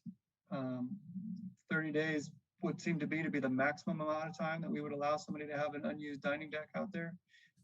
They should certainly be making decisions as quickly as possible, and hopefully sooner than 30 days, about opening and utilizing those dining decks. As far as sharing space, there was some discussion of businesses that are open during the day next to businesses that are open at night, and sharing space. That seems to be a type of thing that through a collaborative process, we can optimize the most efficient use of the dining decks. With respect to our original plan to have reverse angle parking, I am supportive of that, and I am supportive of that in conjunction with utilizing the dining deck space on a flex basis. And what I mean by that is basically this. I think we ought to paint reverse angle spots throughout the area where these dining decks are located, and then we allow businesses to use them with whatever limitations we have, that is to optimize the space so that we're using dining deck space efficiently, so that it is actually being used and it's being used as efficiently as possible to minimize the amount of square footage the dining decks occupy. And that's everything from, as I talked about, sharing space, having limits on the amount of time they can go unused, limiting them potentially to the frontage where the business is located, and so on. There are a number of different measures we can implement that would optimize the use of the space. But when I talk about flex space, what I mean is that, and this touches on the last concept that I'm going to talk about, which is there is going to be a fee for using this space going forward. So in the pandemic, we've allowed it to be used without charge, as I understand it. This is public right of way. There is a fee for it, just like any other encroachment. And that fee has to, at a minimum, be equal to or greater than the amount of parking revenue to the city that's lost. So in other words, if a restaurant's going to use a parking space or multiple parking spaces, the cost of using that space at a minimum is going to be the cost of renting that parking space during all the times that people would have to pay to use that parking space. That's being considered up in Manhattan Beach. I don't know if they've approved that. I was just down in San Clemente this weekend. They have a similar downtown in some respects to ours. And my understanding is that they've done exactly that with respect to charging a fee for the use of dining deck space. So I'm not saying that has to be part of the pilot program, but to the extent this becomes a long-term feature of the city, there certainly is going to be a fee associated with this, I would expect. And that is where the flex space comes into play.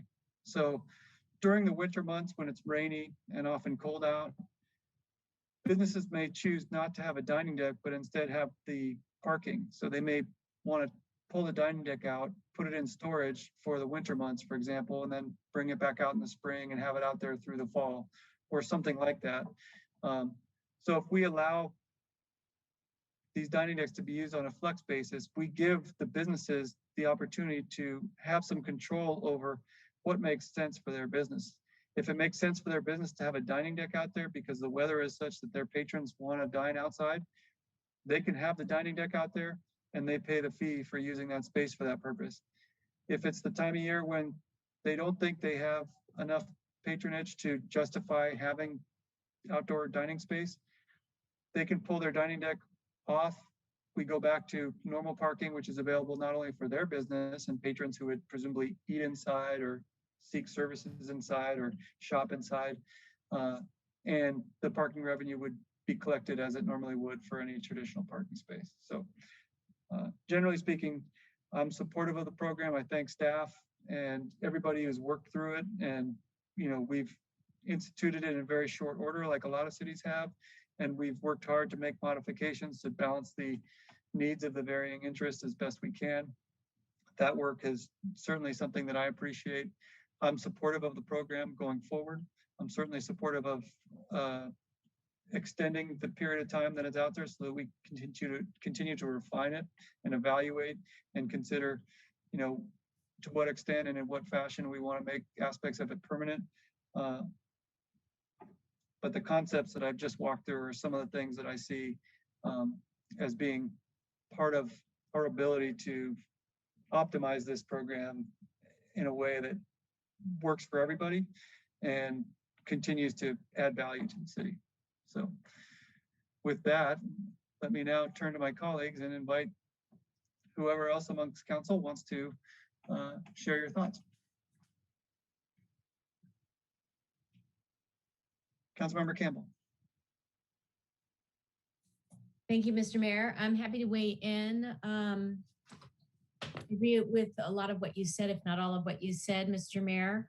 And I was trying to put my comments in order, but basically, I support a continued trial. There's been a lot of sweat equity and dollars invested into what we are experiencing now. And I think it would be a waste of time, money, and effort to not take this opportunity to really give this a good stretch of time to really study it, keep talking about it, watch best practices unfold in our region and wherever this is working successfully, because it's really been a national, if not an international trend vis-a-vis COVID.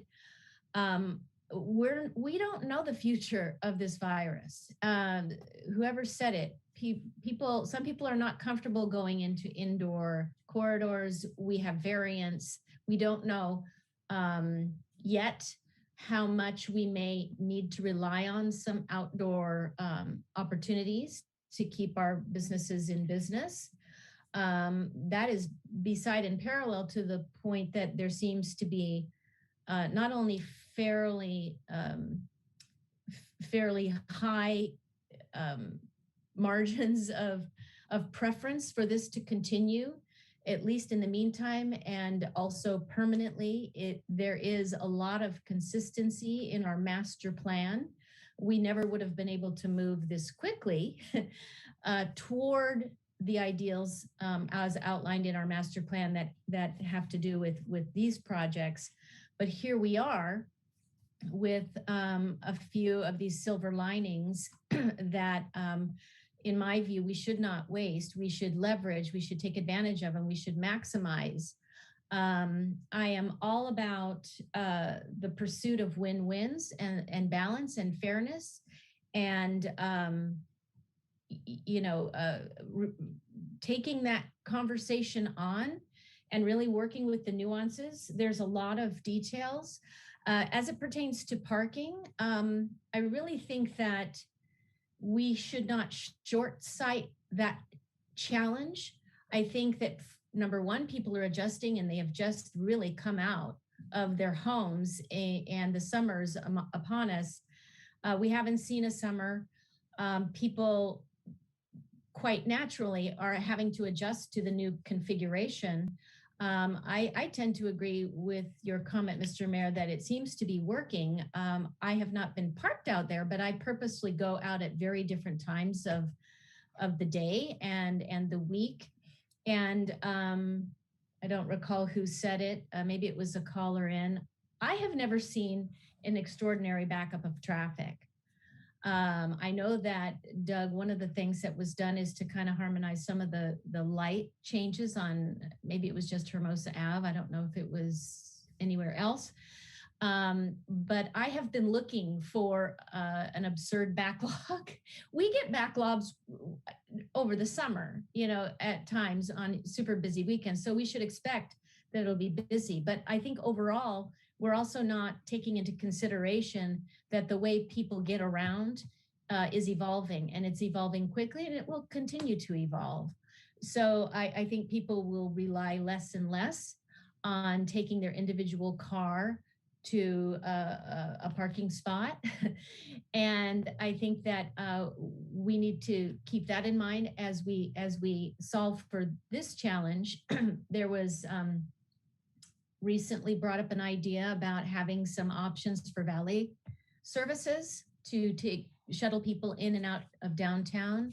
Others have said that we have not at all wrapped ourselves around how to inform people about easily and maybe through a phone app where parking is available and where parking might be censored in a way eventually where you could even see if it's open, not just if it's existing, but if it happens to be empty. So I think that's all worth pursuing, and I think we can do a lot to massage some solutions that ease that particular challenge. And I agree that we should begin talking as early as it makes sense about the kind of standards we would like to potentially move toward, even inside of a pilot project or a longer trial. Anything that we can do that we can actually see and experience while we're sitting there eating outside or listening to music, that will give us the best case scenario in terms of workability and what we want to see more of, what we want to see less of in terms of sight lines being obstructed and how solid structures can be and that kind of thing. I tend to be in favor of extending this through 2021 for a couple of reasons. Number one, our weather generally stays very, very favorable for outdoor activities through the fall. Our business community got robbed of the holiday season last year. They just came open and we decorated, and then we got a huge lockdown. And I also think it would be, this is not easy to tear down and change lanes back to where they were if that was ever going to happen. And weeks go by, and then you're invading the holiday season, and that would, I would guess, be disruptive to the seasonal cycle. So, and I just think that it's 6 more months is a good marker. It takes us through summer and then into the fall when school's back to really, really see how much refinement and more data and more insight and more experience we can have that would inform what we want to do with all of this moving forward. I talked about these are, I'm curious about flex use, because I know that these are not easy decks to take apart and put back in. I imagine, but I do think it's a worthy conversation. I haven't heard about it in a while, but some of the dining decks are only serving evening. If there is a way to think about some of these that could be offering parking for daytime businesses in the daytime, and then put up in a way that's safe but allows for outdoor experience in the evening. I would be interested in any creative ideas there. And I think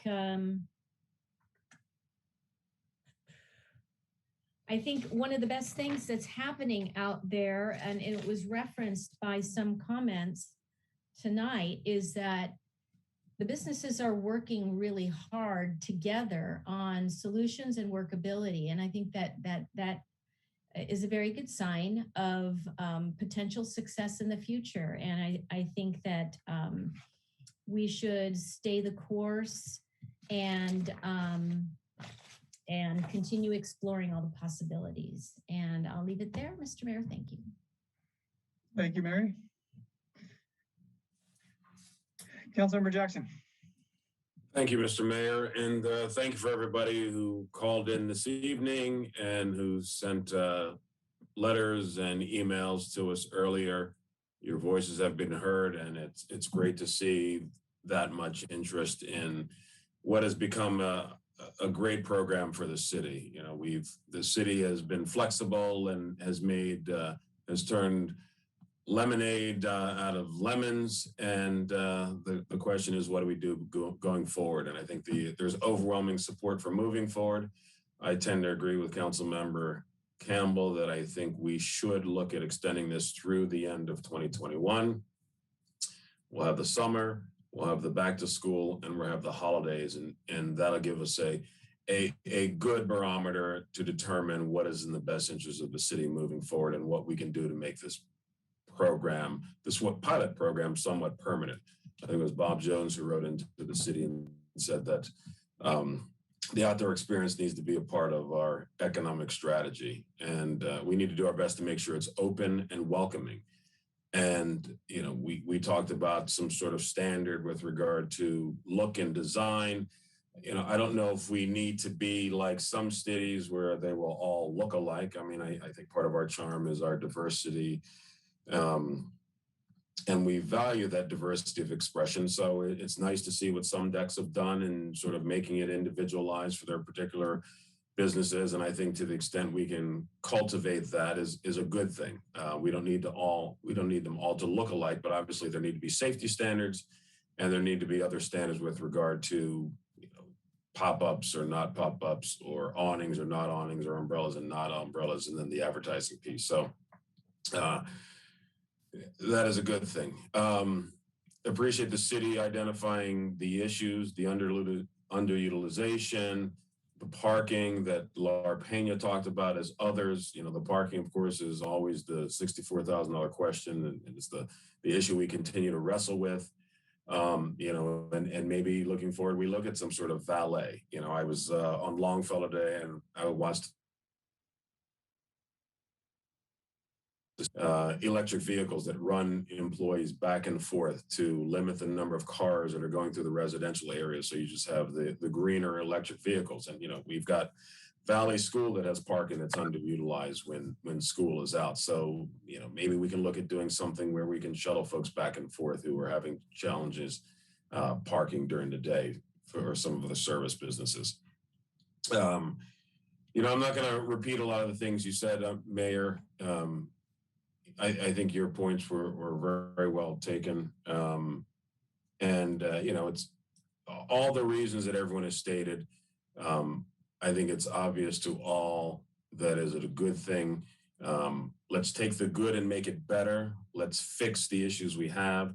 Laura Pena mentioned the bike paths. I agree. I think we need to do something with, you know, right now we have the white painted cyclist logo, you know, maybe make it green or orange or something to give it a little more pop. So it is crystal clear when going down Hermosa or going up here that is a designated bike lane, because it can be lost. So as I stated, I'm in general agreement that this is a great thing for the city. It's great for our businesses. It's great for our residents. And it's a good foundation moving forward as we wrestle with the permanence of it. And I think seeing this through to the end of 21 will give us the opportunity to figure out what's good and what's not good, and figure out how to best move forward with this program. So I thank everybody for their hard work. And thank you, Mr. Mayor. Ray, Councilmember Armato, I believe you had your hand up. Thank you, Mr. Mayor. I support extending this pilot program through the end of the year. I think that our businesses have made a significant investment in these dining decks, and they've shown us. Thank you, Jesse, for your survey of the businesses with dining decks, that this has actually improved their business. This is an important component to their economic recovery, and their economic recovery is tied to our economic recovery as well. I really appreciated John David's comment that he is canceling his trip to Europe next month because he wants to stay here in Hermosa because he can have that experience. And I was recollecting back in that moment, around 9 years ago this time, we had come back from a trip to Europe wondering why we love going there. And it really is that outdoor dining experience, the feeling that you can walk anywhere. And we didn't have that where we were. And we packed up our house and moved to Hermosa and haven't looked back. So I'm glad that that outdoor dining experience that people correlate to a European dining experience has been elevated here in town. I'm happy to continue to support it. I do think they need that commitment through the end of the year.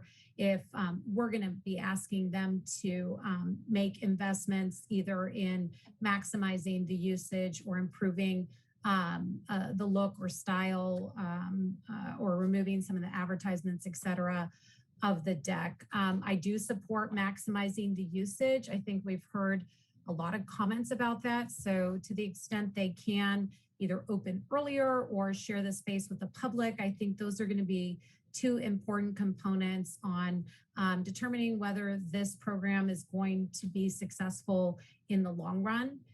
We absolutely need to take into account the effect on neighboring businesses.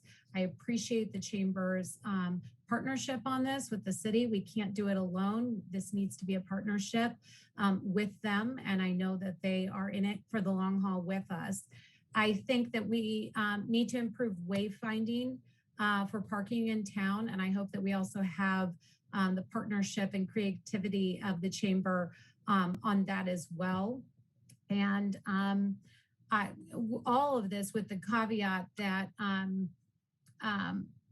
we reserve the right to make adjustments as needed to protect the safety of the community. So, and with that, I think that the current lane configurations, I support that as well.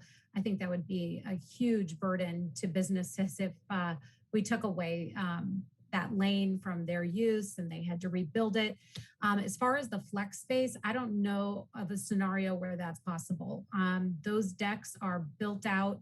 I don't know how you clear them out at the end of the day. Maybe there is a situation where that exists, but I'd love to be able to figure out a way to really improve people's experience finding parking. As someone that lives here, if I have to drive into the downtown for whatever reason, which we of course try to avoid to keep parking available for our visitors and guests, we know the secret spaces where we can park in town, including City Hall or the community center or some of the peripheral parking areas by Clark, et cetera.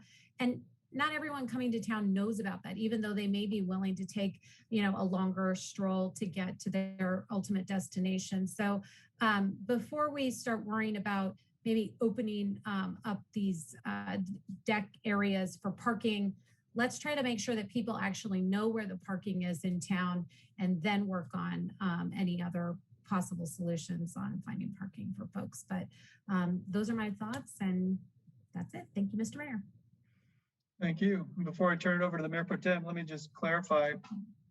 My thoughts regarding the flex space would be it would be driven by the businesses, and it wouldn't be a day-to-day flex. It would be a seasonal flex, for example. So let's say you're a business owner and you have a dining deck, but it's Halloween and you're anticipating, because the weather's colder and rainier and windier, that between now and February, you're going to be able to house as many patrons as you get in that period of time inside your establishment. And rather than paying for a dining deck that's sitting outside, just being weathered, you want to dismantle it, put it in storage so that you don't have to pay for that space, and that thing doesn't get degraded by the weather, and use that space in front of your building for patrons who would come and dine inside. It's totally your call. We're just giving businesses flexibility in using the space in a way that benefits them the most in terms of their investment. Because if they're going to have the dining deck out there, I expect that they're going to be paying a fee for it. And if nobody's using it and it's just being weathered, they'd probably rather have parking in front of their establishment that they're not paying for during the months when they don't need that dining deck out there. That was the concept. Mayor Pro Tem. Thank you, Mr. Mayor. Outdoor dining has been a lifeline for our restaurants during this pandemic. We're still not out of it. As Jacqueline said earlier, we do have a portion of the population that either medically can't get the vaccine or has chosen not to. And maybe some of those people who medically can't receive the vaccine feel more comfortable eating outside. And I think that's something we also need to be considerate of moving forward, going through this until we fully get out of it. I'm in favor of extending the pilot as well. I think that there are some problem areas that we all know where they are in Upper Pier, and we need to help mitigate them. Some of the restaurants up there are only open just over 20 hours a week, and they have a built-out dining deck. And that is an issue for the service businesses, whether it be retail or personal services, that we need to work through and examine more sharing the spaces. We need to look back at, before we had the decks, of just allowing the sidewalk dining, if it does work in some areas and work for some restaurants that don't want to have the fully built out dining decks. I think that's something that's important that we need to also consider. I agree with the mayor in regards to having a conversation on fees.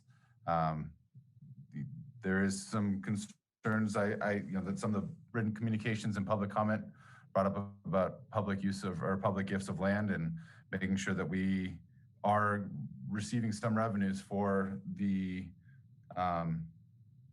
some of the most valuable assets we have, which is real estate and parking.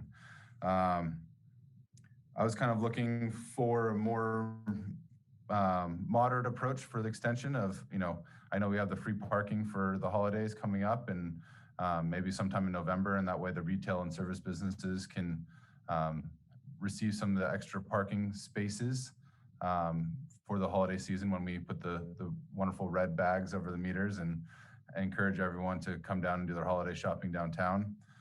And that gives us some time to kind of replan and readjust and redesign some of the outdoor dining decks if they do remain permanent moving forward. As far as the lane reconfiguration, I think that the designs we were shown did have the increased parking, the angled parking, whether it be reverse angle or head-in parking, and so that that still is a sticking point for me on Hermosa Avenue and Upper Pier. That we gave up some spots for the dining decks, but we didn't get them back in the angled parking. We still have the parallel parking spots. And talking to staff, it sounds like based on the geometry of the spaces, it'd be hard to implement. I have concerns from Chief LeBaron and Chief Hale on the emergency vehicle access, and if this is something that does become permanent, we need to seriously reconsider redesigning of the upper and lower pier or upper pier and Hermosa Avenue to either remove the median, to give that access to the emergency vehicles responding to incidents. But as a lot of the public commenters said, we need to be in line with our neighboring cities and make sure that we are competitive and we help our businesses as much as we can get through this summer and go from there. So definitely in favor of extending it. I'm up to council's discretion on the timing of it all and when it unwinds. I think by the fall, we'll have more clarity from the Coastal Commission, ABC, et cetera, on what are going to be the restraints moving forward. And that's kind of all my thoughts. I do have concerns. I think Councilmember Jackson mentioned just streamlining the decor. It's a kind of a hodgepodge right now with umbrellas and easy ups and just, if this discussion goes into something more permanent, making sure that those design issues are streamlined and it looks, like a complete project for our town. But as I said, we do have some major concerns. A lot of our written communication was regard to a couple businesses on Upper Pier, and hopefully with the reapplication process that we can get through some of those issues. Thank you, Mr. Mayor. And shout out to Doug for working so hard for this whole project all the way through. Thank you, and definite shout out to Doug and staff and everybody for collaborating on this. All right, who wants to make a motion? Councilmember Campbell. I'm happy to make the motion. I just had one more comment because I don't think it came up, but I had it in my notes because it doesn't involve lane reconfiguration, and that's the extended outdoor dining patios on the plaza, which I think have dramatically improved the aesthetic and the experience. It's narrowed it a little bit, but you had I remember one of the consultants, in fact, said there should be tables or something between those giant palm trees and the businesses because it was almost too wide to be made into a place that felt like a place. It's just like this big open cavernous like wide lane kind of thing. And so I think bringing those decks out has created what feels to me like a more family friendly environment where I literally see lots and lots of families with kids and dogs out there patronizing the businesses certainly all day long and into the early part of the evening. So support that particular spot as well. And I'm happy to make a motion. Before you do, given the purpose of this to provide input to staff, let me turn it to Doug and Suja for a moment and invite them if you have any particular outstanding issues that you'd like us to address. By way of summary, I hear a lot of support for the dining decks and the lane reconfiguration. I hear a majority of support for extending the program through the end of 2021. And I hear a lot of consistency in terms of some of the refinements that we see being valuable to work on during the remaining duration of the pilot so that we can refine the program and then be in position to make decisions about longer term extensions of the program in some format. So Doug, Suja, are there any areas that we haven't clearly covered or where our comments are not clear to you in terms of providing you the kind of direction you were hoping to get? I think we're good. I think that timeline was important, and so if you decide into the year, that's clear. And of course, returning probably end of summer to report back and talk about the successes and the challenges again.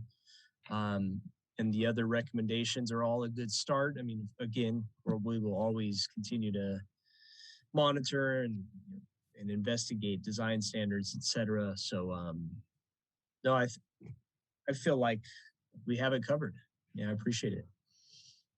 And if I might be able to add, Mr. Mayor and members of the council, this has been a great conversation and your feedback is tremendously helpful. So I know that we've all taken notes, and of course Eddie takes copious notes.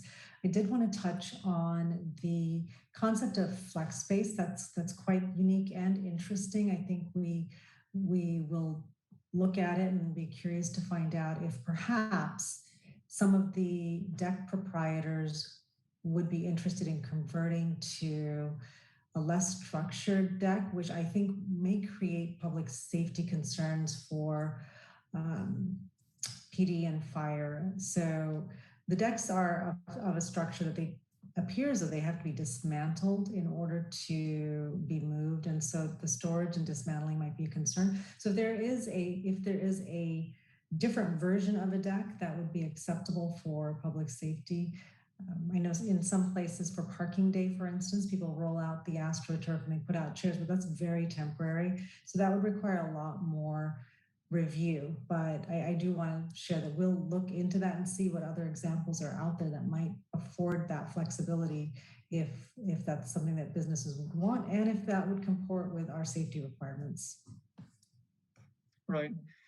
And I'm certain that, if this program extends for very long, we're going to see experience and refinement in the construction of these decks. And I'm certain even the decks that I see out there now, almost every one of them, if not every one of them, could be dismantled and loaded onto a flatbed truck and taken to storage in half a day or a day. But, if business owners wanted that flexibility, I'm sure they could design decks that, were modular and were able to be basically taken off the flatbed truck, dropped, bolted together, be sturdy, and meet, any kind of safety requirements that we have. That is not an insurmountable engineering challenge, I wouldn't think at all. Two quick points that I want to make. One is that I understand the reason why we didn't do the reverse angle parking, which we approved as part of the program initially. But it's worth pointing out to folks who haven't made the connection that the reverse angle parking does add parking. So even with space being taken up by dining decks, when you convert from normal parking along the sidewalk to reverse angle parking, I think we saw a net increase in parking spaces downtown, or roughly, status quo in terms of parking spaces. So angled parking does add spaces alongside the dining decks. And the last thing I just want to mention is, I also know the reason why we didn't paint the bike lanes with green paint, for example. It added significantly to the budget because this was a pilot program. We really couldn't afford that. But to the extent we extend this long term, I think there's a cost-effective way to, put green stripes every 10 feet or every 20 feet. I've seen different methodologies. I don't think you need to coat the entire bike lane in green paint in order to provide that visual cue to not only cyclists, but also drivers that this is a bike lane. So I think there's cost-effective ways that we can achieve that depending upon how long we extend this program out. So there are lots of refinements, lots of opportunities for us to create a program that, in the words of Mayor Campbell, is a win-win for everybody. All right, with that, Councilmember Campbell, you had a comment and a motion potentially. Oh, yeah, I have a question about the motion because we did not talk about one of the items the staff recommended for action, and that is considering appropriating some money from the Capital Improvement Fund to conduct additional traffic counts through an extended trial. Have I got that right, Doug? Right. Yeah, thank you. And oh, go ahead. I'm sorry. Let's assume there's support among council for that and include it in the motion. And if there's no support, then the motion won't pass and we'll answer that question otherwise. That's what I would suggest. Councilmember Armato. Thank you, Mr. Mayor. And one other item we didn't talk about that staff is looking for direction on is reestablishment of encroachment fees during the temporary program. I am not supporting that today, so I don't want to confuse staff that we would support that necessarily, but I don't know everyone's thoughts on that.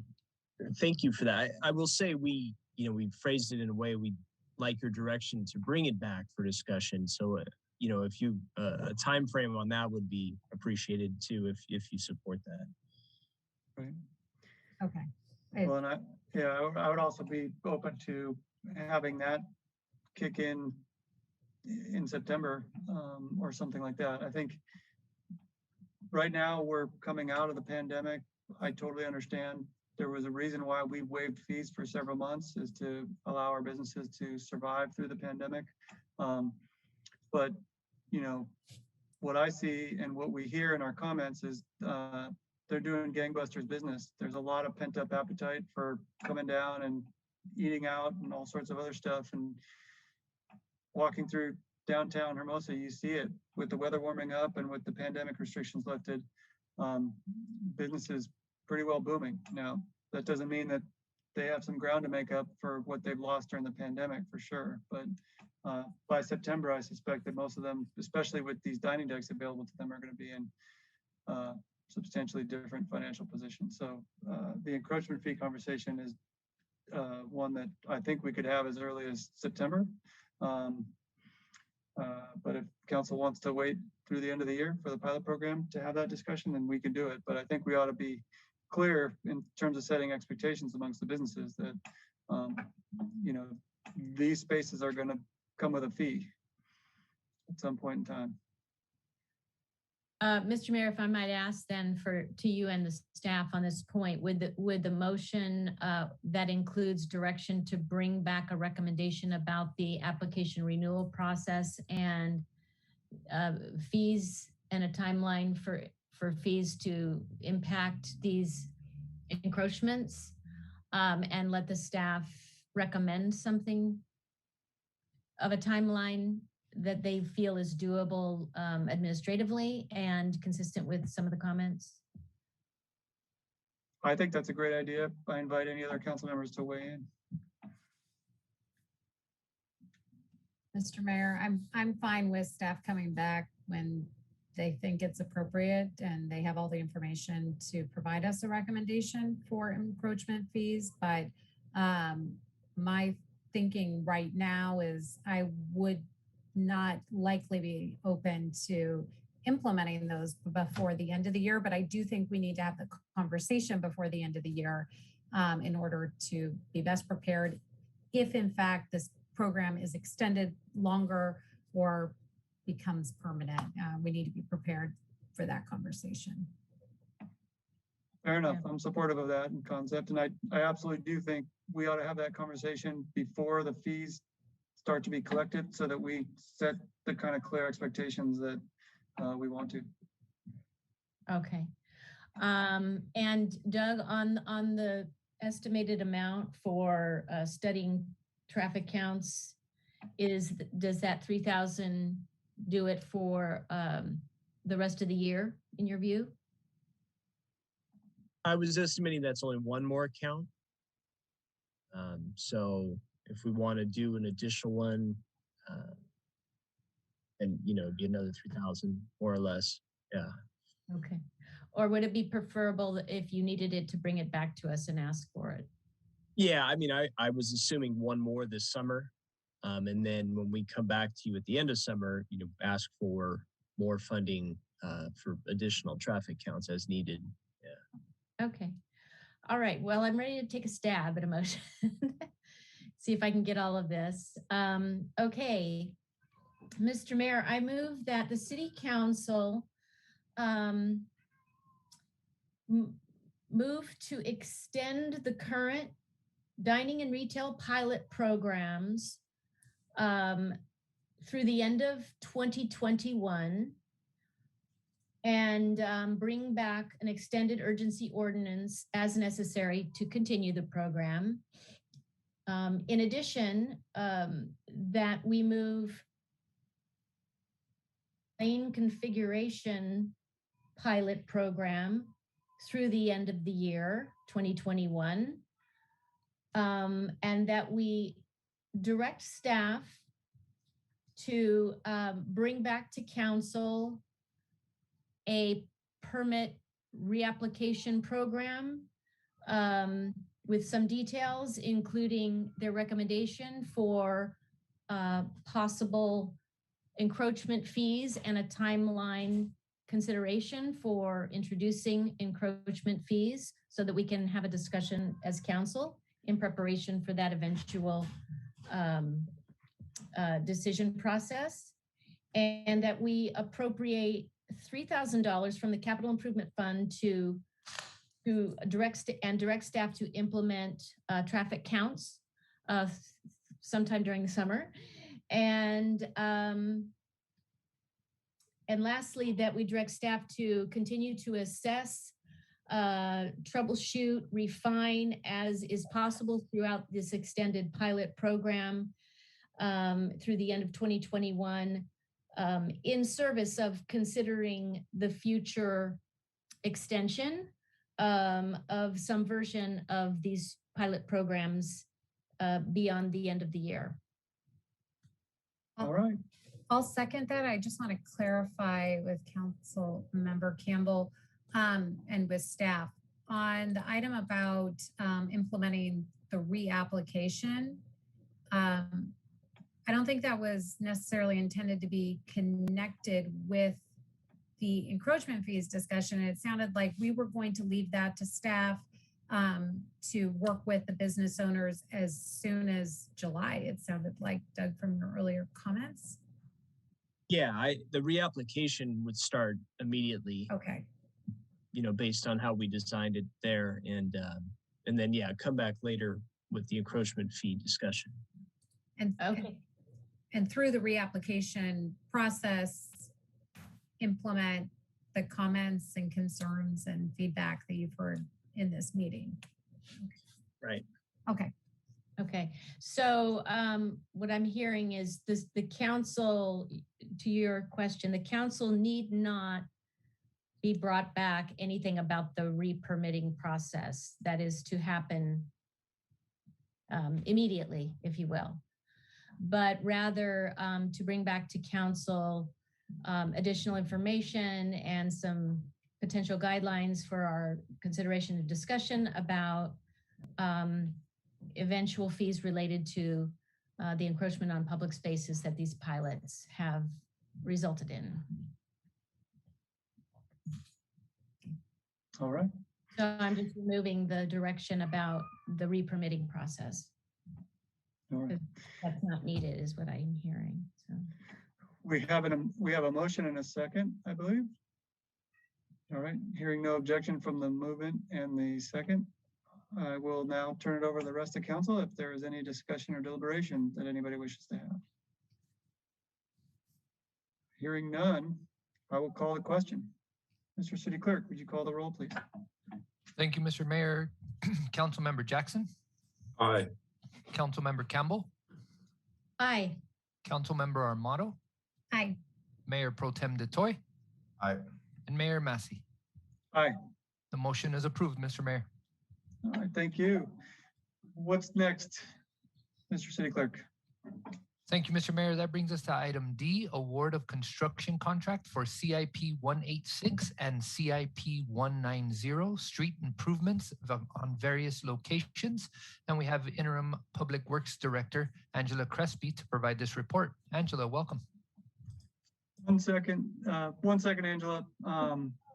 Let me ask the city attorney, is our threshold for needing a motion to extend the meeting 10:30 or is it midnight? It's 10:30. All right. Before we begin this item, may I have a quick motion to extend the meeting to midnight? Mr. Mayor, I'll make that motion to extend the meeting until midnight. All right, is there a second? Second. All right. Councilmember Jackson, I saw your hand up first. So we have a motion and a second. Is there any discussion? All right.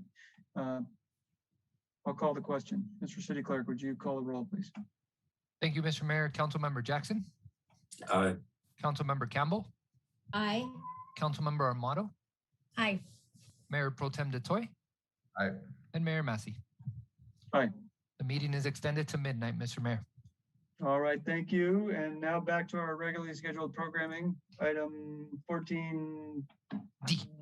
Or is it, hang on, 14D. That's correct. Madam Deputy, take it away. Thank you so much, Mr. Mayor, mayors, and members of the City Council. This is the first of two items tonight from Public Works Department with request to award construction contracts for CIP projects. So this first one here is included in the FY 2021 Capital Improvement Program. It's CIP 186 and 190 street improvements on various locations. Combined, these projects would rehabilitate 17 streets for a total of 2.2 miles.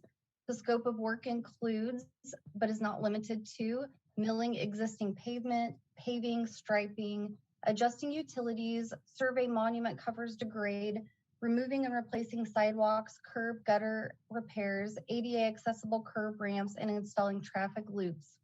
The design for this project was prepared in-house by city staff, thereby saving over $300,000, allowing those funds to be repurposed to complete additional streets. Streets for this project were selected based on low pavement condition index, also known as PCI rating, and following sewer and storm drain repairs completed under CIP 416, sewer improvements at various locations phase 2 project. This project was properly advertised, and on April 29, 2021, 7 bids were received and opened by city clerk and city staff. The apparent low bidder was Hardy & Harper Incorporated with a construction cost estimate of $815,000. The engineer cost estimate prepared by staff was originally $1.2 million. So staff reviewed these bids and found the apparent low bidder, Hardy & Harper Incorporated, to be a good and responsible and responsive bidder. Due to the savings created by the in-house design as mentioned and the competitive bidding process, staff requests a project contingency of 65% for this project. While a typical contingency that you see is around 15%, is usually used to cover unforeseen costs, there is an additional 50% contingency requested to expand the scope of work to resurface additional streets with this project. Staff will identify streets in the project vicinity and prioritize selection based on the PCI index rating. The additional streets would be authorized through a contract change order process and would be approved by the assistant city engineer and the public works director. And I do want to point out also that the funding for these two CIP projects is a mixture of gas tax and Measure M funds. So therefore that project savings is limited on the things that can be used for it. So it's not general CIP funding. So construction management and inspection services will be handled through the city's current on-call firms. Construction is anticipated to begin in early August and would take approximately 60 working days to complete. Notifications of commencement of the construction would be sent to directly impacted residents prior to the beginning of construction, alerting them of the dates, type of work, and phone numbers of key personnel involved with the construction project through door-to-door hangers. Updates to the project will also be posted on the city's website on a regular basis. And so at this time, staff is requesting City Council support to award the construction contract for CIP 186 and 190 street improvement at various locations to Hardy & Harper in the amount of $815,000, and then also authorize a 65% project contingency, which is a total contingency amount of $529,750,000 This does take the total action items for this item up to 1.344 million, which is within the 1.6 million allocated in the CIP budget. And I'm happy to expand on any items. And then also Lucho Rodriguez, our assistant city engineer, is here as well. All right, thank you, Angela. Are there any questions among council members?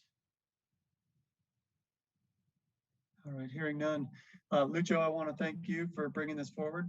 I know that we've had a staff member out on leave, and so I'm sure this was quite a bit of work for you to bring this forward to us.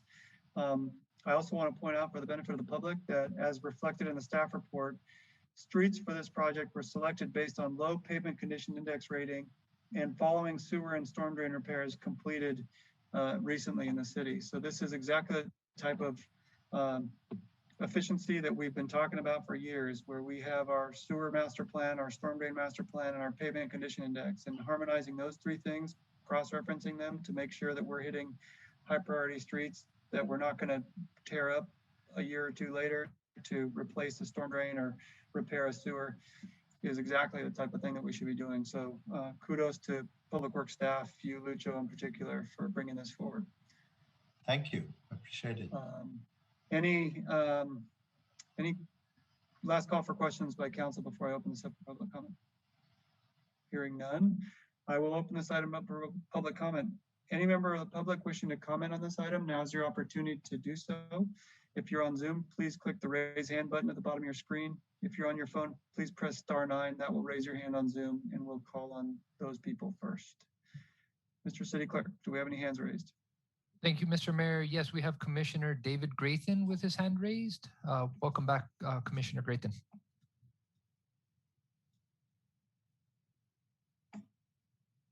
Commissioner, can you hear us? I can. There we go. Yeah, I want to also pass along my thanks for getting this through and the initiative to identify the opportunity to work on some additional streets who's with the lower PCI. And just to kind of piggyback on the comments about how we, a lot of the streets we pave are those that were previously had the work on the storm drain or the sewer on them. I would think that kind of a corollary to that would be that when we look at the additional streets we do now with the low PCIs, perhaps we would be finding ones where we don't expect to be doing storm drain and sewer work on those. So I just thought that was a technical comment worth sharing for the sake of the greater understanding. Otherwise, thank you very much. All right. Thank you, David. Mr. City Clerk. Thank you, Mr. Mayor. We have no additional hands raised at this time. All right. Last call for people raising hands to comment, and also anybody on their phone who would rather open your line and state your name, you can press *6 and do so. Mr. City Clerk, do we have any additional hands raised? No, sir, we do not. Hearing no further public comment, I close public comment and bring this item back to council for questions, deliberation, and/or a motion. Councilmember Armato. Thank you, Mr. Mayor. I am happy to make a motion. I never thought, if you ask my 20-year-old self, if I would be excited in 21 years to pave streets, but I am, and I think everyone watching this should know it's Harper, it's a lot of the East Side streets by View, it's the Ardmore that is in terrible condition between Pier and 8th Street and other pockets in town. I am so grateful we are getting to this, and despite being people down in Public Works, you guys are able to get this together and ensure that our streets can be paved. They are in desperate need of it. So thank you, Lucho and Angela, for your leadership on this. It's exciting. So I am happy to make a motion, Mr. Mayor. Let me pull up the language. That we award the construction contract for CIP 186 and CIP 190 street improvements various locations to Hardy and Harper Inc. in the amount of $815,000. Authorize the interim director of Public Works to establish a 65% project contingency for a total contingency amount of $529,750.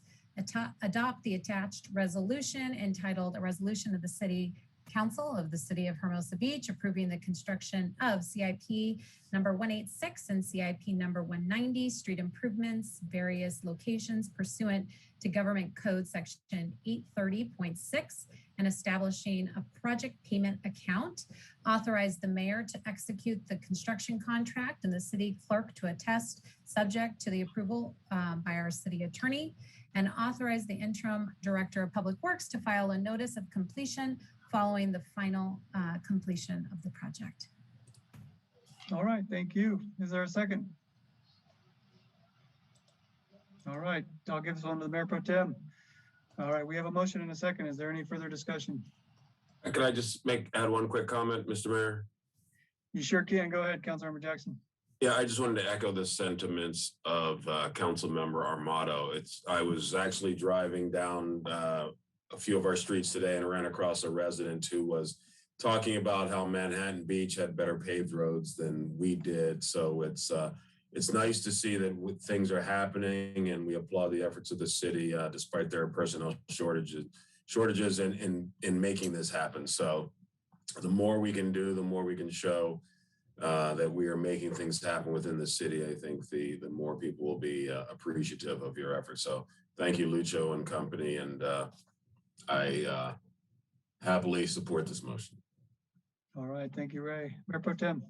I just want to quickly add my thanks. I think it was the CIP study session. I mentioned the nice map of the sewers that are going to get replaced, and asked if the streets could do the similar thing. And there it is attached to this item, and it's so easy just to look at it and glance at it. So thank you very much for all your work. Thank you. All right. Councilmember Campbell.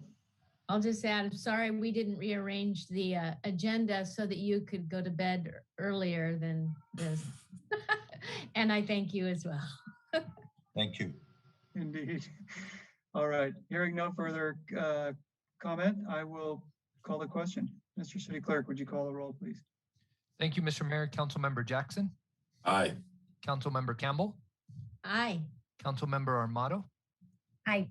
Mayor Pro Tem DeToy. Aye. And Mayor Massey. Aye. Motion is approved, Mr. Mayor. Okay, and that brings us to item E. That is correct, Mr. Mayor, and that is the award of construction contract for CIP 192, annual striping improvements at various locations. And we'll welcome back Interim Public Works Director Angela Crespi to provide this report. Welcome back, Madam Deputy. Thank you so much.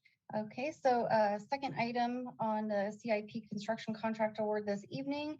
The FY 2021 CIP includes CIP Project 192 annual striping improvements at various locations, which will restripe approximately 4,150 linear feet of traffic striping at various locations throughout the city and restripes 5 public parking lots to accommodate ADA compliant striping. The project was properly advertised, and on May 20th, 2021, 4 bids were received and open. The apparent low bidder was Crisp Company with a contract cost estimate of $60,947. The apparent second low bidder was PCI with a construction cost estimate of $96,566. The engineer's cost estimate prepared by staff was originally $97,496.25. Staff reviewed the bids and found that the bid from the apparent low bidder, Crisp Company, to be unresponsive for failure to include mandatory component. Due to the error in the bid schedule, the low bidder is unable to fulfill the construction contract and the amount bid was submitted and has requested for their bid to be withdrawn. Staff reviewed the apparent second low bid and found the bidder, PCI, to be a responsible and responsive bidder. Furthermore, staff confirmed that PCI's contractor license is active and in good standing.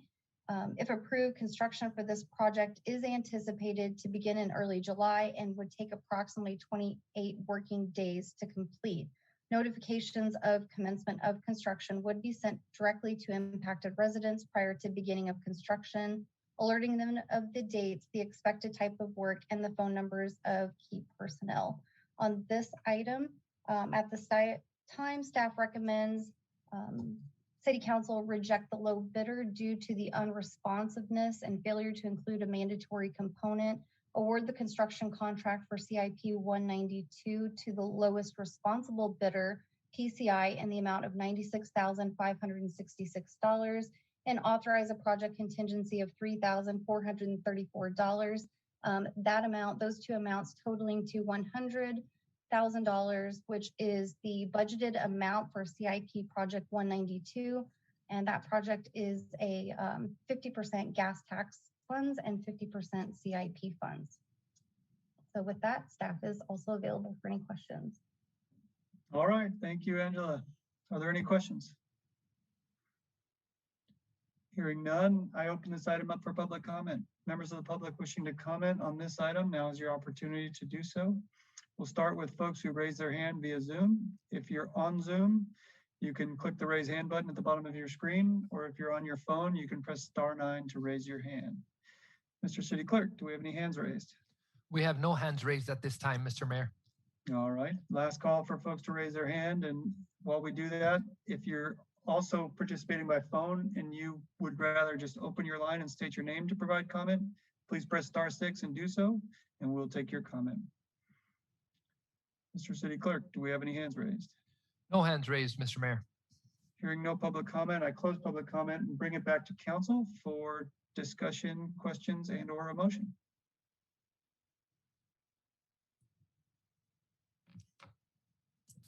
I'm happy to make a motion, Mr. Mayor, if there's no comments. Please do, Councilmember Armato. Okay. All right. I move that we reject the low bidder, Kursk Company, for construction contract CIP 192 annual striping improvements at various locations, the amount of $60,947 due to unresponsiveness for failure to include a mandatory component. Award the construction contract for CIP 192 annual striping improvements at various locations to PCI, the lowest responsible bidder, in the amount of $96,566.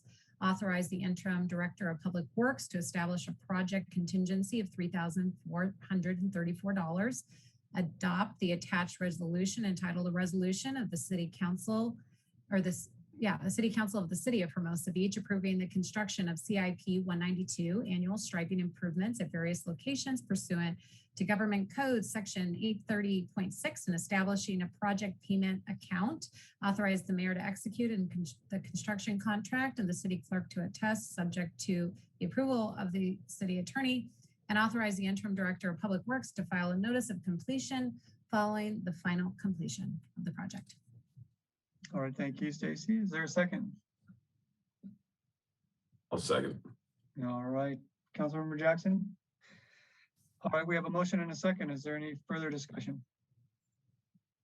Hearing none, I call the question. Mr. City Clerk, would you call the roll, please? Thank you, Mr. Mayor. Councilmember Jackson. Aye.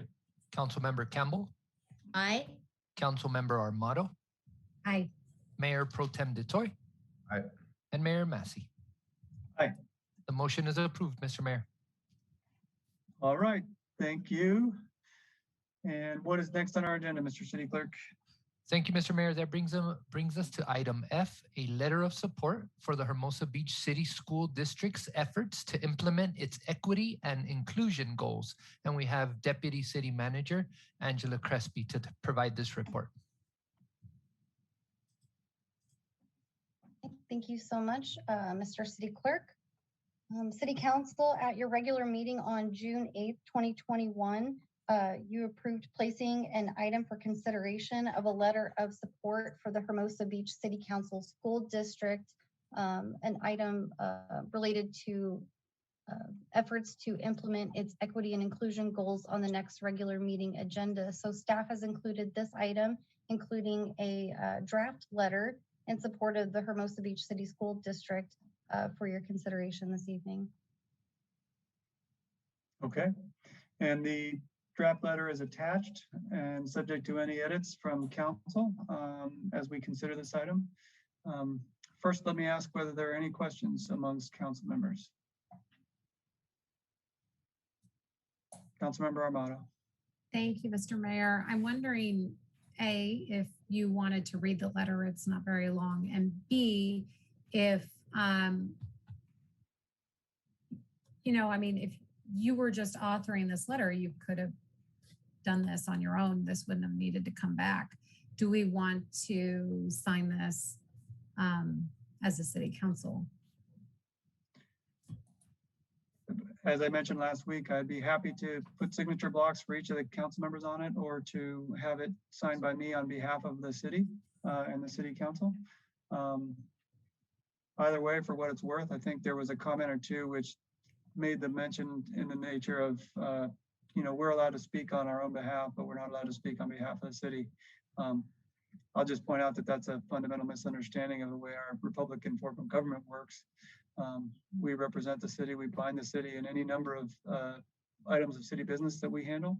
And that's what we were duly elected to do. So that's what's before us this evening on this particular item. So I don't know if that answers your question, but I'm happy to read the letter if you would like me to.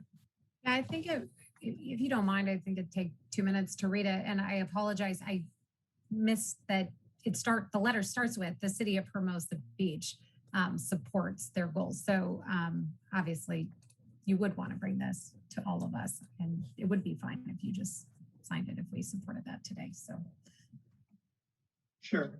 So let me read the letter. It's addressed to the president of the school board, and the superintendent of the school district. And it reads, the city of Hermosa Beach supports the Board of Education's goals for the Hermosa Beach City School District for 2020-2021, including its goals of equity and inclusion, culture of excellence, and financial stewardship. I write specifically to express support for your efforts to implement the equity and inclusion goals. We support the board's equity resolution of September 23rd, 2020. The resolution provides in part that, quote, equity among the district's community of students, staff, parents / guardians, and community members is integral to the district's vision, mission, and goals, close quote. We support the board's finding in the resolution that, quote, throughout our nation's history, institutional and structural racism and injustice have led to deepening racial and equity disparities across all sectors of society and have lasting negative consequences for our communities and nation, close quote. We support your creation of the Equity Task Force to help implement the equity and inclusion goals by developing actions to address racial and equity disparities in our community. And we support the mission / vision of the Equity Task Force summarized in part in the Equity Task Force's recommendation as follows.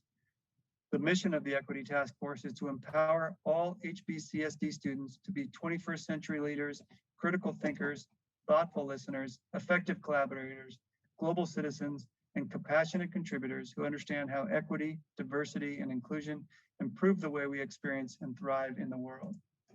The task force or subsequent superintendent committee will support HBCSD's emphasis on social justice, critical reflection, and inclusion.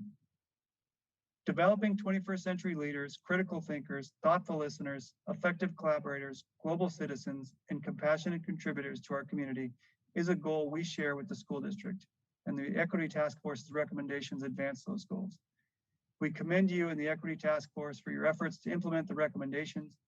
We understand those efforts have been misrepresented by certain media outlets, leading to threats to the personal safety of a district consultant.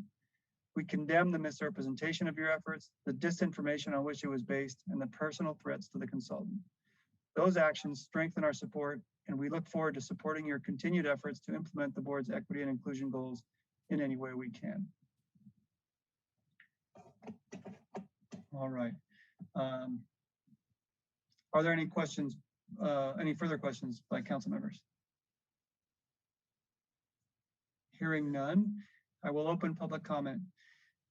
Any member of the community wishing to comment on this agenda item, now is your opportunity to do so. If you're participating by Zoom, please click the raise hand button at the bottom of your screen. If you're participating by phone, please press *9. Either one of those will raise your hand and the city clerk will call on you in turn. Mr. City Clerk. Thank you, Mr. Mayor. We have no hands raised. Oh, there we go. Got one hand now. Mr. Matt McCool, you can you hear us, Mr. McCool? I am good to go. Thank you very much. I did want to follow up on this. There was one correction error I did want to point out. I believe for the superintendent, it's Mr. Jason Johnson. I believe he's Dr. Jason Johnson. So that's just one thing I wanted to point out. I could be wrong about that, but from everything I've seen, everyone refers to him as Dr. Johnson.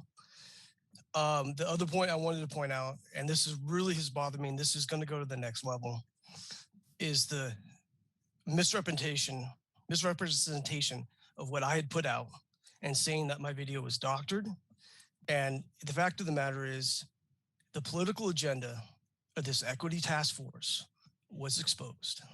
And I'm glad some parent took my video and got it off to Fox News to get this out. The problem is with Dr. Sherry Atwater is she's not an anomaly. She's a dime a dozen of these people in academia that are completely disengaged with any type of reality. And to go ahead and indoctrinate our kids with this leftist political agenda is a complete waste of time and divisive to the entire community. And it's going to continue to be a divisive issue as we move forward, and we'll see what happens.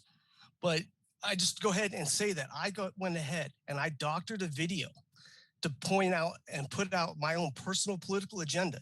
It's a complete lie. When in fact, I exposed what happened. I did not alter the words of Dr. Sherry Atwater. She is a fundamental racist. There's absolutely no way around it. She is a racist. And because she's biracial, she believes she cannot possibly be racist and only white people are racist. And this has been the narrative we've seen in this country for the last year, that only white people are are only racist. It's unbelievable. This needs to stop. This needs to end. And I will be addressing the false information that was put out about me. Thank you. Good night. All right, thank you. Mr. City Clerk. Thank you, Mr. Mayor. Next with his hand raised, we have Mr. Dency Nelson. Dency, can you hear us? Yes, I can. Thank you so much, Eddie. Thank you, Mr. Mayor, Council. As I said I would, I was going to return to comment in support of this letter. I did print it. I was reading it along with you, Mr. Mayor. I fully support the intention of this letter. It was absolutely appropriate for this city to support its school board. And I don't find anything that is behind the program suggested for our school district divisive. I find it supportive in the words that the mayor states about the mission is to empower our students to the 21st century, to be 21st century leaders, critical thinkers, thoughtful listeners, etc. I'm speaking as a very white descendant of Italian mother and Danish father who came to this country to experience all of its greatness. And along the way, though, there's a lot of awareness that we all need to be open for. I say that as a 69-year-old who still learns things and becomes more aware and sensitive to some blind spots. And for our kids to just be fully aware of past inequities and to avoid those in the future is the mission of this equity task force and the plan for our schools. It is not divisive. It is not indoctrination. And the comments that have been stated by most of the folks who are upset about this really seem to be inspired by a national agenda that is very political to discredit this very positive effort. So I applaud you, Mr. Mayor, and I encourage the City Council as a whole to send this letter to support the great work of our school board members. And I thank you very much for this opportunity to say that. Thank you, guys, and good night. Thank you. Mr. City Clerk. Thank you, Mr. Mayor. We have no additional hands raised at this time. Okay, last call for folks who want to participate by raising your hand. And while we're waiting for folks to raise their hand, if they want to get their comments in, let me indicate to folks who are participating by phone that you can also click or press *6 on your phone to open your line and state your name, and we will put you in the queue for public comment. Mr. City Clerk, do we have any additional hands raised? No, Mr. Mayor, we do not. Okay. Hearing no further public comment, I close public comment and bring this item back to council for questions, deliberation, and or a motion. Councilmember Campbell. Unmute myself. Okay, thank you, Mr. Mayor. I'm happy to lead off with a couple of comments. I'd start by encouraging anyone who's interested in this issue to go to the Hermosa Beach City School District's website. They have posted an equity inclusion FAQs, which I think do well to address the narratives and the differences of opinion and sort out what is going on and what is true and maybe eliminates what is not true about what this is all about.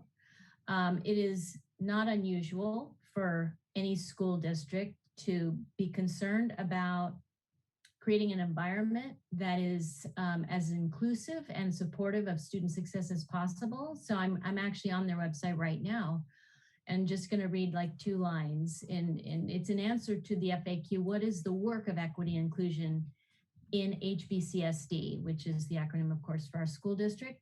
Every school district in California is evaluated by its support of students to achieve equity and inclusion.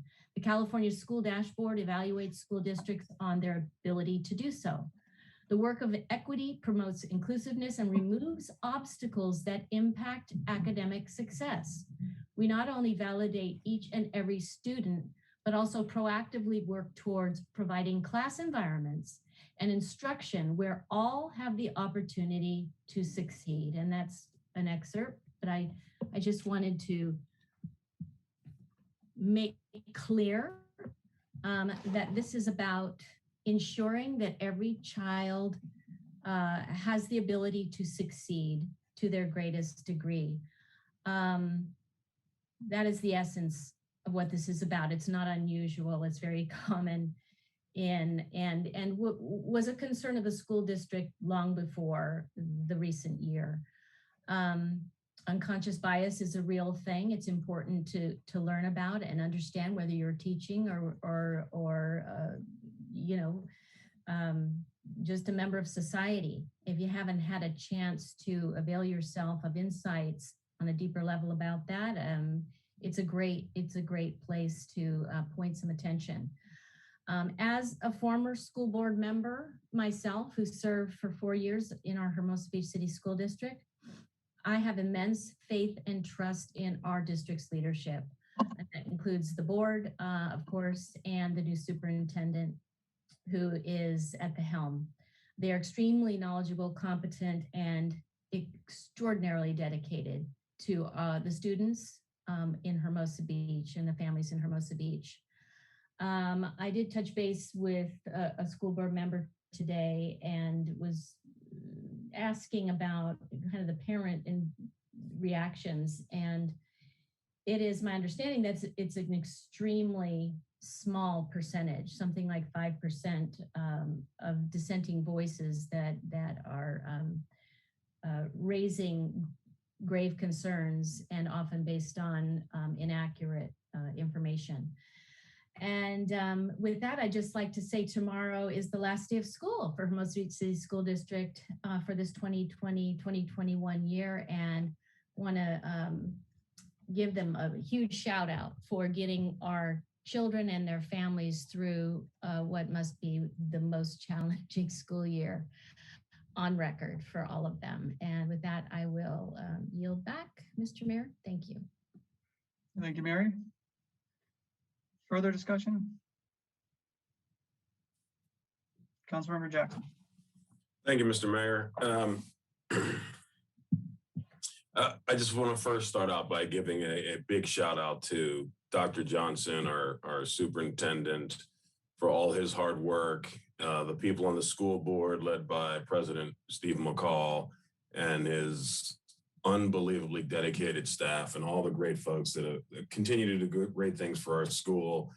Leading us through this unprecedented time has been monumental. So a tip of the hat to all of you who are working hard every single day to make our great schools even better. You know, Trent Larson talked about it early on. He talked about truth, progress, and betterment. And to your point, Mary, you talked about the truth. And I would echo your comment in terms of go to the website, look at the frequently asked questions, and find out what the ground truth is. You know, if you're truly interested in the facts and not misinformation, if you want to see what people are doing to make things better, our great school board and our school city district, then take a look at that. That'll answer a lot of the questions and to dispel a lot of the misinformation that's out there. You know, transparency has always been a central tenet of the school board, the school district, and the equity task force. Everything's recorded. You know, everyone's talking about critical race theory. Critical race theory has never been brought up by anyone on the school board or involved in the equity task force. You know, one of the callers talked about reality. You know, we live in a great city. We're good, but there's always room for improvement, and that's the reality of it. I mean, the reality is, and I'll share some recent stories. The reality is, you know, 2 weeks ago, a student being called a CH and told to go back to China. I mean, that's the reality. That's the reality. The reality is my son being called the N-word. You know, that's our reality. You know, the reality is that we have some special needs kids who are called the R word. You have some other kids who are called the F word. So it's as good as we are, there's always room to do better. You know, our schools are not just concerned about, you know, pluses and minuses and English and comma splices and dangling participles. You know, it's also about character, wellness, and kindness. I mean, that's incumbent upon our community and our schools in particular to help teach those things. We want every student to go to school feeling safe and feeling welcomed. And when a student comes home, this was shared to me just a couple of days ago, when a student comes home who was born in this country and questions his Americanism because he doesn't look like everybody else, then that's an issue. I mean, so that's the reality. So I fully support anything that we can do. I fully support what the city is doing. I fully support what the school board is doing and the city school district led by Dr. Johnson in making a positive effort to make our schools more inclusive, and that's across the board, so that all students feel safe and welcomed and feel a part of their schools in our community. So thank you, Mayor, for leading the charge on this, and I am in full support. Thank you, Ray. Are there any additional comments from council? Councilmember Armato. Thank you, Mr. Mayor, and Councilmember Jackson. I so appreciate your comments. Those are hard things to hear, and it underscores exactly why the work that our school district is doing, despite some of the criticism, is so important, and why it needs to continue, and why they need to hear our support. We need our kids to be thoughtful leaders. We need them to be inclusive, and this is a tool to help us get there. And I wholeheartedly, fully support this letter. After reading it again, Mr. Mayor, it's clear that you would be signing this on behalf of the city, on behalf of the city council. And I think that message needs to be heard so they can continue without hesitation to continue to do the good work that they're doing with our teachers and our students. And I will support this motion. Thank you, Stacy. Mayor Pro Tem, you have anything to add? Thank you, Mr. Mayor. I recently read some posts on social media written by an unknown author talking about how we learned about Helen Keller instead of W.E.B. Du Bois, how we learned about the Watts and LA riots, but not the Tulsa and Wilmington riots, learned about the New Deal and not redlining. These are all things that I learned later in life and I didn't know growing up. And in hindsight, I wish I would have had that education in high school and middle school. Just in my parents' lifetime, that interracial marriage wasn't legal nationwide until 1967, I think it was, for Loving Day. And even just recently, I saw a post from PFLAG that our Pride Tower did get vandalized. So, we live in the bubble. We live in a nice place we call home, but we still have work to do, as Councilmember Jackson said. And this is just one step forward in making our community a little bit more educated in some past issues, and hopefully we can walk together moving forward. Gladly support this. Thank you all for your comments. I too stand squarely behind Dr. Johnson, our school board, and their efforts in this regard. So with that, I invite any member of council to advance a motion. And by all means, if you would all like to sign this letter, then to include that in the motion, and a new draft of this will be circulated and delivered to the school board tomorrow. Mr. Mayor, I'm happy to make the motion or support the motion, however we want to do this, but I'm comfortable with you signing it since it's clear in the first sentence that you're signing it on behalf of the city. But I look to my colleagues on what they think would be the most impactful. Councilmember Campbell. Yeah, well, thank you, Mr. Mayor. While I agree, it could go either way. I think it sends a little bit of a defined message if each of us sign it, if people are comfortable, and I would be willing to certainly do that myself. Sure. Not seeing anyone disagreeing with that, so I assume we're comfortable moving on. Comfortable either way. I'm good either way. I will be at work the next 3 days, so that will complicate the signature. E-signatures work too. Mayor Pro Tem, I believe we have your electronic signature, and if we hope we do, I'm pretty sure we do. Perfect. Okay, so I will make a motion that, well, I guess that we all sign a letter to the Hermosa Beach City Council or City School District, excuse me, in support of the efforts to implement its equity inclusion goal, and I suppose authorize the mayor and council to sign the letter. Is there a second? Councilmember Jackson. In the interest of progress and betterment, I second that motion. All right. Here. We have a motion and a second. It's my understanding that the letter will appear as attached to our agenda. We'll just simply change the signature blocks and presumably change the date to tomorrow's date, circulate it for signatures, get it all signed, and email it to the recipients. Mr. Mayor, there are like pieces of it where you do say I write specifically. It's okay. In one spot. We'll just go through it. We'll conform the pronouns to a letter signed by all of us. Thank you. All right. Hearing no further discussion, I will call the question. Mr. City Clerk, would you call the roll, please? Thank you, Mr. Mayor. Councilmember Jackson. Aye. Councilmember Campbell. Aye. Councilmember Armato. Aye. Mayor Pro Tem DeToy. And Mayor Massey.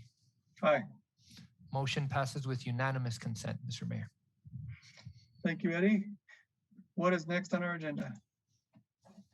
Thank you, Mr. Mayor. That brings us to item G, commercial eviction moratorium and residential substantial remodel eviction protections.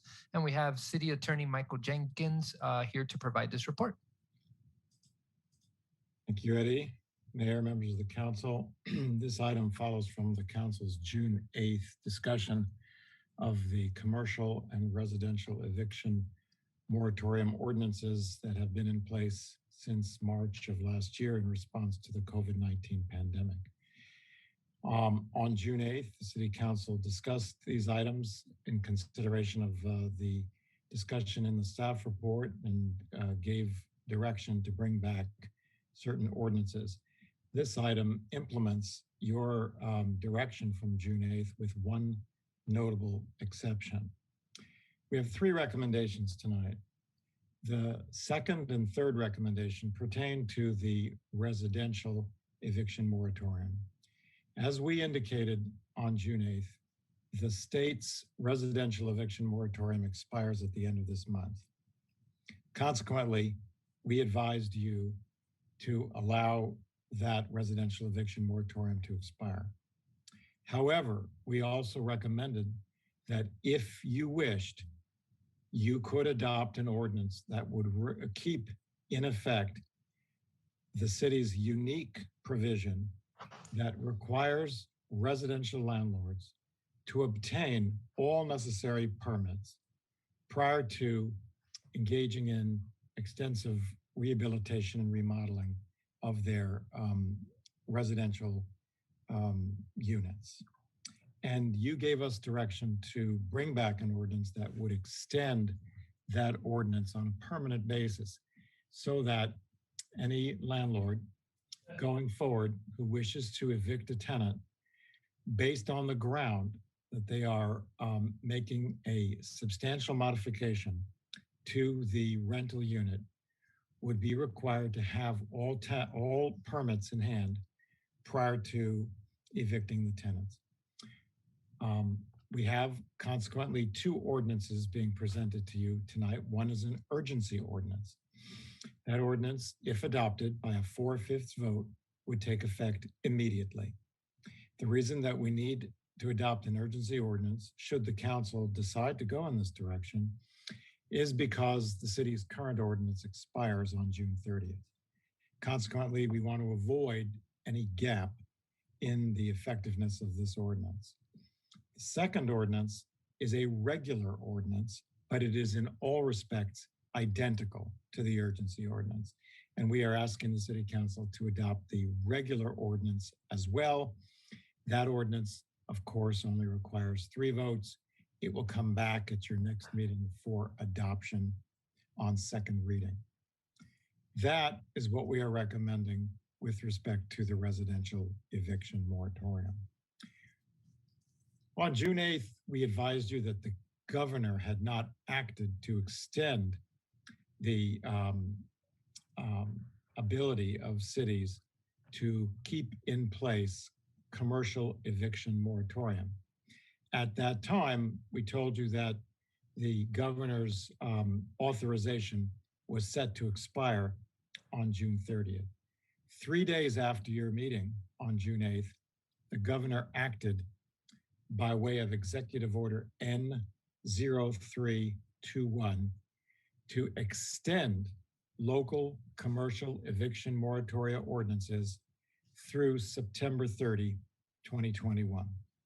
Consequently, if you desire to do so, and you're not obligated to, but if you desire to do so, you may tonight, by adopting the ordinance, which is recommendation number 1, extend the commercial eviction moratorium until September 30. And by doing so, you would also extend in place the requirement that any commercial landlord desiring to evict a tenant for substantial remodeling or rehabilitation of a commercial rental unit be required to have all permits in hand prior to commencing the eviction. That concludes my staff report. I'd be happy to answer any questions that the council may have. Thank you, Mike. Do council members have questions? All right. I have a quick question, and it's briefly, so the state has extended, the governor specifically has extended the commercial eviction moratorium to September 30th. If we extended it to the same date, that would simply mean that we could enforce our own ordinance to protect commercial tenants from eviction instead of relying on the state to protect those tenants?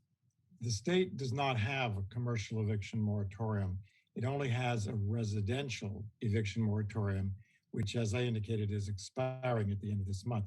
What the governor's order does is it essentially suspends any state preemption that would otherwise arguably make it unlawful for the city to adopt a commercial eviction moratorium. And I say arguably because it's never been tested. But the belief is that in the absence of the governor's order, local agencies do not have authority to adopt a commercial eviction moratorium. With this order suspending preemption, then we feel comfortable that the city would have the ability to keep its moratorium in place through September 30. All right. And my second question is just item number 2 in the recommendations. This would be an urgency ordinance requiring commercial landlords to have all the permits in place to renovate a property before initiating eviction proceedings, correct? Recommendation number 2 and 3 both pertain to residential. Recommendation number 1, extending the commercial moratorium, includes within it the same protection for tenants relative to evictions for substantial rehabilitation. Okay. I'm just curious, do we have the power to require commercial and residential landlords to have all their permits in place before initiating eviction proceedings? Well, it is my opinion that with respect to commercial, that under our emergency powers, based on the fact that we still have a local emergency in place, based on the existence of that emergency and the governor's suspension of preemption, that we have that authority with respect to commercial landlords. With respect to residential landlords, it's my opinion that we have the authority to adopt this requirement regardless of the existence of an emergency, which is why we're presenting it to you as a permanent ordinance, unrelated to the existence of the pandemic emergency. This ordinance, items 2 and 3 in the recommendation, if you were to adopt it tonight, will be made a permanent part of the city's municipal code and will survive the conclusion of the COVID-19 emergency. And I believe that under the state's Tenant Protection Act of 2019 and Civil Code Section 1946.2, that the city has the authority, in the absence of an emergency, to adopt that protection for residential tenants. I believe that it is doubtful that we have that same authority with respect to commercial tenancies. Thank you for clarifying. Are there any questions among council members? Hearing none, I will, Mayor Pro Tem. Thank you, Mr. Mayor. Is there any other municipalities that have similar residential ordinances that you're proposing? There, to my knowledge, and I can't say statewide how many, but to my knowledge, I'm aware of at least 3 or 4 cities here in Los Angeles County that have this sort of a protection as a permanent part of their municipal code that requires the landlord to obtain permits before commencing the eviction. It is it is permitted by the Tenant Protection Act. I'm aware of at least 3 or 4 cities that have it. Long Beach has it, Los Angeles has it, and there may be a couple of others. Thank you. Thank you, Mr. Mayor. Thank you. Additional questions? Hearing none, I will open public comment. Any member of the public wishing to comment on this item, now is your opportunity to do so. If you're participating by Zoom, please press the raise hand button at the bottom of your screen to raise your hand. And if you're participating by phone, please press *9 to raise your hand, and we will call on you in turn. Mr. City Clerk. Thank you, Mr. Mayor. Yes, we have a hand raised. We have Mr. John David with his hand raised. John, can you hear us? And welcome. Yes. Hi. Can you hear me okay? Yes. Yes. Very good. It might be easier tonight than you think, because anybody want to check on this? I just had read that the county extended the eviction moratorium for today for both residential and commercial through September. So you might want to check on that. That make things easy. But while I'm here, I just want to tell you, I'm not personally impacted by the commercial eviction moratorium. But I did, since I do have your ear, I just wanted to say that the state is looking at paying back rent for residential. I don't know that they'll do commercial, so that there's a clean slate, excuse me. There's also a rental assistance program that only applies to residential property. Commercial properties owners are really having a tough time. They're really on the bad end of this. So they still have to cover their mortgages, their taxes. A lot of them are mom and pops. A lot of them don't receive forbearance because commercial lenders are much different, some of them. So I just want to say that, I know there's probably nothing you can do because at the end of the day, you're going to have to follow what the county does. But I just did want to speak up from that perspective, and just also tell you that you might want to look at what the county said today, because it may make things easy for you. Thank you. Thank you, John. Mr. City Clerk.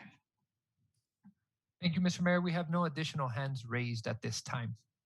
Okay, last call for folks to raise their hand. In the meantime, anybody on your phone who wishes to open your line and state your name, you can press *6 and do so, and we will take your comment.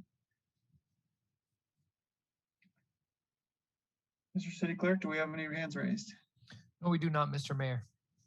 Hearing no further public comment, I close public comment and bring this item back to council. With this introductory comment, I quickly pulled up a report in the LA Times from just a few hours ago indicating that the county has extended the COVID-19 eviction moratoria for both commercial and residential properties through September 30th. Sheila Kuehl described the extension as the beginning of a thoughtful phase out. There's also a reference that Governor Newsom is expected to announce an agreement later this week with legislative leaders for an extension of the state's eviction moratorium, which expires June 30th. So it appears, from what I can read, that the decision by the Board of Supervisors today applies countywide, including in the city of Hermosa Beach, not just to unincorporated parts of the county, for example. But I don't know that for sure. So in any event, let me turn it over to council for discussion, questions, and/or a motion.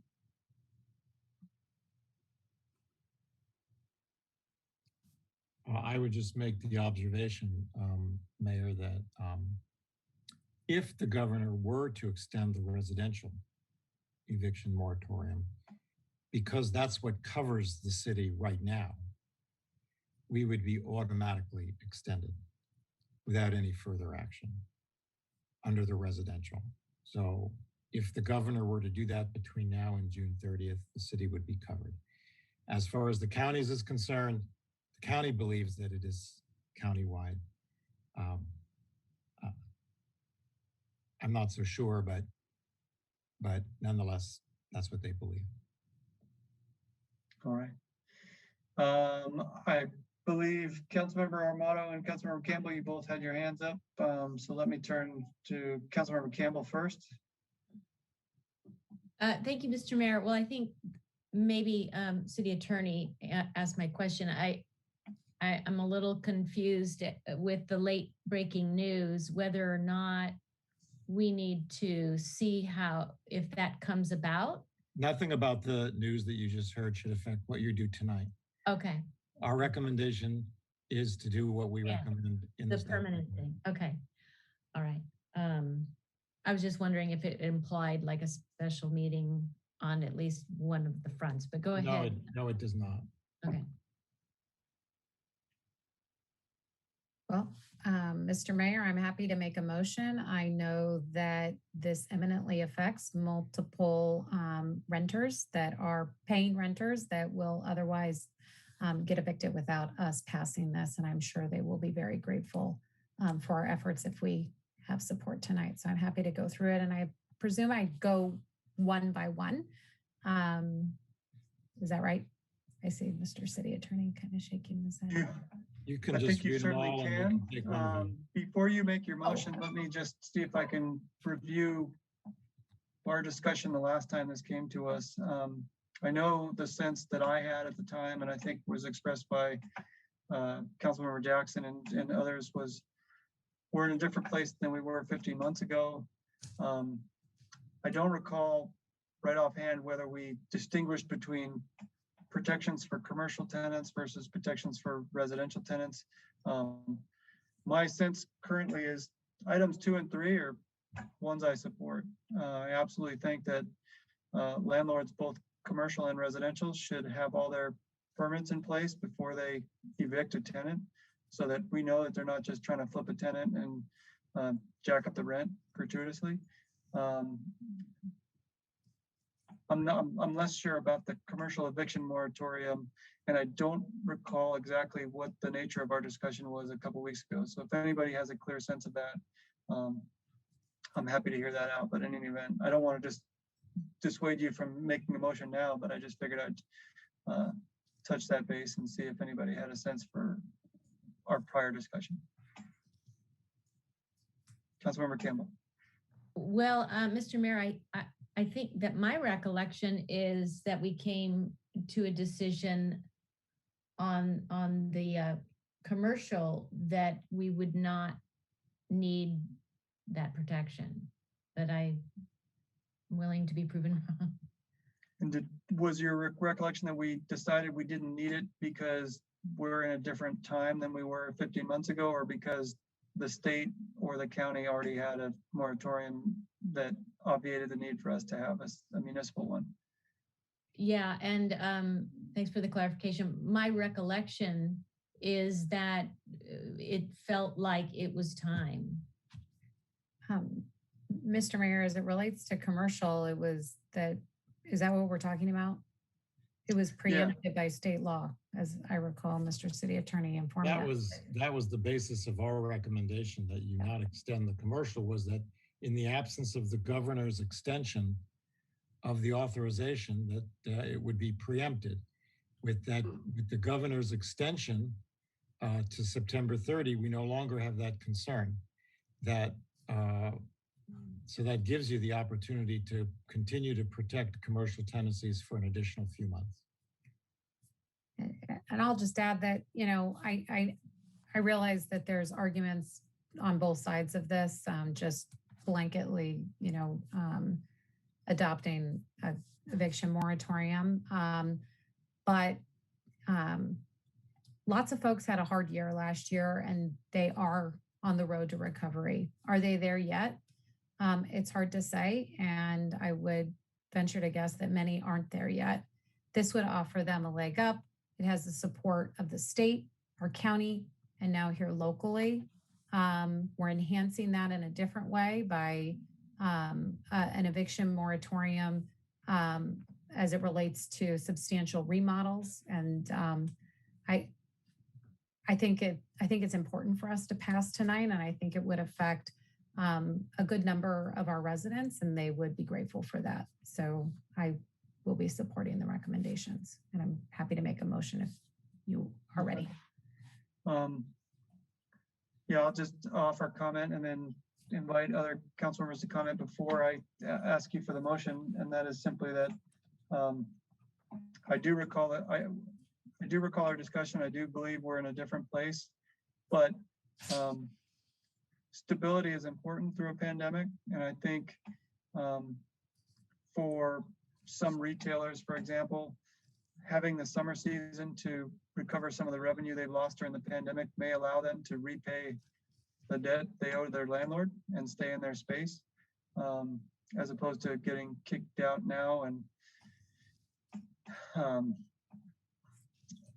with all that entails. So I'm open to the idea and leaning in support of it. I think the date of September 30th makes a lot of sense because it gives them, what is it, 3.5 months in which to, during our high season in which to, generate some revenue and hopefully be in better financial position to repay any owing rent that they have. But with that, let me invite the other council members to weigh in so that we have some idea if council members wish to share about what they're thinking about the motion. And if council members don't want to weigh in, then I'm happy to have you make the motion, Stacy.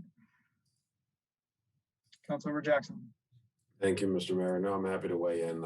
I do recall the discussion we had about the times being different. Times are certainly changing as we come out of this pandemic. I do agree that September 30th is a reasonable period of time. I mean, June 30th is obviously right around the corner. So I think allowing the extension to September 30th is certainly reasonable, and I will support that motion. All right. Councilmember Campbell. Yeah, Mr. Mayor, I'm happy to weigh in as well. Similarly, is the question I brought back to staff. I assume this is stemming from just, allowing these businesses to have a little more time to reconcile the arrangements that they have made with their landlords. And, now there's even more consistency around that little bit more of runway to get back onto stable ground. So I will support as well. All right. Mayor Pro Tem, you wish to add anything, or should we have the motion? I will support it as well. I was just trying to get a little more research on the county's latest decision, but it looks like everything's falling in line. All right. If you have anything to add before I call the question, feel free to raise your hand. Back to you, Councilmember Armato, for the motion. All right. Thank you, Mr. Mayor. I'll just add, I don't have the article in front of me that I read it from, but I know the governor is setting aside a substantial amount of money to reimburse landlords that have lost revenue. And I don't think it distinguished between commercial or residential. So that's it's good to hear, and will certainly help folks where it's needed. So I am here to make a motion that we adopt by four-fifths vote of the council an ordinance titled An Urgency Ordinance of the City of Hermosa Beach extending the temporary moratorium on commercial evictions during the COVID-19 pandemic and setting forth the facts constituting such urgency. Adopt by four-fifths vote of the council an ordinance titled An Urgency Ordinance of the City of Hermosa Beach, adding Chapter 8.69 to Title 8, Health and Safety of the Hermosa Beach Municipal Code to regulate evictions based on intent to demolish or substantially remodel residential rental property, and setting forth the facts constituting such urgency, and introduce and waive first reading of an ordinance titled An Ordinance of the City of Hermosa Beach, adding Chapter 8.69 to Title 8, Health and Safety of the Hermosa Beach Municipal Code based on intent to demolish or substantially remodel residential rental property. Is there a second? Councilmember Campbell. Second. All right. Any further discussion? All right. I'll just say this is unrelated to the vote before us, but sort of related. With respect to the financial assistance to landlords, I certainly hope there's going to be a means test for the distribution of that money, because as a landlord, I can say that landlords have done very well over the past 5, 10, 15, 20 years in this state. So, you know, those kind of public funds, you know, there's a lot of important things that they can go to, and landlords who need them may be one of those important things. Landlords who have done very well don't need it quite so much. So with that editorial comment, I will call the question. Mr. City Clerk, would you call the roll, please? Thank you, Mr. Mayor. Councilmember Jackson. Aye. Councilmember Campbell. Aye. Councilmember Armato. Aye. Mayor Pro Tem DeToy. Aye. And Mayor Massey. Aye. Motion is approved, Mr. Mayor. All right, thank you. And what's next on our agenda, Mr. City Clerk? Item 15, Mr. Mayor, future agenda items. And under future agenda items, we 15A, we also have our tentative future agenda items. All right. Do any council members have comments on the tentative future agenda? All right. I think we're going to squeak in under the midnight deadline, but this is like a old time Hermosa Beach City Council meeting. We had several weighty issues which generate a lot of public comment on our agenda. So we must be coming out of the pandemic. So I'm sure our tentative future agenda has more to come. So in any event, I think that concludes item 15 on our agenda, Mr. City Clerk. And That if is correct, so, Mr. are Mayor. we at adjournment? Yes, sir, we are. All right. All right. Well, I thank everybody for being here, staff, council, members of the public. This meeting is adjourned, and we adjourn to Tuesday, June 29th at 6 o'clock p.m. for a budget workshop and public hearing. Good night, everybody.